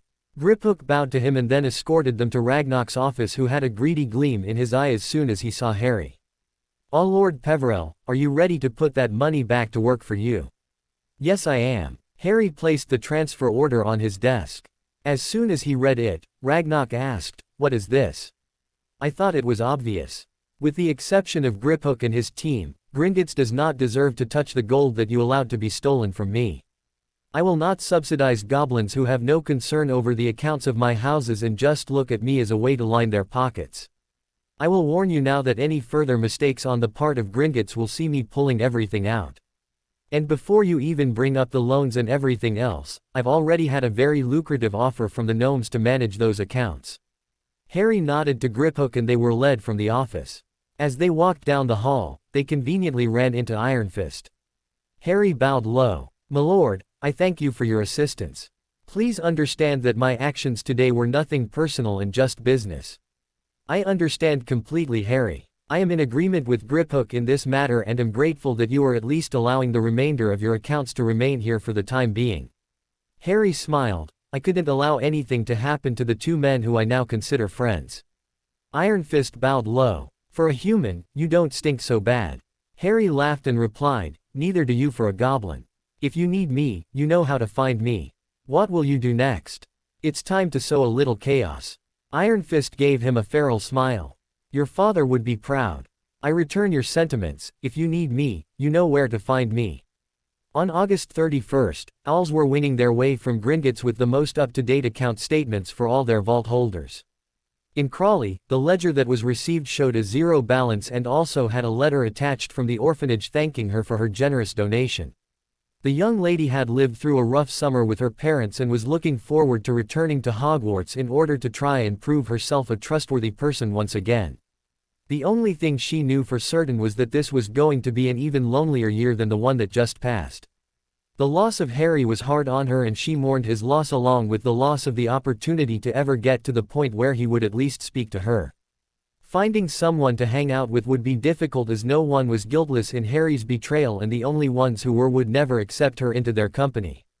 She walked into her father's study and laid the ledger sheet along with the letter on her father's desk in the hope that he would one day be proud of her again. Harry received his statements along with a letter from Griphook.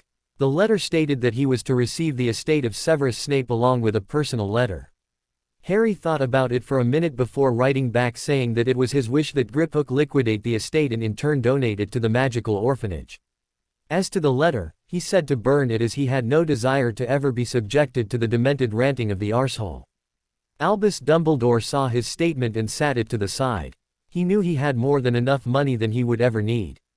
His first signal that something was wrong would be when he saw Molly Weasley storming into the castle the next day after dropping her kids off at the Express. Another owl was making its way to the burrow that was close to the Jones home. Ron and Molly hurried to get their statements before Arthur saw the owl. As soon as he entered the room, they hurriedly pocketed the ledger sheets as he sat down to look at what he had to work with. He released a sigh that he never had enough to meet their needs but was always positive that things would work out. As Molly and Ron both snuck off to check their balances, the screams of, "No," could be heard all the way to where Harry and Meghan were sitting out on the lawn and enjoying a quiet evening together. She ate his cheek and chuckled out, "The Weasleys must have got their statements." Harry smiled at her and said, "Sounds like it to me." You can't miss the cry of anguish from Ronnikins or the harpy-like screech of Molly when something doesn't go her way. She pulled him down onto the blanket they were using and held onto him as it was their last night together. After a while, "Promise me you'll be careful.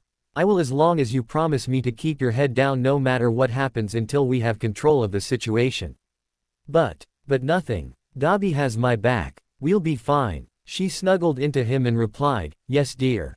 They stayed like that until it was dark and Kathleen called Meghan back into the house. As they parted, Harry gave her a passionate key, and told her he would see her in the morning.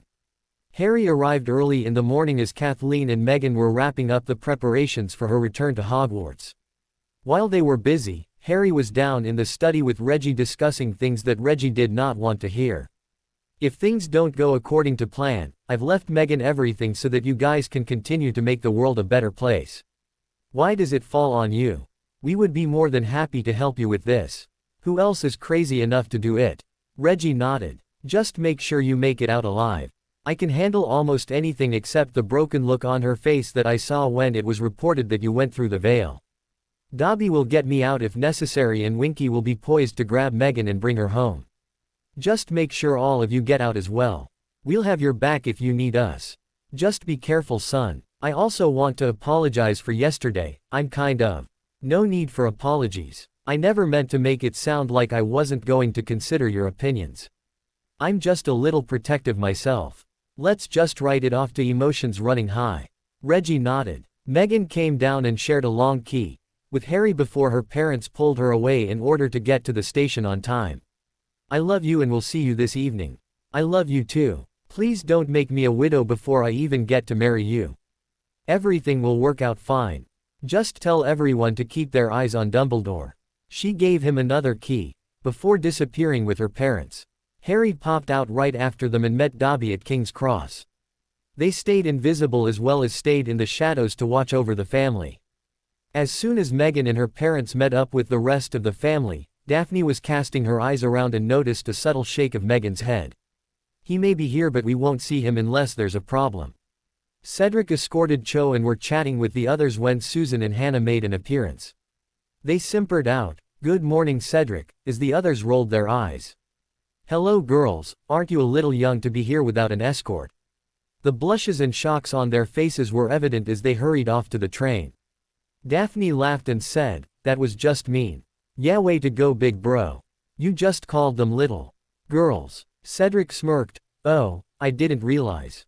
Cho giggled and gave him a long key before boarding the train. It wasn't long before goodbyes were said and they all gravitated to the same compartment. The last to arrive was Luna, who said, "Your fiancé was watching us the whole time. If I didn't know him better, I'd think he was one of those guys who preyed on young girls." "Oh sorry, that was Victor, wasn't it?" They were disturbed from their laughter by a knock on the door. When they looked up, they saw Hermione Granger standing there and Tracy moved to answer the door. "May I sit with you?" Daphne looked up and said, "I don't think that is such a good idea, Granger." "Why not?" "Because we may discuss things that we wouldn't want the headmaster to know about." It's nothing personal. Well, yes, it is, because even with my reputation, I wouldn't screw someone over for money and then break his heart as an encore. Hermione looked stunned but stood there and took the abuse she knew she deserved. She then heard a dreamy voice say, "Is this going to be like one of those showdowns like we saw on TV the other night?" Meghan looked at Luna and saw the glint in her eye. She smirked and played along. "What do you mean, Luna?" "Well, we have the Ice Queen of Slytherin facing off with the heartless bitch of Gryffindor. It should be quite the show." Hermione stood there for a minute before she calmed herself and said, "I know I deserve it, and if Harry were here, I'd be on my knees begging forgiveness for what I did." Cho coldly said, "You tried that, and if I remember correctly, he didn't want to hear what you had to say either, so move along. We have better things to do than sit here and talk to someone we wouldn't choose as a friend if they offered us all the gold and Gringotts." After Hermione left, Lilith said, "That was rather harsh." Meghan replied, "Your point is, you weren't there to pick up the pieces that were left of Harry's heart."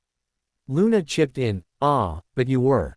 With a smile, Meghan replied, "Best thing I ever did." Now, while there are no interruptions, my fiancé asked that you keep your eyes on the headmaster tonight. Daphne asked, "Do you know what he is planning?" "Not entirely, he just said for us to protect ourselves and keep an eye on the old fool. I wouldn't be surprised at anything that happened tonight." Daphne said, "Stupid Griff is going to get himself killed one day." She looked up when she said that and saw the wide expressions of shock on everyone's face. They calmed when Meghan said, "Won't be the first time, but at least he has a plan this time." Everyone nodded at her comment and settled down for the long ride. They were mostly left alone as no one could withstand the glare cast by the girls whenever someone attempted to enter their compartment. Harry and Dobby were watching as the large group of officials along with lords and ladies made their way across the grounds and to the doors of the castle. Harry took a deep breath as he stood outside the wards that surrounded Hogwarts. He knew that the moment he crossed them, he would be committed to the plan. He felt something reach out and touch his magic, and at that point, he felt he could communicate with the castle, so he asked that his presence as the heir to Gryffindor and Slytherin be suppressed for the time being. After seeing the group disappear into the castle and another deep breath, he turned to his companion and asked, "You ready for this?"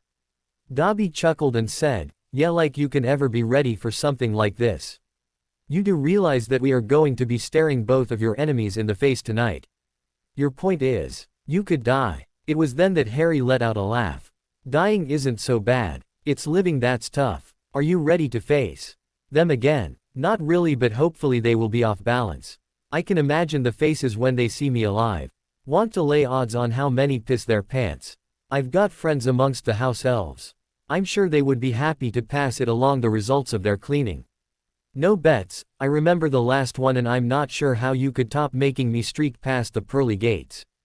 Harry got serious for a minute and said, "If this goes bad, get Meghan and you get out of there. I'm counting on you to take care of her." "Don't worry. I don't. Thanks for always being there when I do something stupid. There's no place I'd rather be." They pulled the hood of the heavy cloak over their heads and then both cast the glamour that made their hands and heads look skeletal. Dobby picked up 2 sticks and handed one to Harry. With a glow of their hands, the sticks were transfigured into long scythes. Dobby finally laid his hand on Harry's arm and they disappeared. The Sorting Hat was just finishing up placing the last of the first years when the doors to the Great Hall swung open to reveal Minister Fudge leading Amelia Bones as well as a few of her Aurors into the hall. If that wasn't enough, they were followed by Augusta Longbottom and a good amount of lords and ladies of the ancient and noble houses.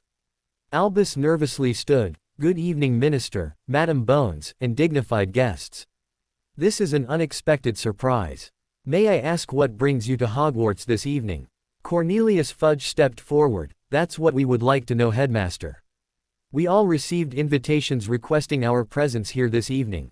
I can assure you I haven't sent out any invitations." Minerva: "No, Headmaster, according to the schedule, it was to be a standard welcoming feast with no special guests invited to attend." Albus looked confused for a minute before a flash occurred in the hall and another table appeared. "Well, it appears as if the castle is aware of your invitation and has made accommodations. Won't you join us then?" Albus waited for the visitors to be seated before he made his way to the podium for his start of the term announcements. Just as he was about to open his mouth, a cold voice echoed around the hall. "Ah, good, everyone has arrived. I guess that means we can get this party started. As everyone was looking around the hall for the person behind the voice, two figures in long cloaks appeared on the steps leading down into the hall. There were startled gasps as they got a better look at the hooded duo and saw the skeletal hands and the long scythes they both held. Albus asked, "May I ask who you are and what your business is here this evening?" This is a school and therefore visitors usually ask permission before arriving in the castle. I find it ironic that the minster and his entourage were welcomed with open arms and yet I am not. What's the matter, headmaster? Afraid of what they might overhear?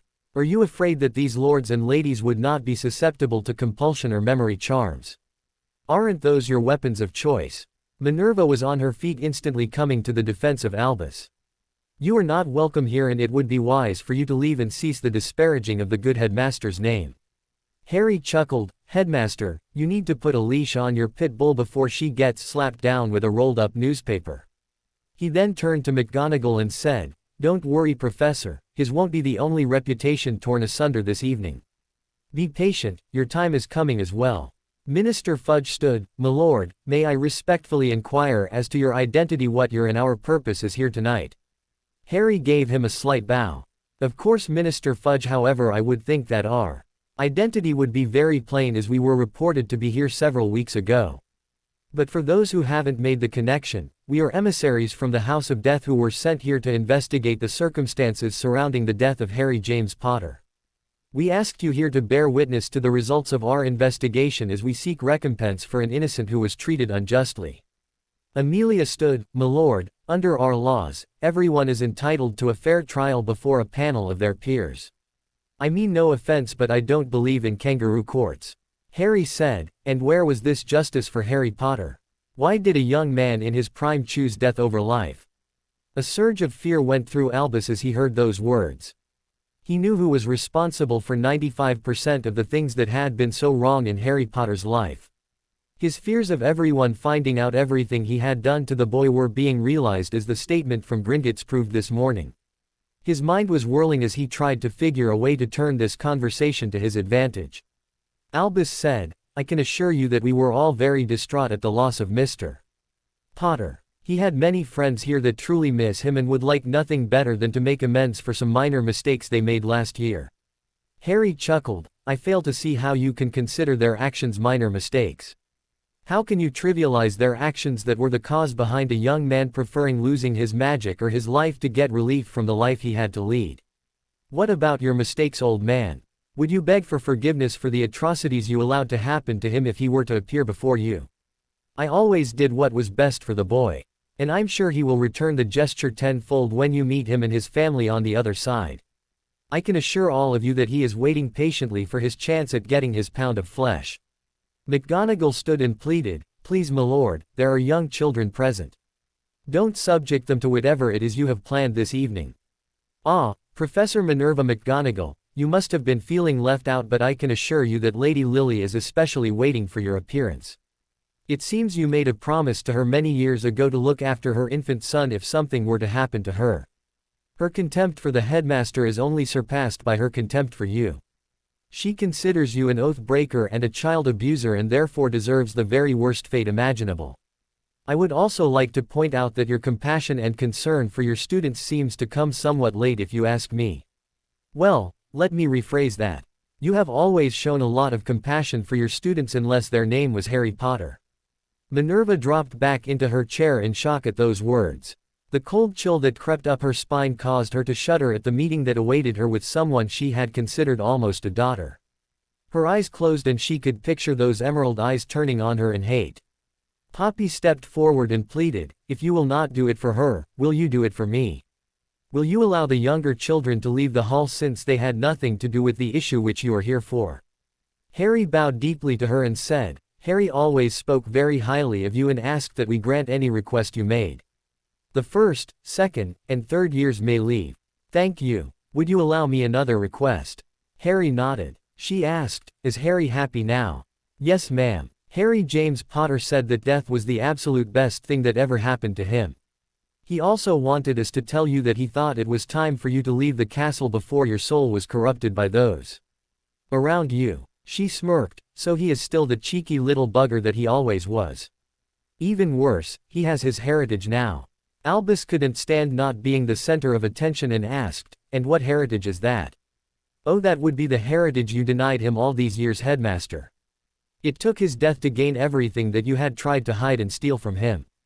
Albus tried to raise his wand, but before he could do anything, Dobby had him bound in magical ropes and suspended just above the floor as the wand flew straight into his hand. McGonagall and Flitwick moved to defend him but were met with a mocking voice. "Do you really want to throw away your lives that carelessly?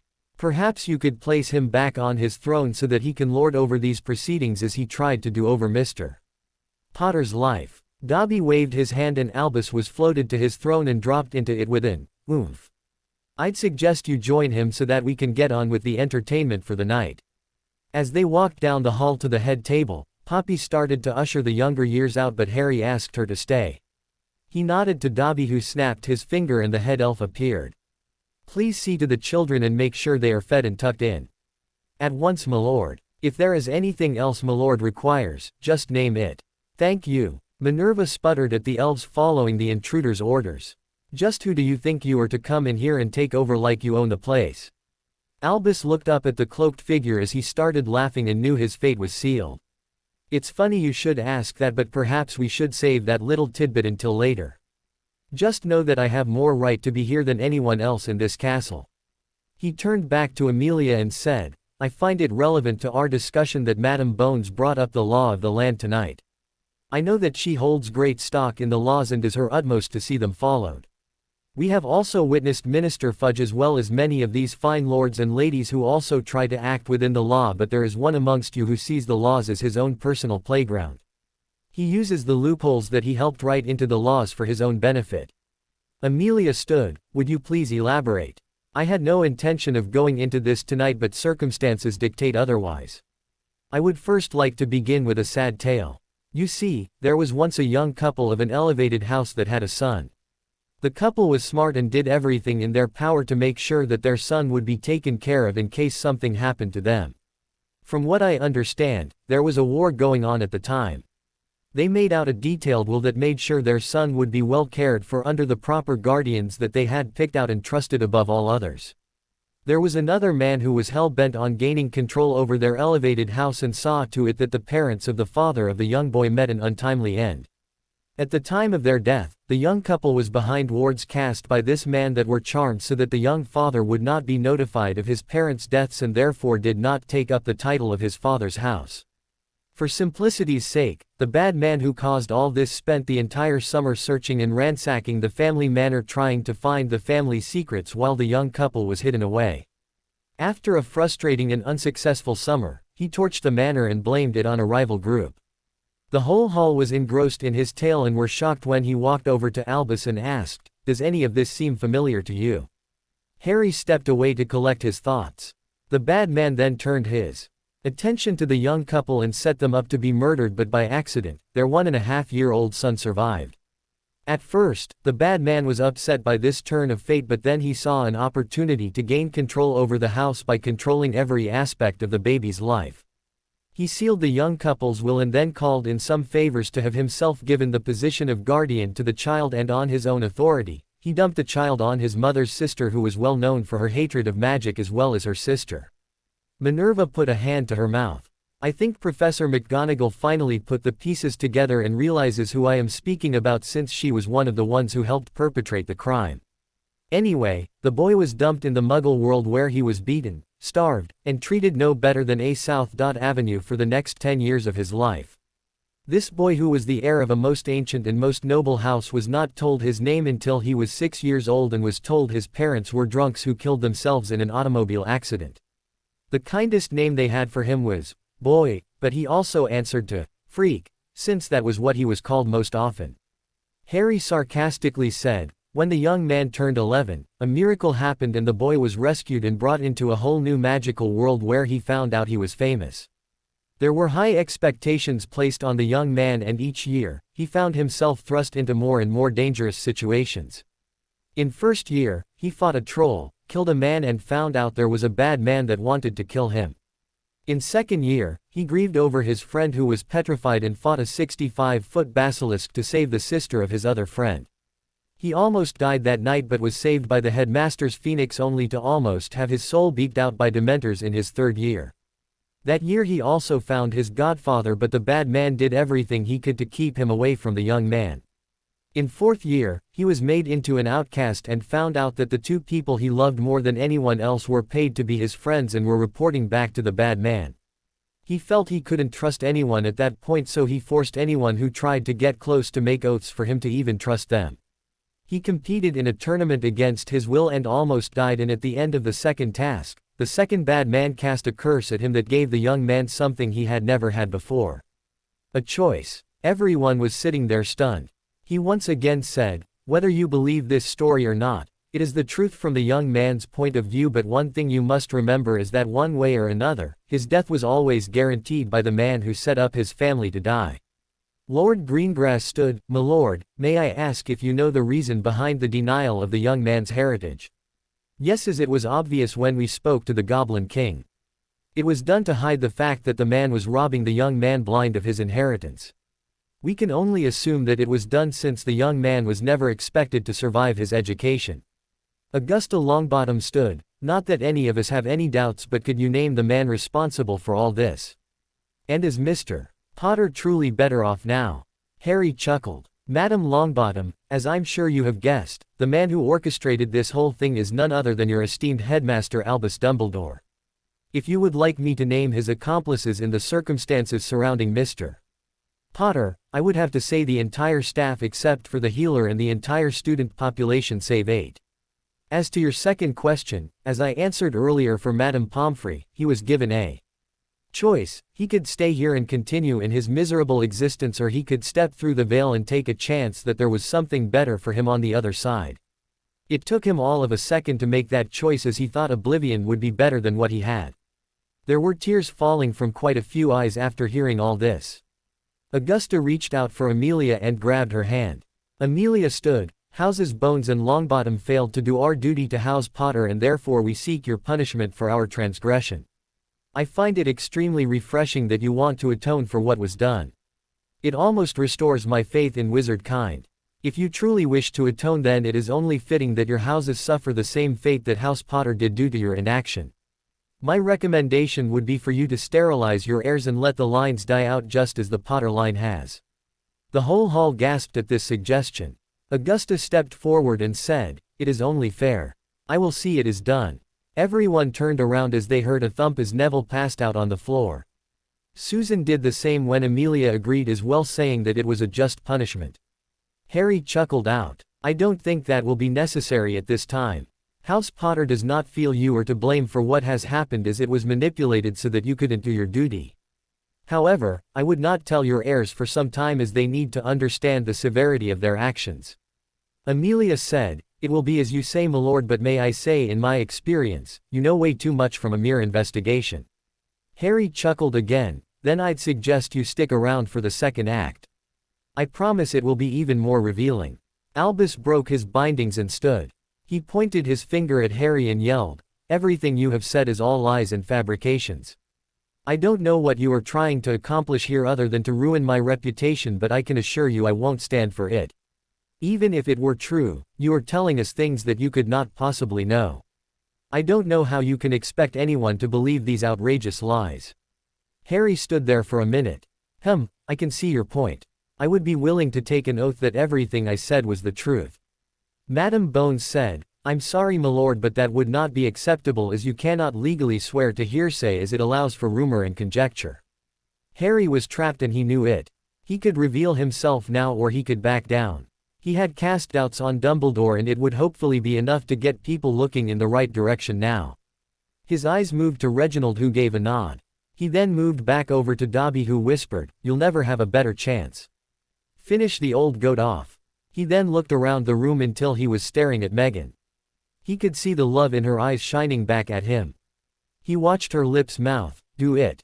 With a nod, he turned back. "No, Madam Bones, I would not be swearing to hearsay. I would be swearing to what I lived." It took several moments before realization started setting in, and gasps were heard all around the hall. He stood before Madam Bones for a minute before lowering his hood. As she looked up, she saw 2 glowing emerald orbs staring back at her.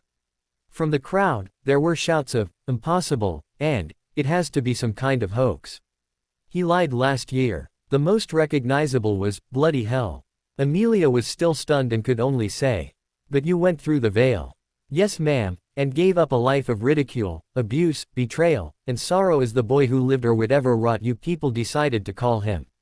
Amelia stood for a minute before asking, Poppy, could you come verify that he is who he says he is and that he is indeed alive? I verified it last night.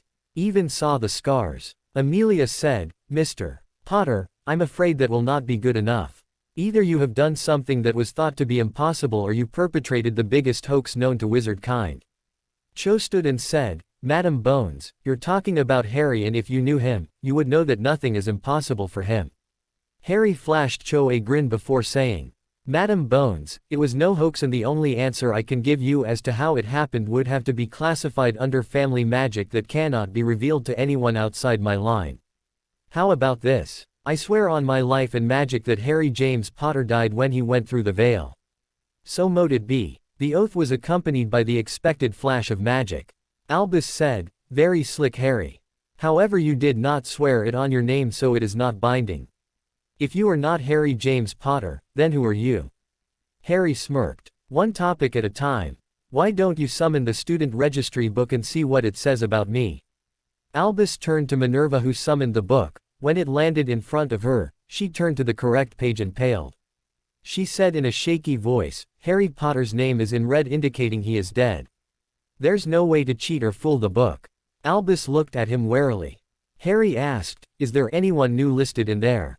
It says, she looked up wide-eyed in disbelief.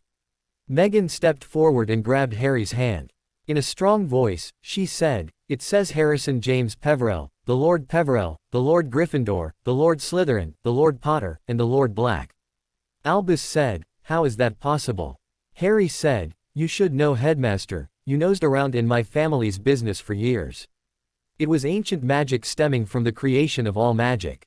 It was magic an evil light wizard such as yourself would never understand because it is pure, unlike you. Someone yelled out, how can a light wizard be evil? The same way a dark wizard can be good. Ron said, all dark wizards are evil. Harry smirked, I'll tell Moody you said that next time I see him. Harry then stepped away from everyone and around the head table. As soon as he was below the large Hogwarts seal, he raised his hands and it lowered to the floor. He took out the ritual knife and sliced his palm. Everyone sat there with their mouths hanging open as he smeared his blood over the Gryffindor and Slytherin sections of the shield. As soon as it was raised back into place, the shield flashed with a bright white light. Fudge asked, what was that? You know blood magic is against our laws. Harry smirked. I just claimed my station in the castle as the heir to 2 founders. As far as Hogwarts is concerned, putting on the rings is not enough. Minerva asked, what does that mean for Hogwarts?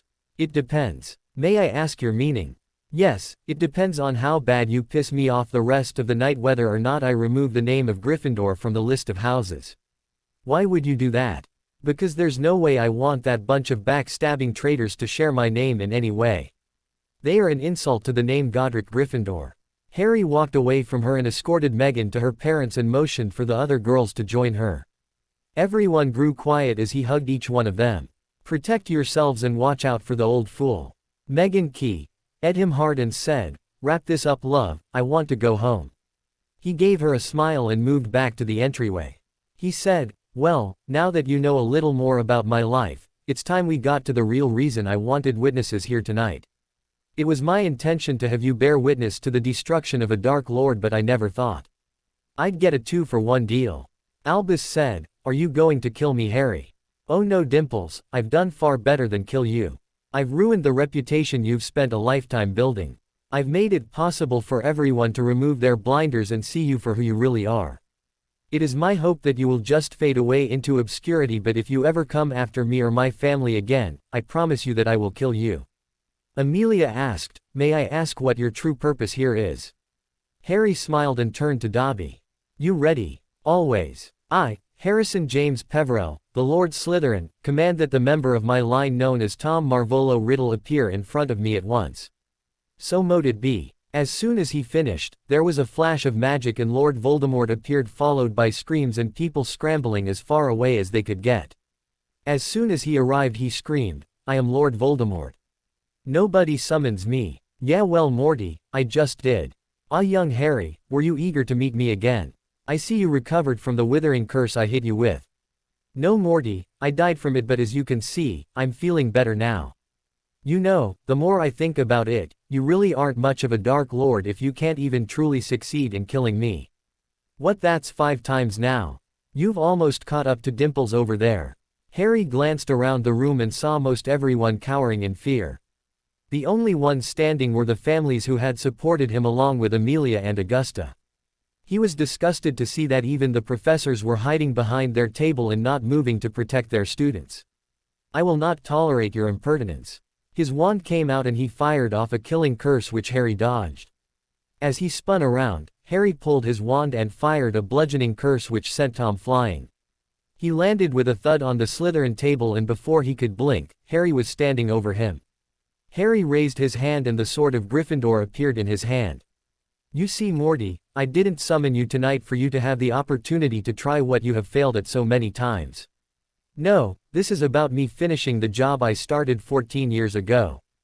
Albus moved towards them to try and stop Harry but was too late as the sword flashed and Tom's head rolled down the Slytherin table for each and every one of the junior Death Eaters to see. Harry looked up and said, "So what do you guys think about your master now?" Albus said, "What have you done? He'll be a spirit again." Harry smirked as he reached into his pocket and started pulling out the horcruxes. As soon as he saw them, Albus' eyes widened. Harry said, "You knew all along, didn't you?" Albus couldn't even meet his eyes. Harry jumped off the table and with a wave of his hand, the head and the body floated off the table and came to hover in front of him. He walked back to the entryway where he placed them on the floor when he whispered, "Great-grandfather, it is done. I have need of you." Everyone was watching as they saw him mutter something and then once again shrunk back in fear a minute later as the Grim Reaper appeared.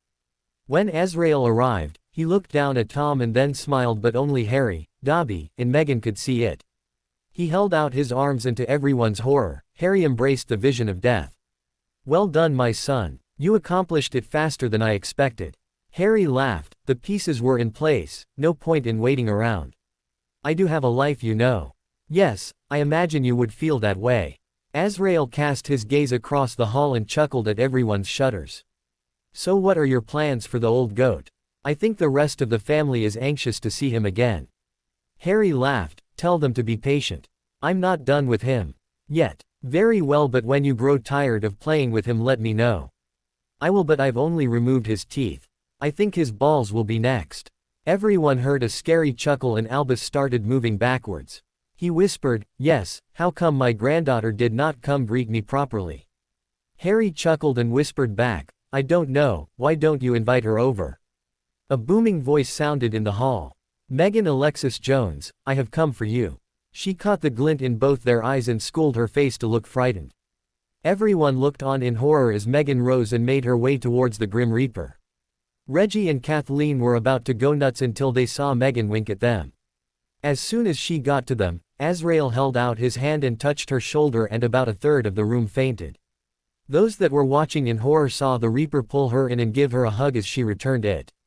Azrael whispered, "As soon as you are truly of my line, have your husband bring you to meet the rest of the family."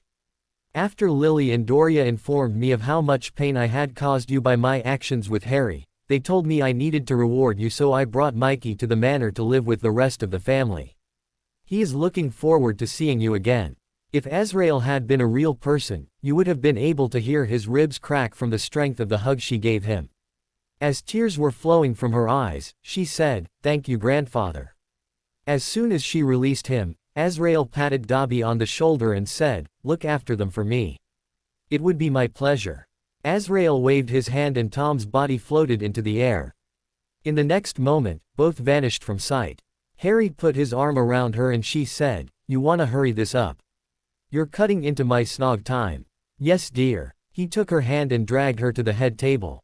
He reached into his pocket and pulled out 2 pieces of parchment and handed them to Minerva. "Those are mine and my fiancé's resignations as students of Hogwarts. But you're a founder's heir. You belong here." Yes, I should be here, but I refuse to subject either of us to the substandard education taught here, and you will not be able to use my attendance here to make yourselves look better. If that were not enough, we just find most of you distasteful and want nothing to do with the lot of you." Daphne stepped up behind them, and there were 6 more letters lying on top of theirs. Minerva looked up and saw that Daphne, Astoria, Tracy, Lilith, Luna, and Cho were standing behind Harry and Meghan. Harry turned and kissed Daphne's cheek. "It seems as if some of the ancient and noble houses agree with me." "Are you sure, sister?" Daphne replied, "Yes, as you suggested, we did some research and found the curriculum to be rather lacking in substance. It seems to have been in decline ever since Dumbledore took over as headmaster." Harry chuckled. "That sounds about right. He wouldn't want anyone to seem smarter or more powerful than he was. He would want to establish the myth surrounding him by casting lost magic that was really only stuff he didn't want taught anymore. I think we will get a much better education no matter where we go." Luna said, "I vote for Area 51. Harry smiled and said, "I told you it didn't exist. Neither does the Stargate, but yet you walked through one." Minerva desperately said, "But your parents would have wanted you to attend Hogwarts." Harry laughed. "No, my parents wanted me to get a real education and told me to get the hell out of here as fast as I could. In fact, they told me to get as far away from the manipulator and the oath-breaker as possible. You know, when Mum gets done with you, I doubt there'll be enough left of you to burn in the fiery pits of hell. By the way, I posted a letter to your daughter this morning explaining everything. I'm sure you will have fun explaining to her your reasoning behind what you did to the child of the girl she thought of as her little sister." As they were walking out of the hall, Harry stopped and yelled, "Hey Cedric, you coming or what?" Everyone looked up and saw Cedric step out of the shadows with a man beside him. As soon as they met up, Harry held out his hand and said, "Harry Peverell." "Barry Timmons. Well, did you get all that?" "Yes, Lord Peverell, I want to thank you for the opportunity." "Thanks, Cedric." He thought it would be best to have someone on the outside who could tell the story before everyone in the hall forgot about it by morning. "Would you clarify something for me?" "Of course. Just to be sure I have it right, you're saying that you as the heir of 2 founders of this once illustrious school is rejecting his heritage and refusing to attend because of the poor standards of education that are taught here." "No sir, I don't reject my heritage, but I do refuse to attend a third-rate school with students who have no integrity. In my whole time here the headmaster has been more concerned with things like the Wizengamot, giving second chances to Death Eaters, and trying to control me rather than focusing on turning out exceptional wizards and witches. As long as he is headmaster and the current staff remains, Meghan and I will not return, and if things don't change, I doubt you will see any of our children attend here either." When Harry got to Dobby, he held out his hand and took Dumbledore's replacement one from him. With a smirk, he snapped it and threw it on the floor. "That should give everyone enough time to get away before he comes up with another." The older family members were moving to join up with the kids, and when they met, Reggie loudly asked, "I thought your plan was to just deal with one Dark Lord tonight. Why'd you go for both?" Harry laughed. "Dobby beepered me into a bet and there was no way I was going to let him win this time." "What was the bet?" "Well, if I lost, I was going to have to polyjuice myself as Ron Weasley and have to go to the headmaster's office BPD. I'd be willing to bet it wouldn't be the first time that happened, but I don't want to be the one to find out what they do behind closed doors." Meghan had her arm tightly around Harry as they made their way out of the castle and onto the path that would take them to the gates to exit the grounds of their former school.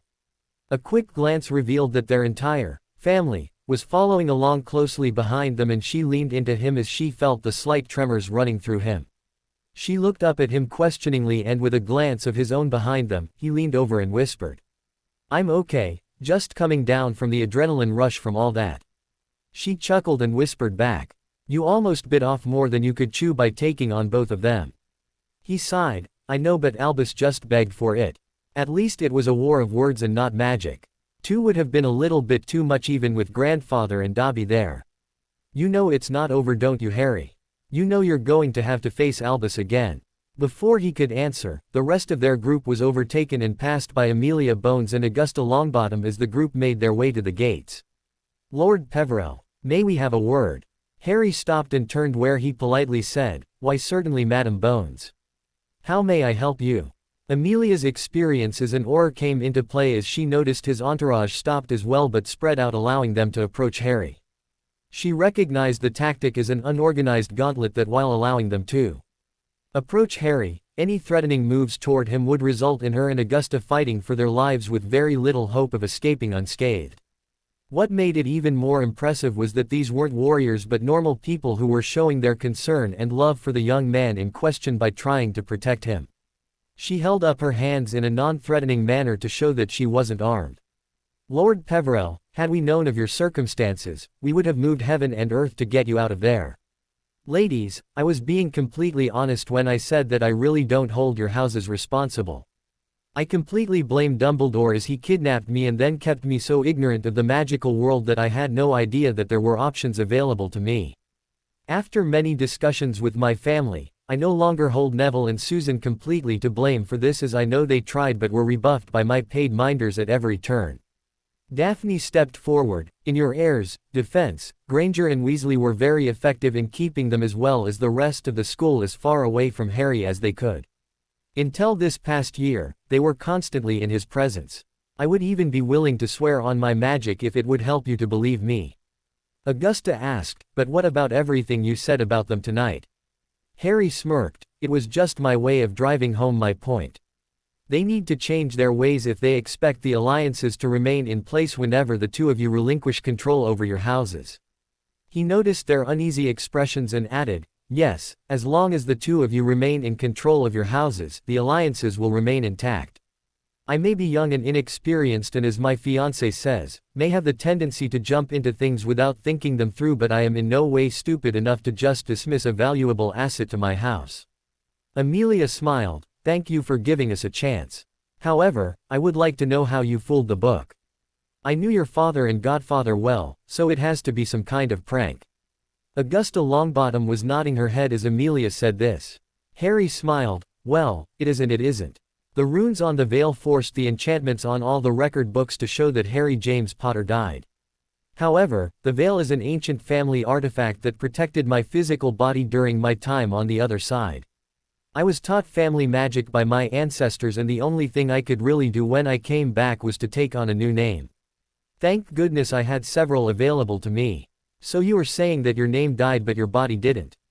Harry laughed. "Pretty much. Weird, isn't it? Now I understand why all the old families hold onto those secrets like you do.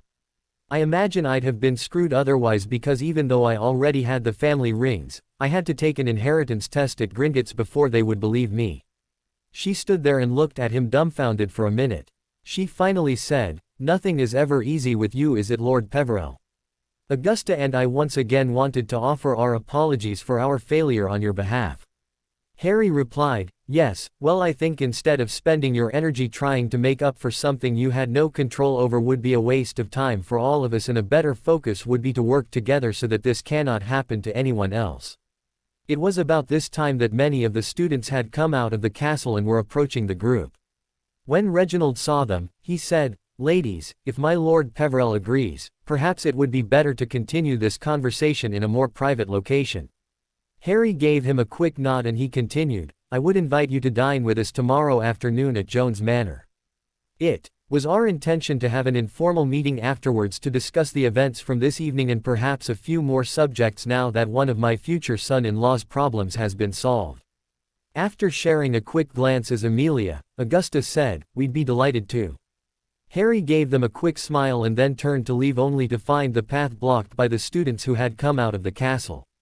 Harry's eyes narrowed and his wand quickly found his way into his hand, as did Megan's, Daphne's, and Luna's. Fred stepped forward and held up his hands to show they were empty. "No need for that, Harry. We don't want any trouble with you guys, we just want to talk."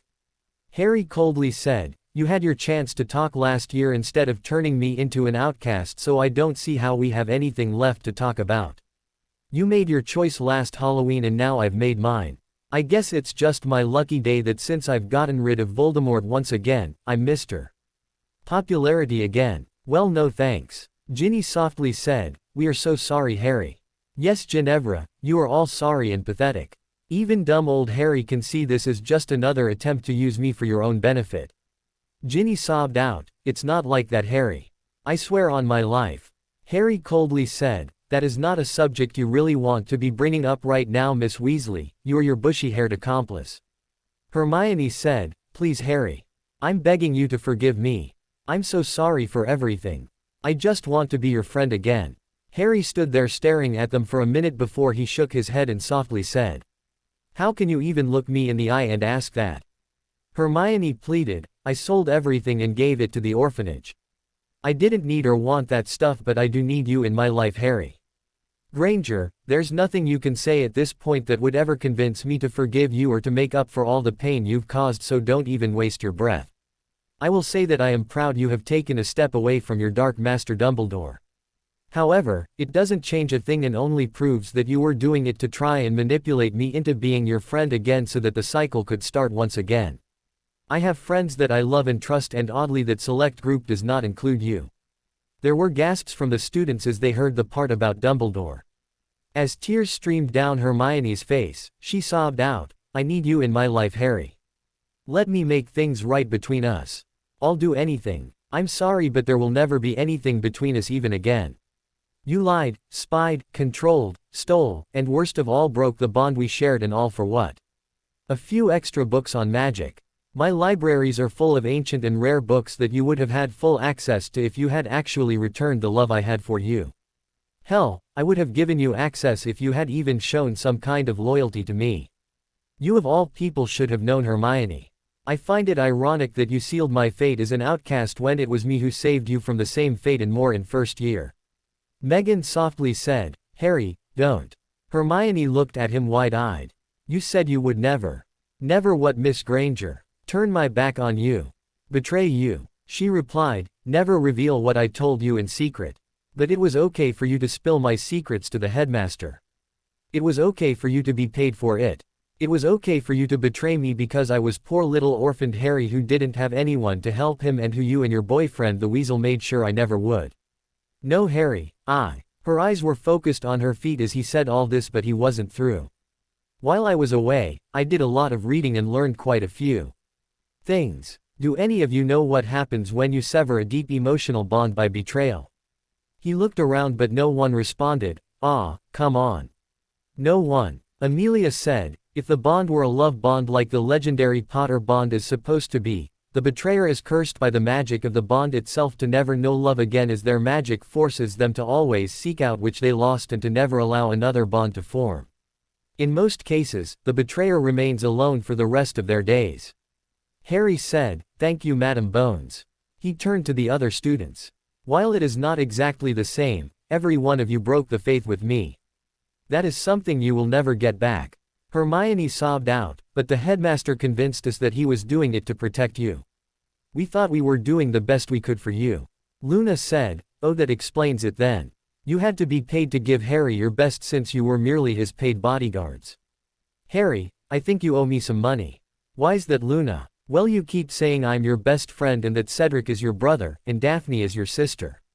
I would add something about Meghan, but she is already getting half of what you own, so shouldn't we be compensated for the time we spend with you? You're absolutely right, Luna. How rude of me to overlook the fact that you needed to be paid to befriend me. Cho, Tracy, and Lilith, would you submit a bill so that I can make sure you are paid for your time with me? Cho said, sure, Harry. But I think we need a bonus for not running to the headmaster and telling him what you were doing. Harry nodded, that seems fair. Cedric smirked, you'll pay me back enough when you take Meghan off my hands. Daphne wrapped her arms around Harry and kissed him on the cheek. And I already have what I want most, dear brother. Meghan added, as do I. The only thing that would make it better is when you start giving me children, and I want enough children to continue all of our lines. Harry looked at her and smiled. I'd like that too, but can we just practice for a few years? They could hear Reggie muttering, yes, please. Harry's arm went back around Meghan as he tried to step forward, but the crowd of students did not move. With a cocked eyebrow, he asked, would you please move aside so that we can go home? The group of students stood there looking at him until Harry pulled Meghan closer to him and disappeared right before their eyes. Daphne and the others watched as the crowd broke up and the dejected students started making their way back inside. As Granger and the other Gryffindors passed by, Daphne said, I guess it's that time then. Fred stopped and looked at her for a minute before asking, "What's that?" With a smirk, she said, "The time when you see that you never know what you've got until you've utterly screwed yourself by throwing it away." Fred looked at her and gave her a small nod and then turned as Cedric started speaking. "You know, love, maybe you should have stayed this year. Quidditch ought to be interesting now that the Griffs don't have Harry to carry them." Cho chuckled and replied, "Nah, Harry was the only real competition here and without him, it won't be fun anymore. Not that it matters anymore, but there won't be a Quidditch recruiter found within 50 miles of Hogwarts after what they did. My cousin said that we're only looking for players who actually showed loyalty and would back up their teammates." Cedric laughed. "Maybe you're right, sweetheart." She got a calculating look in her eye and said, "However, it may have been fun to watch the Griffs fall apart under Johnson this year." Harry's group of friends chuckled as they watched his former teammates wince at what she had said. Cedric even threw in, "Hey, Johnson, maybe you should add the weasel as keeper. He'd be a perfect fit for your team since he already displays those qualities your house admires so much." The adults stepped forward and Amos said, "You've made your point. Let's go home." Meghan and Harry had no sooner landed when she dragged him up the stairs and into her room, where he finally allowed his exhaustion to show. Meghan pulled off his cloak and then started unbuttoning his shirt. Harry shyly said, "As much as I'm enjoying this, I don't really have the energy for something like that right now." She blushed. "Hush you, I'm not about to let you go back to the suite while I worry about you all night. Besides, you're not getting any of that until after you marry me." Harry just smiled as she went about undressing him and putting him to bed. Once she had him under the covers, she made her way to her bathroom, where she took a quick shower before changing into her sleepwear that consisted of her knickers and a t-shirt she had stolen from Harry. Her exit back into the room was under the raised eyebrow of her mother. "May I ask what you are doing?" "Harry's upset and exhausted and I didn't want to be up all night worrying about him, so I brought him here." "You may be engaged, but you are still my 16-year-old daughter," she said sternly. Meghan turned to her mother and said, "Mum, nothing will happen until my wedding night, and only then if we feel we are ready for it. He's been through a lot tonight and I know him well enough to know that he will have nightmares. I want to be there for him and keep him comforted so that he gets a full night's rest." Justine smiled, "Just not too much comforting." Meghan nodded. "Go on, we will see you in the morning." It was late morning before Harry and Meghan came out of her room, and the only reason they did at that point was due to the constant knocking that had been going on since early morning. When Meghan finally opened the door, Reggie was standing there and only said, "Our guests will be here in about 2 hours, so you might want to start getting ready." She nodded in reply, but instead of the rebuke she expected, Reggie asked, "How's Harry?" "Rough night, but I managed to keep him asleep." From behind her she heard a sleepy voice say, "Yes you did. Thank you for that." She grinned as a shirtless Harry approached the door. "Sir, thank you for what you and Kathleen allowed last night." I wouldn't betray your trust, sir, ever." Reggie smiled at him. "We know, son. Last night was a special case, so we allowed it, but don't think it'll happen very often." "It won't, sir. I promise. You two get cleaned up and ready for the day. Dobby and Winky have already arrived and brought some fresh clothes for you, and they have been laid out in the guest room so that you can get ready without any distraction." Meghan smirked, "But Daddy, I wanted to wash Harry's back." Reggie choked back a response as she began to giggle at him. Harry paled and ran out of the room while saying, "I'll just be going now." After an enjoyable lunch, the whole group, including the younger generation, gathered in the sitting room to hold their conversation. As they sat around and spoke of various topics, Amelia and Augusta were surprised at the family dynamic involved, as both young and old were being listened to with equal amounts of respect and attention. Before the serious topics were started, the flow flared and the Delacour family stepped out of the fireplace only to see a blonde missile fly off and tackle Harry. To everyone's surprise, Amelia rose and said, "Jean, how good it is to see you again." "Likewise, Amelia. I see my nephew has brought you into the great conspiracy." She caught his eye and said, "Nephew? Conspiracy?" Jean chuckled. "Calm down, Amy. It's nothing so grandiose. Our group has grown close enough that they are almost siblings, so since they look upon each other in that respect, we look upon them as extended members of our own families. As far as the conspiracy comment, just sit and listen with an open mind." Augusta said, "I can see the closeness the younger ones share. I just wish our heirs had the foresight to join in." Harry said, Madam Longbottom. Augusta cut him off. I would appreciate it if you would call me Gran. It's what should have been anyway. All right then, Gran. As I said last night, I really don't hold your houses responsible for my lot in life. All of it can be laid at the feet of Albus. He looked up and saw Daphne squirming. However, it seems Daph has something to say, so I'll defer to her. Madam Longbottom, you claim to be Harry's sister. Yes, ma'am. Then I expect all of you to call me Gran. I have been far too long kept from his life, and I intend, if you will allow it, to be a part of it from this point on. Of course, Gran. You can't really blame Neville and Susan completely. Weasley and Granger did their best to keep everyone away these last few years. The only thing I can really say they did wrong was they gave up and didn't confide their problems to you. Augusta looked down. He did, and I just admonished him as not being the man he was raised to be and never looked into it further. For that I apologize. I'm sorry to say that I believed Albus when he said Harry was fine, even though he would not allow me to see it for myself. When I say it that way, I now find myself ashamed of how I treated Neville when I had done the same thing. Harry stood and placed a hand on her shoulder. It's okay, Gran. He had everyone fooled for a long time. I wouldn't have believed it myself if he hadn't overplayed his hand last year. It took isolation from the rest of the school along with Dobby and then a letter from my mum to open my eyes. Amelia said, I will also have to claim some responsibility with Susan. I raised her and she seems to have inherited some of my less desirable traits. Amos laughed. Which one, Amy, the stubborn quality or the independent streak? Amelia smiled, both actually.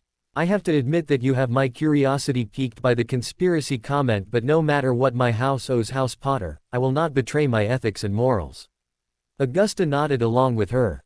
Harry asked, if I were to ask you to break the law for our alliances to remain in place, you would say no. Wouldn't that be a death sentence for your houses? Yes, Lord Peverell, to both. He nodded. Then it's a good thing I'd never ask you to do something like that. It seems your characters are as good as my advisors have informed me. Amelia and Augusta shared a glance. Jonathan said, My ladies, it is our hope that you will join with us in our quest, and you will see for yourself that even though Harry technically outranks us, there is no clear leader in our group. Harry may have been the catalyst that brought us all together, but we all have the same goals. And what would those goals be? Lord Moon replied, we want a better world for our children and grandchildren. Is this not the hope of all progressive people, no matter what their political leanings are? Augusta asked, what would we have to do? Harry said, support us in our efforts to remove the bigotry and hate in our society. I think I have done the hard part by eliminating the two men who were leading the worst of it. Amelia replied, Albus is hardly out of the way. Harry smirked at her and said, Albus Dumbledore is no longer a threat to our plans. For too long, he stood back and allowed people to be judged by the purity of their blood while he used double-speak to placate the Muggle-born. For too long, he was allowed to move unchecked and did quite a bit of damage. We want the law to be equal for everyone, no matter who you are. Augusta and Amelia shared another look. That is something we would like to see as well. Harry said, wonderful. Now see, I'm not as crazy as everyone thinks I am. To make it even easier, I'm going to leave the political matters in the most capable hands of my advisors, of which I now include you. They have already agreed to accept my proxies, so my plan is to take control of my seats and confirm them as such at the next Wizengamot meeting. Amelia asked, but shouldn't you be involved in the voting process? I will be, but not as the face in front of the crowd. I'm perfectly content to sit back and allow the more experienced lords take the lead on this. I am very much aware that I would be a sitting duck in that setting and will gladly learn from those I trust. We, that is, my generation, have decided that we will be perfectly content to sit back and learn at the knees of our elders. What makes it even better is that they are willing to listen to our opinions, and as you have seen today, it is not so much the lord of the house who speaks but the entire family. We hope to one day ascend to our seats as a group when our elders decide they have had enough. Speaking only for myself, I hope that day is many years away. Amelia chuckled, it seems you have it all planned out. Harry laughed out. No, I just do what the beautiful and smart girls tell me to do. The ladies think this would be for the best, and Cedric and I think we would be much happier enjoying life and playing Quidditch until they tell us we can't anymore. Augusta gave him a look and then said, so much like James and Frank. However, your actions betray your words. How so? You are not merely sitting back and taking things easy. How could I expect the world to change if I didn't do my part? But you are only 15. I would never expect Neville to bear such a burden at this point. Neville is also not the head of 5 houses either. As far as that goes, how could I expect anyone else to do the task that was left in my lap? Amelia said, but you are only 15. It should not have been up to you. Madam Bones, was there anyone else stepping up to do what needed to be done? Was there anyone who was crazy enough to do it? You've got to realize that until tonight, none one would have stood against Tom or Albus. Reggie said, he does have a point. I know, but it doesn't mean I have to like it or accept it. I'm the head of the DMLE as well as one of the people who were tasked with taking care of him, but yet here he is, doing my job for me and taking care of us in turn. And by the way, Lord Peverell, I would prefer it if you called me Aunt Amelia. Harry smiled and said, as long as you and Gran drop the Lord crap. We are family here. Amelia smiled and said, agreed. I know that it is a sign of respect, but in my line of work, the term madam takes on a whole new meaning. Harry nodded, but his mind was on something she had said a minute ago, so he stood and started pacing. Those familiar with him knew that what he was thinking about how to say something that was going to unsettle the whole room. As he started and stopped several times, Meghan finally stood and wrapped her arms around him. We are family here. Just say what is on your mind. He quietly said, I don't want to hurt anyone with what I need to say. She reached up and placed both hands on his face and stared him straight in the eye. She pulled him in and quickly kissed him on the lips before saying, we are not going anywhere, Harry. He leaned forward and touched his forehead to hers before asking the room, do you fear death? When nobody answered, he continued, I have no fear of death whatsoever. I have been to the other side, and quite frankly, I would still be there if it wasn't for this beautiful lady in front of me. I would have been perfectly content staying with my family, except I knew there was a part of me missing. Daphne asked, so you came back for Meghan? Harry gave a small grin. She was the main reason, but there are a few others I would have missed. But you've got to realize that my life before Hogwarts, no, that's wrong. My life before you guys came into it wasn't worth much, and if it wasn't for you guys, I would have remained there. Everyone sat quietly in the room for a few minutes. It was finally Augusta who somberly asked, if you have been to the other side, would you be willing to take Frank and Alice? The whole room turned and looked at her in disbelief. She quickly said, what? You can't believe that they have any quality of life. From the way Harry describes it, they would at least be able to be themselves again. To everyone's shock, Harry said, I could arrange it, but I think you and Neville need to sit down and speak about it first. I don't want to be the one responsible for the death of my godmother after already losing so many of the people assigned to take care of me. Augusta asked, what do you mean? My mother was a meticulous planner. She had me covered in every way possible, but failed to account for Albus Dumbledore. He personally killed my grandparents and then set up my parents to die.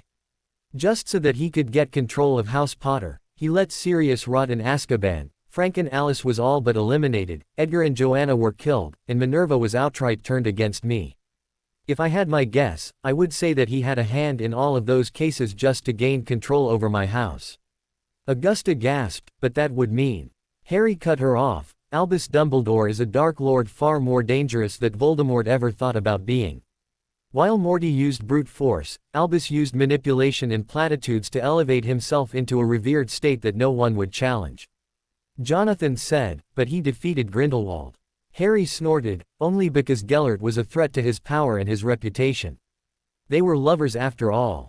The conversation continued most of the afternoon as plans were being made for the next session of the Wizengamot. The other discussion to be held during that afternoon dealt with the kids' education plans.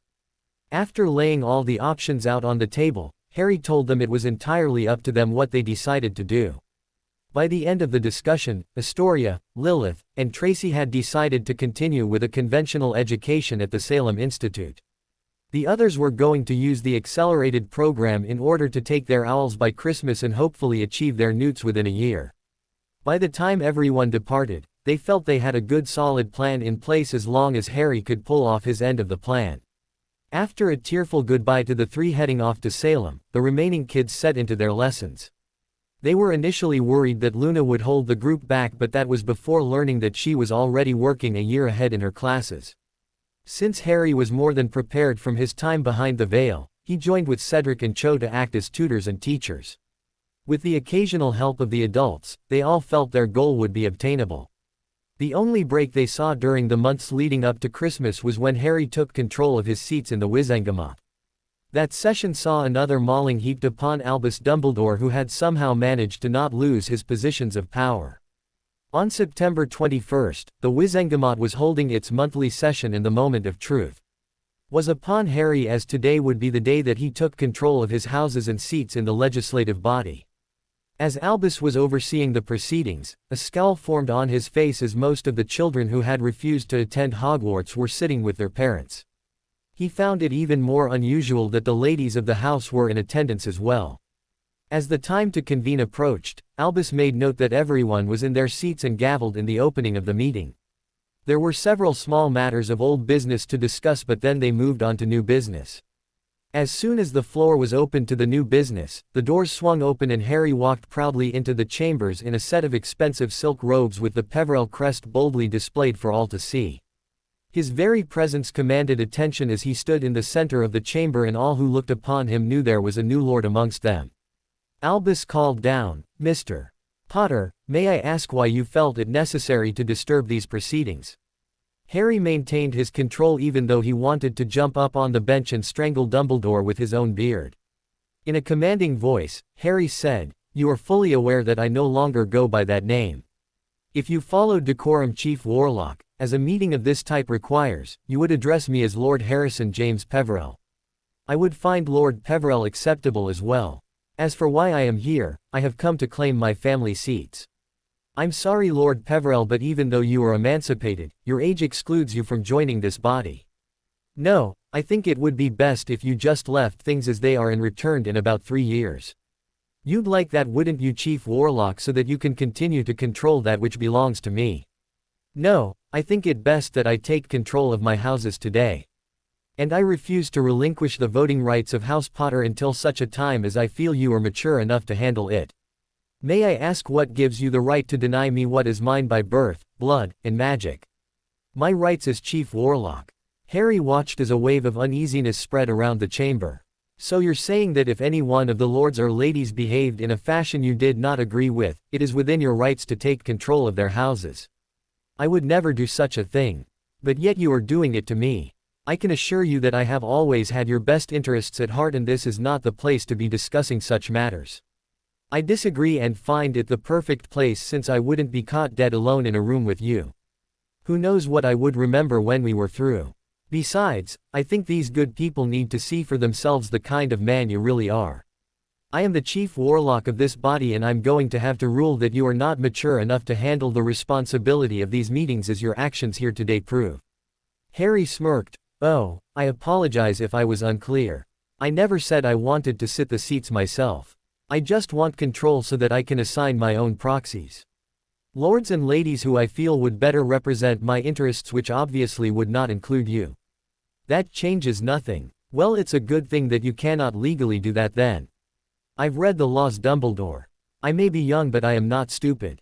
I am also aware of the loophole in the law that states as long as I have a sponsor, you cannot deny me my rights." Harry noticed several nods around the room, and Fudge rose before the pissing contest could continue and asked, "Lord Peverell, may I ask who you have sponsoring you?" Harry turned to the boxes and said, "My lords." One by one, Lords Jones, Diggory, Moon, Chong, and Davis stood. Albus looked at them for a minute as he thought over the laws, and then he smiled. "I'm sorry, Mr. Peverell, but none of these lords are ranked high enough to be able to sponsor a most ancient and most noble house. Petition denied." Harry coughed once, and then Lord Greengrass stood. "As the head of the most ancient and noble house of Greengrass, as well as the petitioners claiming of my eldest daughter as his sister, House Greengrass has the standing to sponsor Lord Peverell in the matter of Potter and Black. If that is still not enough, then Lord Delacour of the most ancient and most noble house of Delacour of France has pledged his support as well." Albus said, "I'm sorry, but the rules are clear in this matter." Harry smirked and then looked over at Madams Bones and Longbottom. As they stood, Augusta barked out, "This is a non-issue." House Bones and Longbottom were entrusted with the care of Lord Peverell in the late Lord and Lady Potter's will. By right of succession clearly designated in the will, when Lord Black failed to do his duty, Lord Peverell should have been placed into the care of House Longbottom, who was to assume the voting rights until he came of age. Sadly, the wishes of the Lord and Lady Potter were ignored and the young man we were entrusted with disappeared. Do you have any idea how this may have happened, Chief Warlock? Before Albus could say anything, Amelia was saying. Lord Black's will clearly named Lord Peverell as his heir. House Bones was to assume the voting rights until he came of age. This will was ignored as well. Albus started trying to say something else but was cut off once again. Harry loudly said, "There is another law that has precedence in this matter. The law I'm referring to clearly states that there is one ranking of house that cannot be denied no matter what age the petitioner is." Since the Chief Warlock seems to be such an expert on the law and has himself used this law to push himself above everyone else, perhaps he would be willing to share the title of these houses. All eyes looked at him and he sagged. The only houses that fall under that law are the most ancient and revered houses. And what are the names of these houses?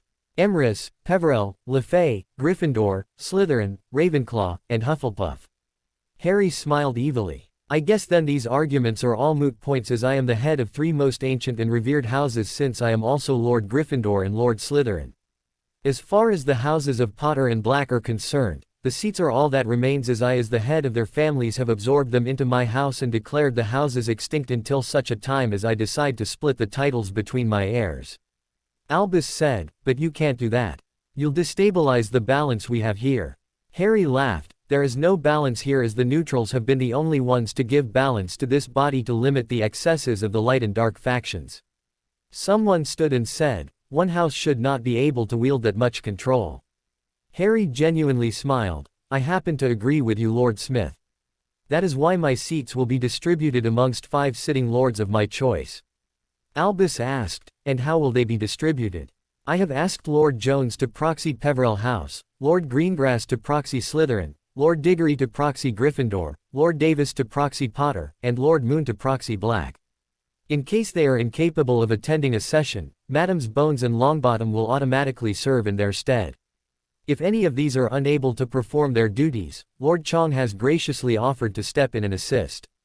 Albus stood and said, "I'm sorry, but you're assigning too much power to a faction that is not trustworthy. I cannot allow it." Harry waved his hand at Albus and said, "That is for me to determine. I have the utmost confidence in their ability to be fair and reasonable and work for the betterment of our society while keeping me informed of the issues facing it. These men and women have done nothing but be truthful and honest with me and support me when the rest of the world turned against me. I have no use for those who wish to use their positions to further their own agenda, status, and wealth." Cornelius stood and said, "Since it is obvious that the Chief Warlock cannot be biased in this issue, I call the matter to a vote. Since the seats of Potter and Black are being contested, I declare them dormant for this vote. However," he said with a smirk, "the 3 revered houses cannot be denied their rights, and in this case, I declare the proxies may stand as stated." The vote was no contest and Harry had won the day as Albus sat and stewed. Harry loudly said, "I thank you for your indulgence this day and offer you my thanks. I will take my leave, as I would not want to make my proxies think I am constantly looking over their shoulders." With a few chuckles as a response, Harry turned and left the chambers and returned to Jones Manor. As the rest started trickling in elated at their victory, Harry sat and kept a smirk on his face the whole night. Megan finally asked, "I knew you would be pleased with the results of today, but that smirk should have faded by now. What did you do?" "Eliminated Albus Dumbledore is one of our problems." Jonathan overheard and said, "He still has teeth, Harry. He is not out of the game yet, as he tried to prove once you left." Harry's only answer was to continue with the smirk. The entire time since Voldemort had been taken to the other side, he found himself standing in a very long line. As the time passed, he felt that the line never moved and he was beginning to feel insulted that someone of his status was made to wait like a commoner. He was about to show his displeasure when a loud voice said, "Thomas Marvolo Riddle, come forward to be judged." As he stepped forward, he said, "It is about time you faced me. As far as the name, I am Lord Voldemort, and you will show me the respect I deserve and address me as such." Azrael stepped up behind him and said, "Shut up, Morty. You were never a lord." In fact, I find you to be as insignificant as that pompous A.S. Dumbledore." A low chuckle could be heard as the creator watched the interplay between the two. Tom got a bad feeling about the whole thing and did what he always did when he was outnumbered and scared. His finger went to his dark mark and summoned his followers. The creator laughed when he saw this, as he had intentionally left the link open for just such an event. As the Death Eaters felt their master's summons, they immediately apparated away in a puff of black smoke and followed the trail to their master. The Death Eaters knew something was wrong when their apparition lasted longer than normal and felt it was somehow not as direct as normal. As they caught glimpses of the world around them, they noticed the familiar scenes of the Ministry of Magic as they traveled into the depths of the building. They all felt fear as they were being guided through the Department of Mysteries and into a single chamber that most had only heard about. They tried to stop the apparition by any means they could, but the emergency nature of the summons was one that could not be stopped. For most, they realized their master had led them to their deaths as they flew through the veil and landed beside their master. As their wands came out, Azrael waved his hand and they all turned to ash and fluttered to the ground. "Ah, good, you're all here. This will save my grandson a lot of time in tracking you down." Tom and the Death Eaters were looking around in fear as they realized they were powerless to do anything. A loud voice finally chuckled and said, "Good, since you are all here, it is going to save me a lot of time in the future. I have foreseen this day and have thought long and hard about what to do with you. I find it strange that even Lucifer doesn't want you in his realm." Tom replied, "He's just afraid that I will take over." The voice chuckled, "Hardly, you are no threat, he has dealt with beings far worse than you. What beings could be more fearsome than Lord Voldemort? Mimes come to mind, but it doesn't help your case that you were bested by a boy in nappies and then again when he was 15 years old. He was lucky both times and attacked when I wasn't ready. Well, anyway, for your sins and crimes against your fellow inhabitants of the earth, I have decided that your prejudice should play a factor in your punishment. Therefore, all of you will spend the next 1,000 years as house elves bound to muggle-born witches and wizards. At the end of the 1,000 years, we will re-evaluate your sentence based on how well you performed your duties." There was a chorus of no's as the Death Eaters transformed into those that they had treated so badly and considered insignificant. Before they could be taken away, the creator added, "And you will have about a quarter of their power so that you cannot use it to harm your new masters." Harry decided to up his game, and a few days after the Wizengamot session, he sent a letter to the Daily Prophet and asked that it be published. As the editor read the letter, his eyes grew wide as the ramifications of the information in the letter hit him. His immediate reaction was to call in his entire staff, and after they had all read copies, he said, "I want every one of these facts substantiated and every bit of dirt dragged out for the next issue." In one of the chairs, Rita Skeeter cackled, pulled out a thick file, and let it fall on the table with a loud thump. "I've been researching Albus for years and digging up all the dirty little secrets I could find. I will allow the use of my notes as long as you don't tell all the secrets and the Prophet publishes the book I want to write." The editor looked at her with a gleam in his eye and said, "Done. Everyone, take your assignments from Rita, and by all means, I want the goblins interviewed for real this time." 2 days later, the Daily Prophet came out with the bold headline "Dark Lord Dumbledore," and the entire issue was dedicated to the ruination of the man. On the front page was the letter written by Harry. "My fellow Britons, as I grew up alone, beaten, starved, and made to serve my family as a South Avenue, there were 2 questions that constantly ran through my mind. Well, actually there was more than 2, but these 2 are the ones I remember most. Why me? And why didn't anyone love me? This was my life for 10 years before I was rescued and brought back to your world. The title bestowed upon me by the magical world as the boy who lived was a lie. Harry James Potter never lived, he only survived. I use the term rescued loosely because even that was staged to keep me under control. The one who came to rescue me was a very kind man, but he had one flaw. He believed that Albus Dumbledore truly wanted to do the best by me. Oh, how wrong he was when it was he who acted as my jailer by taking me to my prison as a baby and then escorting me away from there and into another one. I don't want to mention this man's name because I truly do care a great deal for him, but it is my hope that once he reads this letter, he will understand his part in it. But enough about that, my entrance into Hogwarts is where the story truly begins. As a beaten and broken young Boy, I was thrust into a situation that I was left woefully unprepared for and was set up so that I would have friends that were chosen for me in advance, namely the Weasley family who were preachers of wonderfulness that was the great Albus Dumbledore. Naturally, as I was scared and alone, I latched on to the first people to show me kindness, which brought under a whole new brand of control and emotional blackmail. Those of you who were at school with me know that I was involved in many adventures in my early years, even if you don't know the whole truth. But what I would like for you to take away from this is that each and every life-threatening situation I was involved in was staged and created by Albus Dumbledore. In all honesty, I should have died many times during my first 4 years at Hogwarts, but my friends and I always managed somehow to survive. Another manipulation that was thrust upon me was my friends. The two people I thought I was closest to were merely spies that the headmaster paid to keep track of me and to keep any unwanted influence away from me so that I would never learn my heritage. As the years passed by, I grew closer to my female best friend and a love bond began to form. Well, it did on my end, as I now don't think she was capable of such an emotion. As many of you are aware, the Potter men choose their mates early and my heart had already chosen mine, only I didn't know she was only close to me so that she could advance herself in our world, be it through knowledge or because she knew that the name Potter would carry her far in life even if I didn't know it myself. It was last year, my 4th, when everything began to unravel for the puppet master. In a move to test me once again with the Tri-Wizard tournament, he made a mistake. The tournament was for of age wizards and he unknowingly gave me my independence after completely isolating me from anyone and everyone, or so he thought. I made some new friends who were not under the headmaster's control and they began to educate me in the ways of the magical world. The isolation also allowed me to move freely for the first time in my life, so I took full advantage of it and started taking back control of what was mine by right of blood.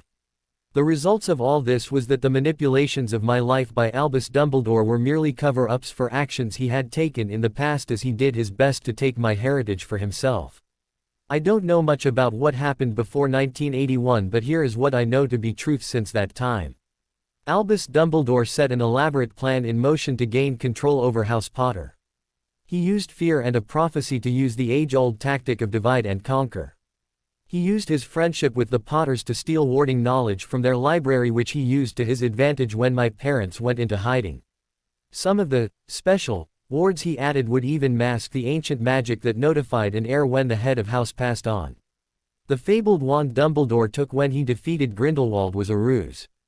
The wand he used up until I took it from him belonged to my family and was held by my grandfather, Charles Potter, at the time.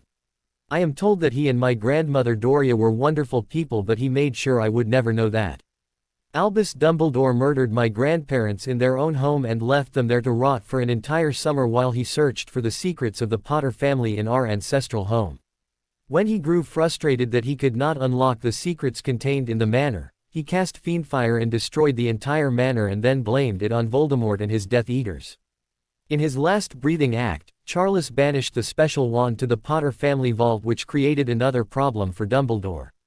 You see, he needed control over House Potter, and since my parents were still alive, he set them up to die, and you know how that turned out. He turned my survival to his advantage by sealing my parents' will and illegally taking guardianship of me before my parents' bodies had even grown cold.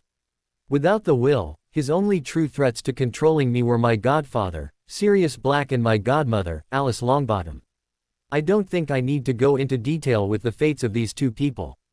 I could go into detail about the alliances between House Potter and Houses Bones and Longbottom, but I can assure you that I do not hold them responsible for my lot in life in any form. With control over me, he began plundering my family vaults and in total stole over 50 million galleons. Now, I would like to ask you if that is the light Lord you would like to continue keeping on his pedestal and worshipping. I'm very happy to say that with an example such as that, I'm proud to call myself gray or neutral. Many of you remember what Voldemort, oh quit flinching, he is gone for good this time, thank you very much, along with his Imperio used Death Eaters. Anyway, in my eyes, Albus Dumbledore has equally done as much as Voldemort has done to damage our world. I call on the citizens of our world to help me move our society forward, where old prejudices die and we try to create a society that we can be proud of and all children can live in peace. Last but not least, I'm going to list the charges that I will personally be filing against Albus Dumbledore. I can assure you I have proof to back up each and every accusation, and this is just the list I know of concerning me. There's no telling how many others could step forward with their stories. Line theft, houses Potter, Gryffindor, Slytherin, Peverell. Attempted line theft, House Black. Murder, Charles and Doria Potter. Conspiracy to commit murder, James and Lily Potter. Conspiracy to commit murder, Frank and Alice Longbottom. Conspiracy to commit murder, Harry James Potter, multiple counts. Unlawful imprisonment, Sirius Black. Conspiracy to commit murder, Sirius Black. Child abandonment, Harry Potter. Child abuse, Harry Potter. Child endangerment, Harry Potter and every student at Hogwarts, multiple counts. Theft, Potter vaults. Illegal blocking of a magical core, Harry Potter. Obviously there's more, but I will stop there as I think I've made my point. Along with these charges, I will also be filing against the entire staff at Hogwarts as accessories to these crimes, and will have quite a few other names and families to add in at a later date. For those of you who want to scoff and say I am going dark, I have this to say: I am merely claiming what is granted me under the rule of law, and in my defense, if all of that had happened to you and your family, wouldn't you be a little upset about it?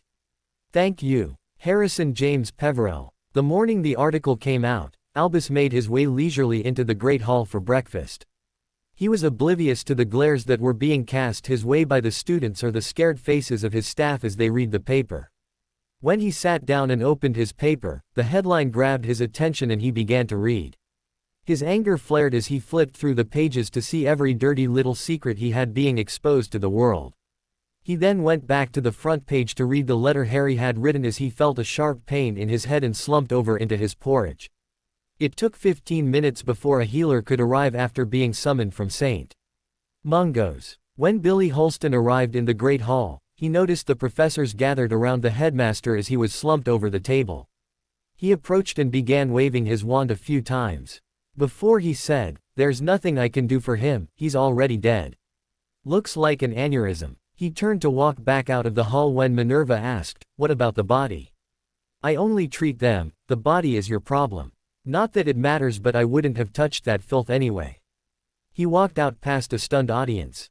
In Jones Manor, there was a joyful meeting going on with everyone on a high from the last week as well as the release of the letter. Daphne noticed that Harry had maintained a smirk the whole morning, and when she asked about it, all he would say was, "I wonder what tomorrow's paper will bring." He got up and held out his hand to Meghan, and they went outside for a walk before beginning their studies for the day. Just as Harry predicted, the next morning's headlines shocked the entire country. As soon as he read the headlines, "Dumbledore dead," Harry smiled and went outside. It wasn't long before the rest of the kids walked out to see him standing there talking to the Grim Reaper. As the others shuddered, Meghan took off at a quick pace only to hear the end of the conversation. "Lily asks that you come soon so you won't miss out on the fun." Harry replied, "I'll be there soon, let the others have their fun since they have first claim." Azrael chuckled, "Well, there may not be much left. Lily already cut off his bits and shoved them in his mouth." When the others protested, she put them back only to have Padfoot go in for the kill. "I imagine they'll finally get around to completely destroying them in a week or two before moving on to something else." Meghan sauntered up and said, "Going somewhere, love?" Harry sputtered, Yeah, grandfather was just asking me to come and get in a few shots."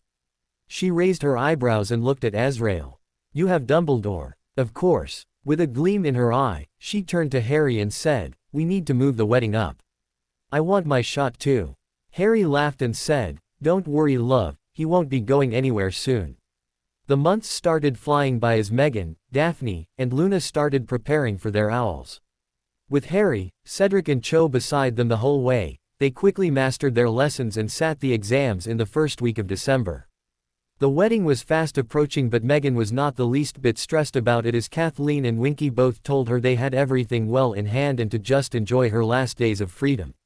The only thing Meghan was even concerned about was the secret Harry was keeping about the location of their honeymoon. Christmas Day saw the entire family once again together with the exception of Amelia and Augusta. They decided that things were still too raw between their heirs and the rest of the kids to even attempt bringing them together on such a special holiday. As was agreed to by everyone, No lavish gifts were given as they thought the holiday would be better spent celebrating what they had found with each other. Only this time, the Greengrass family was hosting the group at their manor. They used the excuse that the Jones manor was being prepared for a wedding and that Kathleen didn't need the added stress of hosting holidays as well, but she just sat there with a smile on her face. Let everyone think what they will, but Winky and Dobby had prepared everything for their brother and sister. The next day would find the whole family gathering at Jones Manor for Harry and Meghan's wedding. The invitations that had gone out were only sent to members of the family, which included Amelia and Augusta, left instructions to dress casually and warm. Once everyone had gathered in the family room, they were led out onto the snow-covered grounds by Dobby and deep into the forest, where they came across the wedding present that Dobby and Winky had created for the occasion. The guests were led into a clearing in the forest where the sun was shining brightly through the gap in the trees and down upon the most beautiful chapel they had ever seen. The chapel looked to be made of crystal, but that was quickly proven false as it was completely made of ice. As they entered, they were escorted to comfortable seating by the family elves that then did as requested and sat with their families. As they sat there, they looked around at their surroundings and could only marvel at the splendor of the chapel as the sun shone brightly through the ice and gave the whole place a sparkling effect. Their attention was drawn to another pop as Harry and Dobby appeared. Both were in black pants with long dragon hide boots topped off with loose white tunics. The belts surrounding their waists were sporting the Peverell family crest as the buckle. Another pop was heard, and then Winky made her way down the aisle in a simple white dress. As soon as she took her place and turned to the door, they opened and there stood Meghan in a simple white dress like Winky's as she held her father's arm. After a bright smile from Harry, Reggie led Meghan down the aisle. Some even found it odd that no music was playing, but in a strange way, it just brought more focus to the whole thing. As they reached the altar, Harry reached out his hand to her and she took it after giving her father a key. They stood there looking at each other for a minute before pulling Dobby and Winky into a four-way hug. Even though they spoke softly, every word could be heard. Meghan said, "It's so beautiful. Thank you so much." Winky smiled, "Nothing but the best for our family." Harry said, "I love you guys. I don't know what we would do without you." Dobby smiled up at him. "I know how hurt you were because you couldn't give Meghan the wedding you felt she deserved." Meghan turned to Harry and said, "We talked about that. I told you that I didn't care about that other stuff as long as we were married. I know, but you are going to be the lady of an ancient and revered house.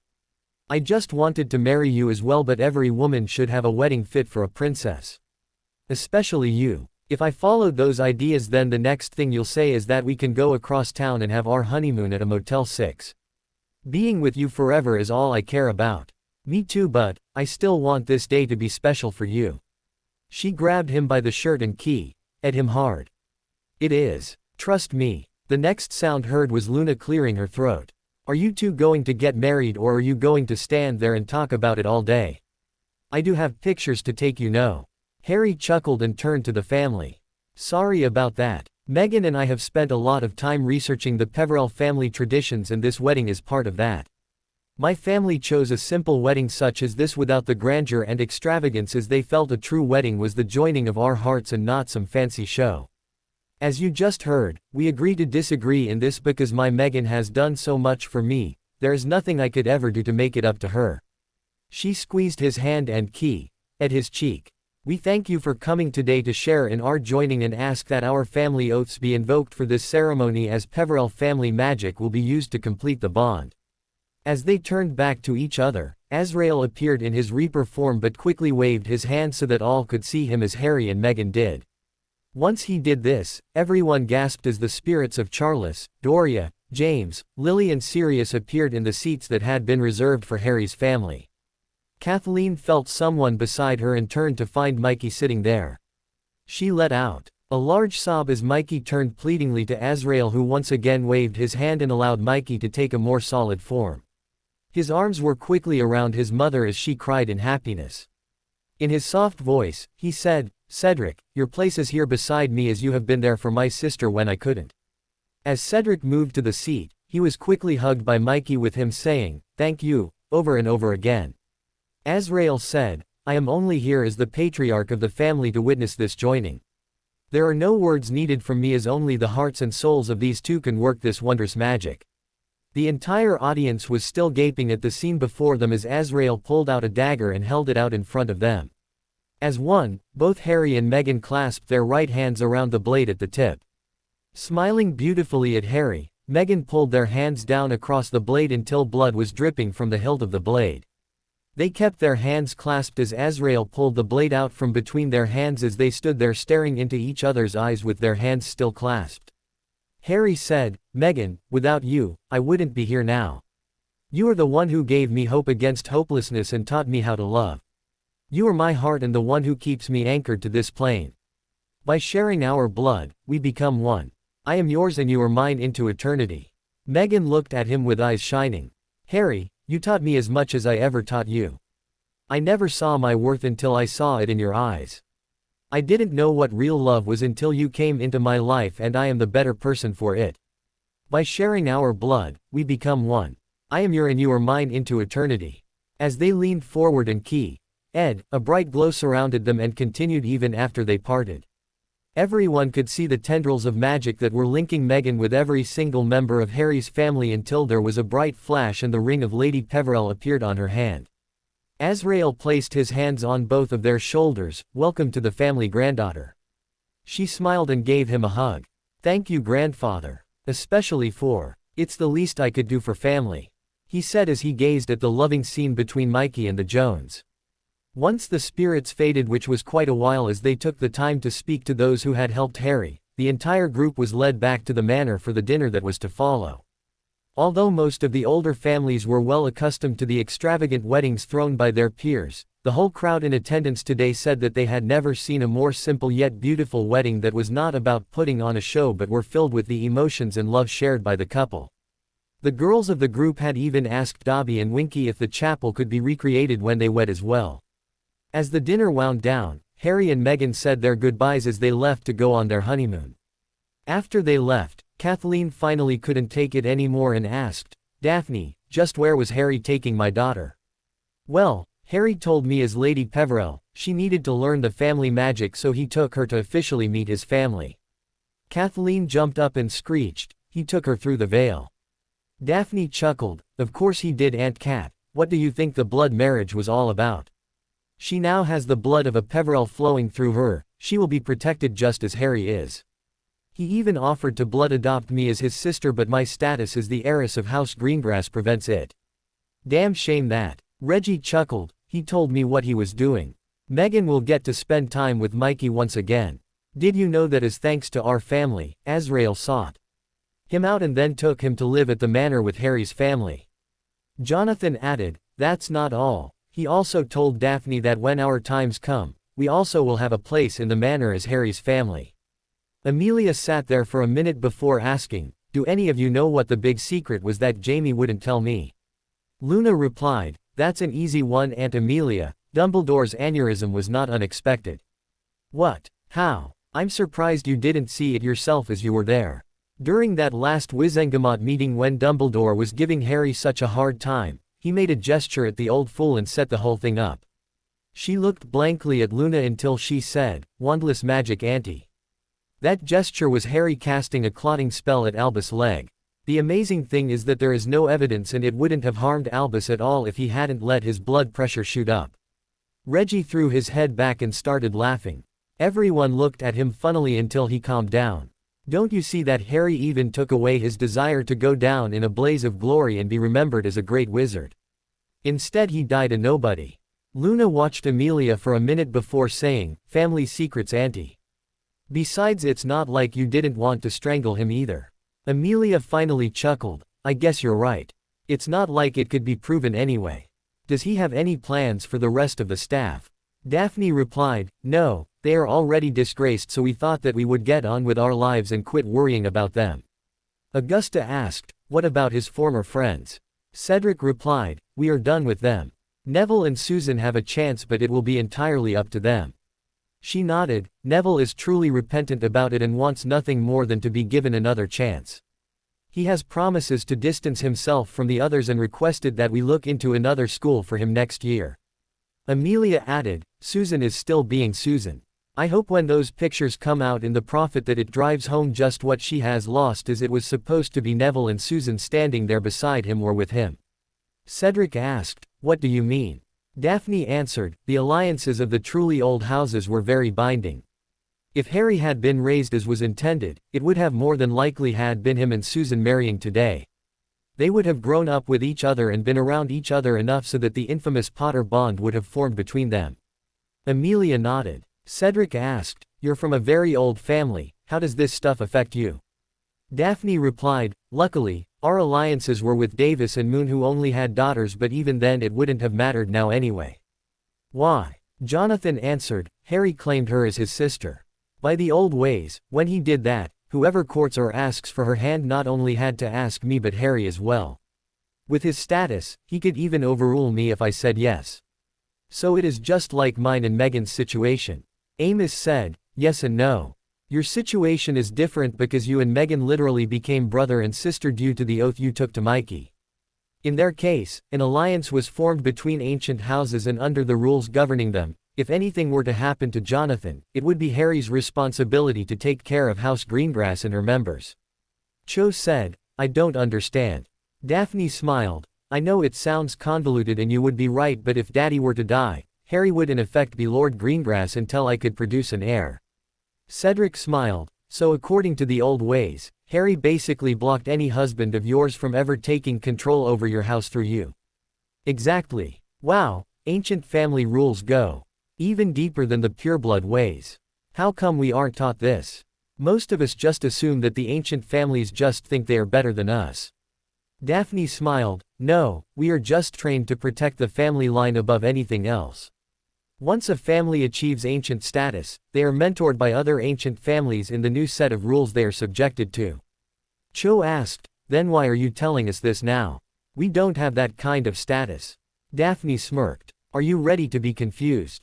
I guess. Harry married Meghan. Because of his status and because Uncle Reggie is his proxy, House Jones will be elevated rather quickly. Cedric's connection with Meghan along with Amos's being a proxy for Harry will likewise cause House Diggory to be elevated. Your connection with Cedric, which we assume is a permanent one, they both blushed, will see to the elevation of House Chong. As family, Davis and Moon will also have their status advanced. Cedric asked, so what does all this mean? House Greengrass along with Bones and Longbottom have been charged with mentoring the other families in the ancient house ways as well as helping Harry achieve his full potential. Cedric asked, what about Luna? Luna said, don't worry about Luna. The Lovegoods have their own secrets which will be revealed in time. Harry and Meghan's first stop on the secret honeymoon plans was at the island that Sirius first escaped to after he left Harry at Hogwarts. They spent a week there just getting used to the idea that they were married at 16, and while they shared the same bed, they kept the activities to a minimum as both knew they had a year before Meghan needed to get pregnant and neither were quite yet ready to take that final step. There was an old house elf named Porthos who tended to the place, and over the course of the week, he was given instructions on what they would like done to the place so that it would become their primary vacation getaway. At the week of the week, it was a reluctant Meghan who wrapped her arms around Harry as they left for the next destination on Harry's secret honeymoon. When they reappeared, it was on the platform holding the veil in the Department of Mysteries. When he took off her blindfold, she looked up in the archway and asked, can I really go this time? Are you the true Lady Peverell? She smiled, I've got the ring. Then I guess we'll just have to find out. With that said, he grabbed her and leapt into the veil. She screamed all the way through the wormhole until they landed in a tangle of limbs. Merlin, Harry, you could have killed me. Harry looked up into her eyes from where she landed on him and laid his head back laughing. She growled out, what's so damn funny? When Harry finally stopped laughing, he said, well, the killed comment was just hilarious since we have crossed over. She gulped as she stared at him wide-eyed. Are we really on the other side? It doesn't look like what I thought heaven would be. As they got up, Harry said, well, grandfather explained it to me this way. Heaven or Asgard or whatever you want to call the afterlife is supposed to be a reward for living a good life. According to him, heaven is different for each person. What do you mean? Well, say you are a huge Star Trek fan. To you, traveling around the universe in a spaceship may be the perfect way to spend eternity, but to the Peverells and Potters, being surrounded by family is the perfect way to live out eternity. Up until recently, it has been my parents and grandparents with the occasional ancestors dropping in that lived in Potter Manor. Wait a minute, Potter Manor exists here. Yes, and it is a place that you will come to love as much as I do. As long as I'm with you I'm sure I will, but what has changed recently? Well, Sirius was brought to live amongst them as well as Mikey. Mikey is here. Yes baby, grandfather saw how much our earthly family meant to us and as a reward to them and to us, he has expanded Potter Manor so that whenever they pass over, we won't lose them and we will always have each other. Mum was really excited that she will have more people to hang out with eventually. He hasn't said it but I think it is a way to repay the Potter family for all the crap we were put through. Well, if any family deserves it, yours does. Ours baby. She blushed. Well, you know what I mean. Well, don't think your time here will be only spent in bed with you trying to have your way with me. Mum already has your education all mapped out and is looking forward to spending time with you. Wait a minute, my education. What about my vacation? Oh, you'll get that too, it's just my family doesn't want an ignorant Lady Peverell running around. She growled at him and he ran off laughing as she chased him. Before she knew it, they were running through trees and came across the family standing in front of a large manor house. Lily said, "It's not nice to tease you wife son." Mum, what do you call that whole thong thing she pulled on me last year? Doria said, "That was to finally get your attention. I've already told you how thick you Potter men are." Megan finally caught up to him and smacked him on the back of the head. Hey, what was that for? Being an ass, what else? He looked at his dad and granddad and asked, "Isn't there some kind of rule about assault on a lord?" Charles said, "I've learned that it's best not to speak of such things. What happens between a man and his wife should remain between them." Doria looked at him and said, "Good answer." Charles gave Harry a glance and said, "Damn right it was." Mikey ran forward and hugged his sister as the young couple was led into the manor. They would end up staying for about 4 years behind the veil, which was about a month in the outside world. When they finally returned, both seemed to have grown closer as well as matured physically. When Kathleen asked why they had come back so soon, Megan simply stated that they had had their time together and now it was time to start their family, which was impossible to do on the other side. Luna held on tightly to the pictures taken at the wedding and offered an exclusive to the Daily Prophet as long as they worked with her and on her and Daphne's timetable. They wanted the release of the article to have the most effect and waited until January 3rd as they knew the students would be traveling on January 2nd. The post owls on the morning of the 3rd were very few and were quickly overwhelmed by the Prophet's delivery owls that it seemed dropped a copy of the paper in front of every person in the Great Hall and did not even wait for payment before they took to wing once again. The papers were being opened in confusion until they saw the headlines and the picture of Harry and Meghan Key, dotting with a bright white glow surrounding them that accompanied it. Lord Peverell off the market. By Daphne Greengrass. Photos by Luna Lovegood. In a very private ceremony that was only attended by trusted friends and family, Harrison James Peverell married Megan Alexis Jones and took her as his Lady Peverell. For those of you who do not know, House Peverell is of the highest standings in our society as it is classed a most ancient and revered house. The only other houses that share this classification are the houses of Emrys, Lefay, and the 4 founders. The couple chose a simple and private ceremony instead of a lavish affair in following the traditions of the Peverell family. When asked about it, Lady Peverell Simple said, "Most girls, and I was one of them, dream about the fairy tale wedding where the bride is turned into a princess for the day. Sadly for most brides, that day is the only day that she feels like a princess. However, I just married the love of my life that treats me like a princess every day. The ceremony may have been simple but it joined us eternally and in that respect, I got the fairy tale and the happily ever after." When I asked Lord Peverell, he merely said, "My wife." Here Lord Peverell paused to smile for a minute. "Sorry about that, my wife may say she is the lucky one but it is me who is truly blessed to have such a beautiful lady at my side who loves me for me, faults and all, and asks nothing in return than to share her life with her. It has always been my deepest desire to have someone in my life that truly returns the love I give to her." The trusted friends and family of Lord and Lady Peverell wish them the best and all our love as they start the journey of their shared lives. For more exclusive photos, see page 2. A deathly silence fell across the hall as everyone took in every bit of the article. The silence was soon broken by sobs as Hermione ran out of the hall. As Neville turned the page on his paper, he deflated as he saw the picture of Harry and Meghan with Augusta and Amelia. He remembered the day after Christmas when Augusta said she had some business and left him home alone for several hours. It was also a further reminder of how bad he had broke tradition, as a Longbottom male had always stood with a Potter male at their wedding. Susan's face also became pale when she saw the picture. It was a great insult to not even be invited to a wedding of an allied house. It was then that she realized what she had done and how House Bones was now at risk due to her actions. She silently prayed that her Aunt Amelia had a lot of years ahead of her, because as soon as she was gone, House Bones would begin to wither and die. At the head table, the staff was very quiet. It was customary and tradition that one's head of house at Hogwarts was invited to a wedding of their former charges. Minerva sat there stoically as she had just received a slap in the face, but it wasn't as if she didn't expect it.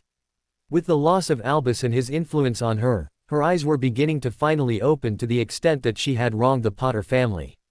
On the other end of the table, Pomona Sprout had tears running down her cheeks as the truth of her actions hit home and how she was no longer welcome amongst two families that she had once been close to.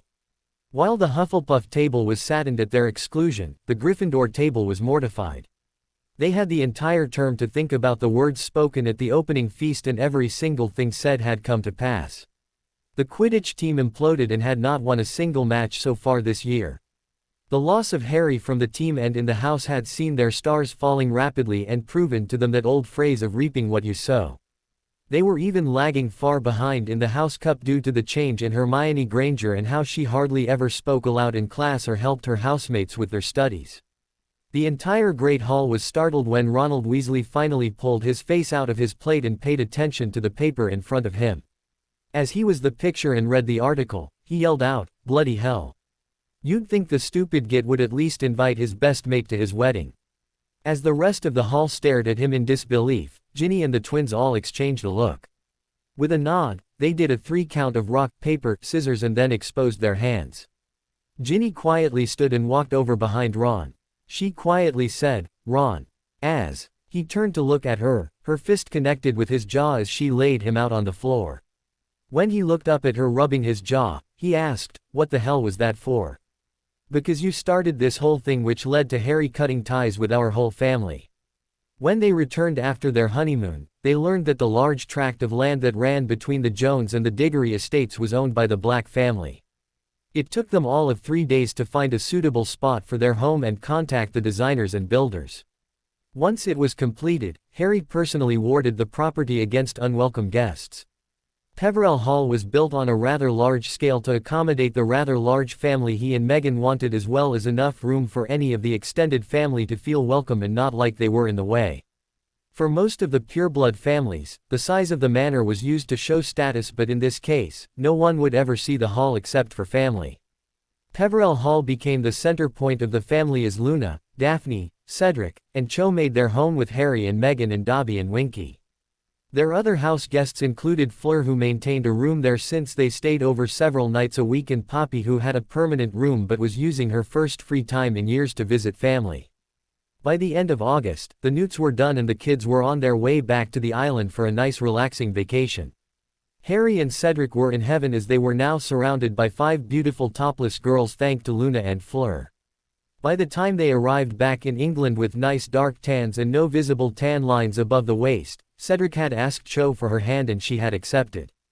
The other big news, which was confirmed by Poppy, was that Harry and Meghan were expecting their first child. Harry's desire for privacy, along with his refusing to allow anyone in the hall except for family, led to them having to conduct business away from home. It was one such occasion where Harry finally decided to honor Arthur's request for a meeting led Harry to take drastic action. The meeting in question was to be held in a private room in the Leaky Cauldron with just Harry, Meghan, and Arthur in attendance. In Arthur's exuberance at finally getting to speak with Harry, he couldn't keep his mouth shut and told his family over dinner.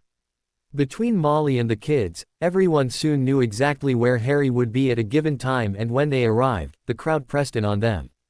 With her emotions being all over the place due to her pregnancy, Meghan panicked and gripped Harry tightly. His concern over her outweighed anything else, and with a quick glare to Arthur, he popped them both back to Peverell Hall. As the crowd began to disperse, Hedwig flew through a window and dropped a letter in front of Arthur. As he picked it up, it turned into a howler and said, "Arthur Weasley, you are well aware of my desire for privacy. Thanks to your actions today, I have had to call a healer to tend to my wife as my attempts to calm her down have failed. My only course of action at this point is to treat today's incident as a failed attack on my house, as you have just reaffirmed that your house cannot be trusted. Any further attempts to contact me will see this incident being turned over to the DMLE for a full investigation. Lord Harrison James Peverell." The incident fueled Harry's paranoia to the point that his protective nature kicked in. His desire for privacy and safety for his family would last until Meghan and Daphne could once again rein him in, but not until he had plans in the works. At the weekly family meeting, Harry stood in front of the family and told them that due to recent events, his flow would be secured once again. With tears in her eyes, Kathleen asked, "Why?" Harry took her hand and said, "I'm sorry, but that whole thing that happened with Arthur was too much. We can't go anywhere in public without being mobbed. If not that, then you have the problem of me being loved and hated for taking down Dumbledore and Voldemort, not to mention our former classmates constantly begging to renew our friendship. I have to be on guard everywhere we go, and home is the only place I can feel comfortable." Celeste asked, "But why shut us out?" Harry sighed, "I'm not shutting you out. I'm shutting out anyone else who comes in your house." Amos asked, "What does that mean?" "Uncle Amos, do you conduct business at your house?" "You know I do." Harry looked around at all the lords. "Do you sometimes meet with people we don't trust?" Jonathan answered, "You know we do. Have you ever thought about, with the relaxed security we have on the flows between our houses, that if someone makes it in the door to one of the houses, then he might as well be in each and every house? I'm sorry, but I won't take that chance with Meghan and our children." Lord Moon said, "You do have a valid point." Lady Moon stood and said, "Well, I agree with what you are saying, but we like the way things are and want to keep it that way. Do you know how often we drift from house to house over the course of a day?" Harry replied, "Yes ma'am, I do. I cherish the closeness we have, but until you close your manners to outsiders, I won't take the chance." Reggie said, "Harry, I know how badly that incident affected you, and I understand your desire to keep Meghan safe.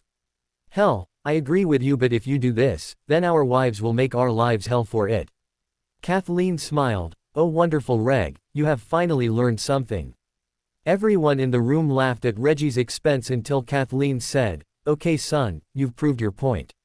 What do you want?" Harry looked at her and said, "You wound me mother." "Can it, Harry? We've all learned to accept your quirks just as you have ours, but I know you well enough to know that you have an ulterior motive here." Meghan spoke up. "Too bad, love, even Mum has figured you out." Harry laughed, "Yeah, I guess she has. As you know, it is always about me and my fear that someone will use you to get to me, or worse, Meghan and our children. Before you say anything, even I know better than to mess with Meghan when she's mad or being protective, but in her current state, she is vulnerable and I love her too much to let anything happen to her." Daphne chuckled, "Just get on with it and quit trying to gain everyone's sympathy." Harry smiled at her, "I won't secure my flow if you will start conducting meetings somewhere else besides you home." Justine said, "But we've always held meetings at the seat of power for the family." Harry raised his eyebrow and looked at Daphne. "Mum, I'll agree with you to a point, but I'm with Harry on this. Even though they spouted a pureblood agenda, the Death Eaters still broke tradition and attacked families in their homes. Our houses aren't the seat of power, the heads themselves are that power." Jonathan said, "Well said, daughter. Now, if you would be so kind as to let us old folks in on the plan you have so obviously cooked up." Harry asked, "As most of you know, real estate is a valuable commodity and can be a huge asset to your portfolios." Lord Davis asked, "What does that have to do with you shutting down your flow? Are any of you familiar with Odds Alley?" Reggie answered, "Yeah, it was a failed business attempt by several of the darker families many years ago. It was intended to be the magical version of Las Vegas until Voldemort's last rise and things fell apart." Harry nodded. "Where do you think those families got the capital to stake their claim? It just so happens that the Black family held all the deeds for Odds Alley and now it belongs to yours truly." Jonathan snorted, "What good is a bunch of run-down and collapsing buildings?" Daphne answered, "Oh, not much. But what if the family went in and tore down said buildings and built offices in their place? Lord Moon asked, and this would be where we conducted business from now on. Harry smiled. Yes, imagine the great conglomerate building a series of secure office building along the new park alley or maybe even legal alley that would be marketed to the lords and ladies as a place where they can conduct business and have meetings that would be safe and secure. Jonathan said, I'm in but great conglomerate. Harry laughed. Fine, name it whatever you want, but you try to find something that doesn't sound idiotic when you try to come up with something using our names. Jonathan chuckled. Point taken. Reggie asked, how do you intend to cover the cost of the warding so that your claim of safety is a reality? With what you are suggesting, warding that many buildings will cost as much as construction. Meghan stood and grabbed Harry's hand. She looked up at him and asked, can I? He smiled and nodded. After a quick key to his cheek, she said, it will be the first job for the newly re-established Potter Warding LLC. Reggie asked, you're going public? Meghan grinned, as if Daddy, Potter Warding only does business with people we like. There's a reason limited is in the name. Lord Davis asked, what kind of wards will you be using? Harry said, most are family designs, but I can tell you that a team of curse breakers for Gringotts couldn't get in unless they were invited. Once you are invited in, the moment you leave, your access is removed, and that's only if you can get through the intent-based wards. Jean said, intent-based wards are a myth. Not anymore. Jean said, I'm in if only to see the wards in action. Justine asked, how will the offices be set up? I thought 2 floors with 6 offices upstairs surrounding a reception area and a lounge. Downstairs will be split in 2 with a law office on either side. Jonathan asked, do you know who will be in our building? The Tonks law firm, because they are family and some friends of Daphne. What was their name, sis? Daphne's monotone reply was, screw 'em, good, and roll 'em. Jonathan said, good choices. The Tonks are excellent in real estate law, and let's just say the other firm will be good for whatever else comes along. I'd suggest we put them on retainer now. By the end of the discussion, everyone was convinced and saw it as a great opportunity, even though they grumbled at Harry for trying to manipulate them into doing it. Harry's only response was to hug Daphne and tell them he learned for the best. By the end of the year, the Legal Alley project was well underway and their attention turned to the future. Meghan and Harry were in the office they shared in the hall going over the different investments and the proposals that both banks were offering them. Splayed out on the table in front of them were various financial publications as well as research into several companies. It wasn't long before Daphne and Luna gravitated to where they were, and then not long followed by Cedric and Cho. As they all went over the material, each one had a different insight into how things could go, and by the end of the night, a challenge was placed on an initial investment of 50,000 galleons to see who could make the best return. Cedric and Luna deflated at the amount, which was noted by Harry and Meghan. They gave each other a look followed by a nod from Harry. Meghan said, Ced and Luna, you are covered. Huh, was said twice. Harry laughed. We'll front the money for you to get started. Cedric said, but Harry.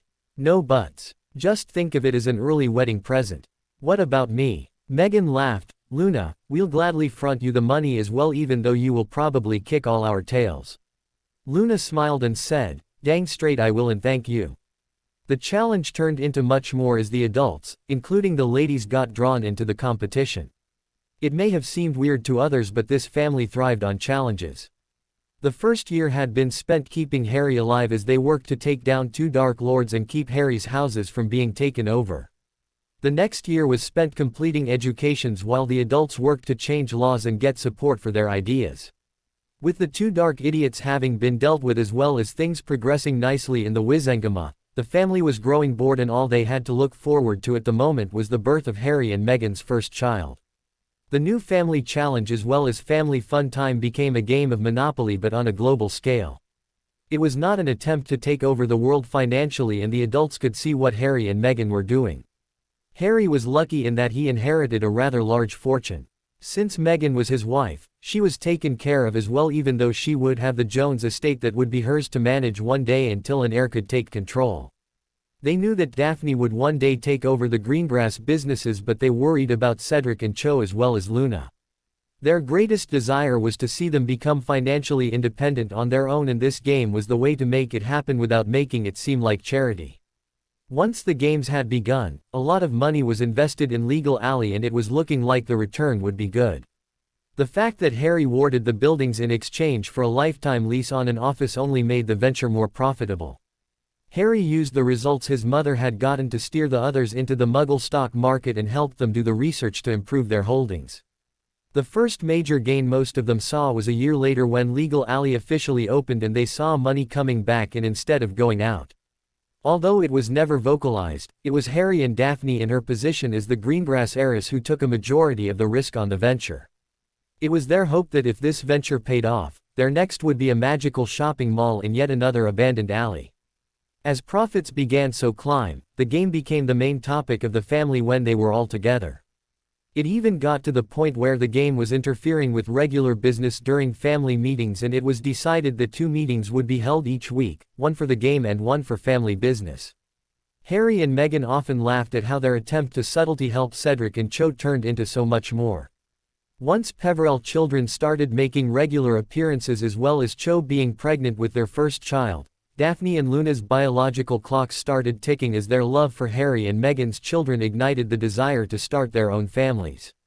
This is where the living situation was found most appealing, as the group was always there in support of each other. Both Harry and Meghan spent many late nights holding a crying Daphne or Luna as yet another relationship would fail to measure up. Eventually, Daphne would find a man who she thought she could build a life with and took the chance. She eventually moved to her own flat above Diagon Alley and began to see Ernie Macmillan seriously. Ernie had evidently grown up a lot since school and had pulled out all the stops to win Daphne's heart. He had even passed Harry and Jonathan's approval, which allowed the relationship to progress further as well as earned Ernie an invitation to dinner at Peverell Hall. By the time she was 21, Daphne was engaged and looking forward to starting her own family. Within 2 months after the wedding, she was overjoyed when she found out she was pregnant. 9 months later, her son was born, and that's when things started falling apart. As Ernie was from a house of lower rank, the first male child would always be a Greengrass. Ernie assumed since he and she had produced the male heir to the line that he would assume the title of Lord Greengrass from Jonathan at some point. When he was informed differently, he lost control and started beating Daphne. Her immediate reaction was to grab her baby and escape to Peverell Hall, where she was protected, loved, and consoled by Harry and Meghan. At that point, the only thing that kept Ernie alive was Daphne curled up in Harry's lap as he comforted her and her telling him to leave it be for now. Ernie knew that Daphne had a meeting with business associates every Wednesday afternoon at 3, so he lay in wait for her several weeks later. He had been watching every week since she left, and she always appeared with Harry. When she appeared this time without him, Ernie pulled her into an alley and once again started beating her, demanding the return of his son. Unfortunately for Daphne, Harry was supposed to attend the meeting with her but had been delayed by a few minutes. 30 minutes late for the meeting, Harry was hurrying through the alley when he heard muffled cries. As he followed the sounds, he came across the beaten body of Daphne lying in a pool of her own blood. His first reaction was to scoop her up and apparate straight to St. Mungo's. As soon as he had her under a healer's care, he contacted the entire family. Harry sat at her side with her bruised and bloody hand in his as she was being worked on. Even though he had been asked to leave several times by the staff, Harry refused, and with the look in his eye, none of the healers were willing to risk trying to force him out of the room even when they started removing her clothes. As he sat there looking at the broken and bloody body of his beloved sister, he heard the faint sob of, "No, Ernie, stop." It was enough to tell him all he needed to know, and he sat there anxiously awaiting more members of the family in a rage he hasn't felt in years. As soon as they arrived, Harry filled them in on the situation as Justine took Harry's place by Daphne's bedside. As he started towards the door, Meghan stepped in front of him with an asked, "May I ask what you are doing, husband?" "Ernie is going to pay. I'm declaring vendetta for harming my sister." She looked at him and rubbed her belly. "James and baby number 2 will need their daddy. Not to mention you promised me as many as I wanted, so don't get yourself killed." "He's a sneaky prick." He nodded to her as Dobby appeared and handed him his cloak. "Gonna go hunting without me?" "Never." "How's Daph?" "Not too good right now, but she'll be okay." "Winky's got the babies." Harry nodded as Dobby grabbed his arm. As one they appeared in the middle of Diagon Alley in their House of Death personas and stretched out their senses. Harry found him quickly. The prick went back to her flat. They popped into the flat just behind Ernie, who was keeping watch out the door. Harry moved silently forward and said, "Boo," in his ear, making Ernie soil his shorts. Dobby immediately bound him and stuck him on a chair as Harry sat down across from him. In a low voice, Harry said, "What am I going to do with you, Ernie? Don't you know how dangerous it is to attack a family member of the House of Death?" He stuttered out, "She's not a member of that family. She's a greengrass. She also has a brother not of her blood." Ernie blustered out, "Potter isn't anything special. That's why he hides out in his manor all the time." Harry chuckled, "My, you really played your part well. You're nothing more than a low-life scum trying to cash in on the daughter of a wealthy house. I have to admit you had Jonathan and I fooled." "What do you mean?" Harry pulled down his hood and stared him straight in the eyes. As Ernie saw Harry Potter appear, he soiled himself again. "No one hurts a member of my family. I think it would be best if your marriage ended and you disappeared. I'm not going anywhere. You know the law. Magical marriage is for life." Harry laughed. "That's assuming you were alive. No, I think Daphne will be free of you real soon, and just for kicks, I'll blood adopt baby Julian and forever end your connection to him." "You can't do that. You keep telling yourself that." Harry pulled his hood back up and stood as Dobby went around behind Ernie and lifted him to his feet. His nose scrunched up and he made a face. "Harry, Granddad's not going to like this. He's shat all over himself." Harry chuckled. "That seems about right. I had hoped he had changed, but I guess he's just the same old whiny little prick he always was." With a nod, all three disappeared and appeared before the arch. As soon as they appeared, Amelia and Croaker were in front of them. Amelia said, "I heard there was trouble." "What are you doing, Harry?" "I'm taking care of my own auntie. By the old ways, I claim vendetta against this thing for hurting my sister. I will see justice done. Then let us try him in the courts. We can get justice there. I have no doubt of that, auntie, but that would still leave this bog roll married to my sister, and I'm not going to allow that." She looked at him for a minute before finally saying, "I understand, and you have the right by law. I'll see you tonight." Harry keyed at her cheek. "This is yet another one of those times when we will agree to disagree."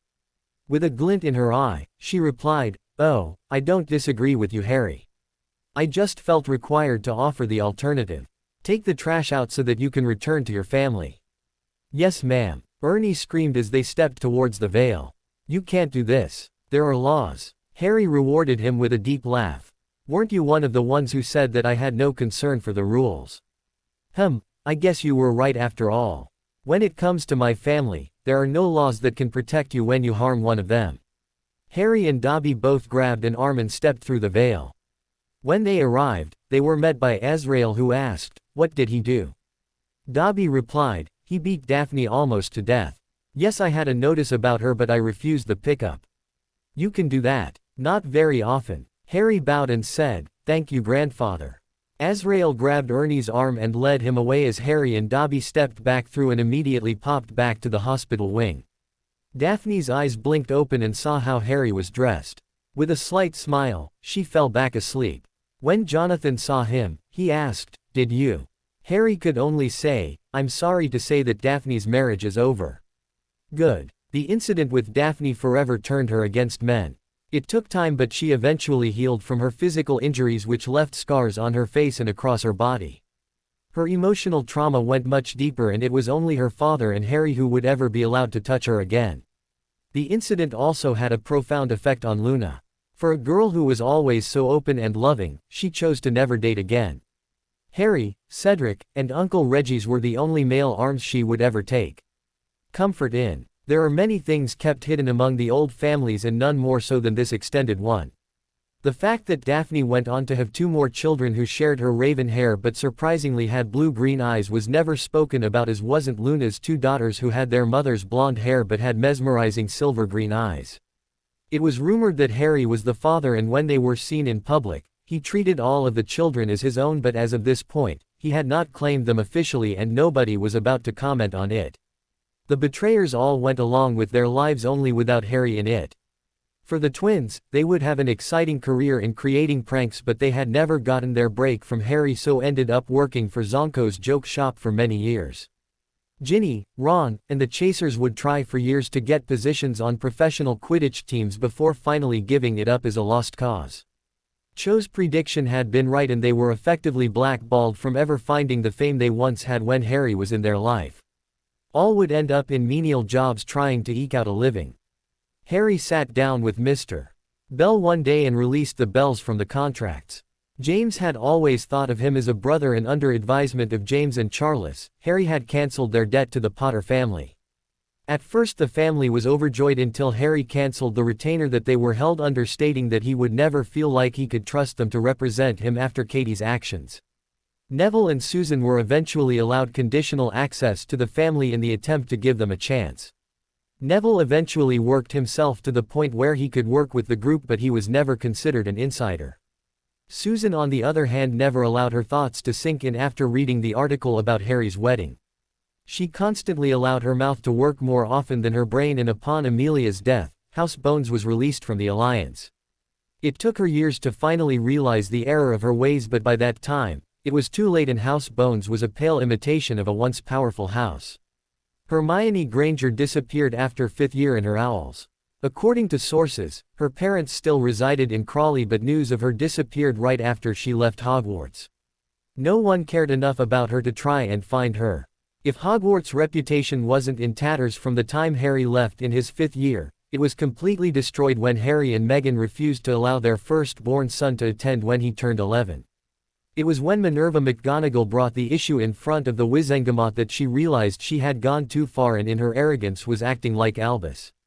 It was 5 minutes later when the doors flew open and Harry, along with Meghan, Daphne, and Luna, stepped into the chamber.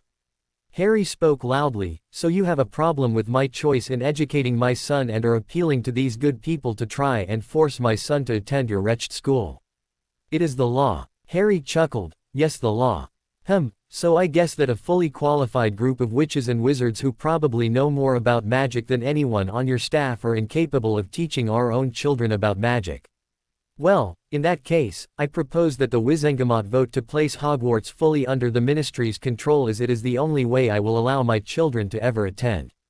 "You can't do that. The charter states that Hogwarts has autonomous authority in the education of all wizards and witches in England." "Can it, Minerva? The charter actually states that Hogwarts has that for all magicals. You have been violating the charter for years.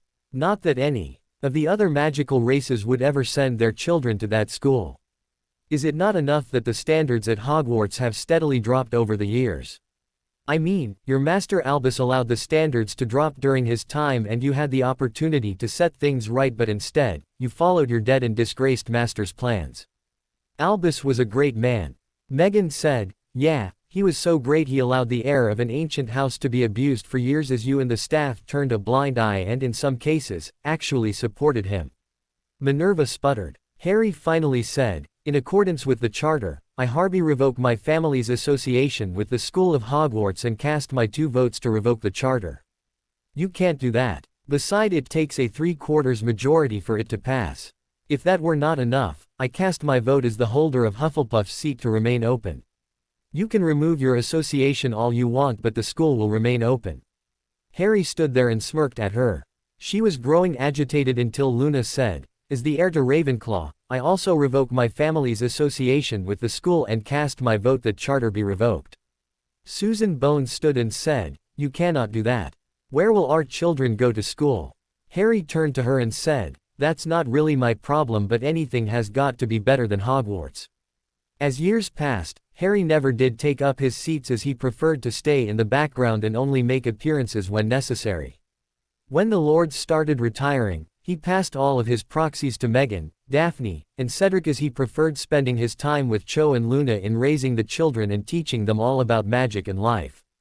By the time he and Meghan decided to stop, they had a male heir for the Peverell, Jones, Potter, and Black lines, with a couple of girls thrown in to add to the collection. On the day that Julian turned 17, Daphne reminded everyone of why she was called the Ice Queen. With her son in tow, she went into Gringotts and stripped the Macmillan family of all titles, money and property. While she was thankful for what Harry had done for her, it was her own way of getting her revenge against her ex-husband. The end. I hope you enjoyed this story. Also remember to subscribe and like this video. See you in the next video.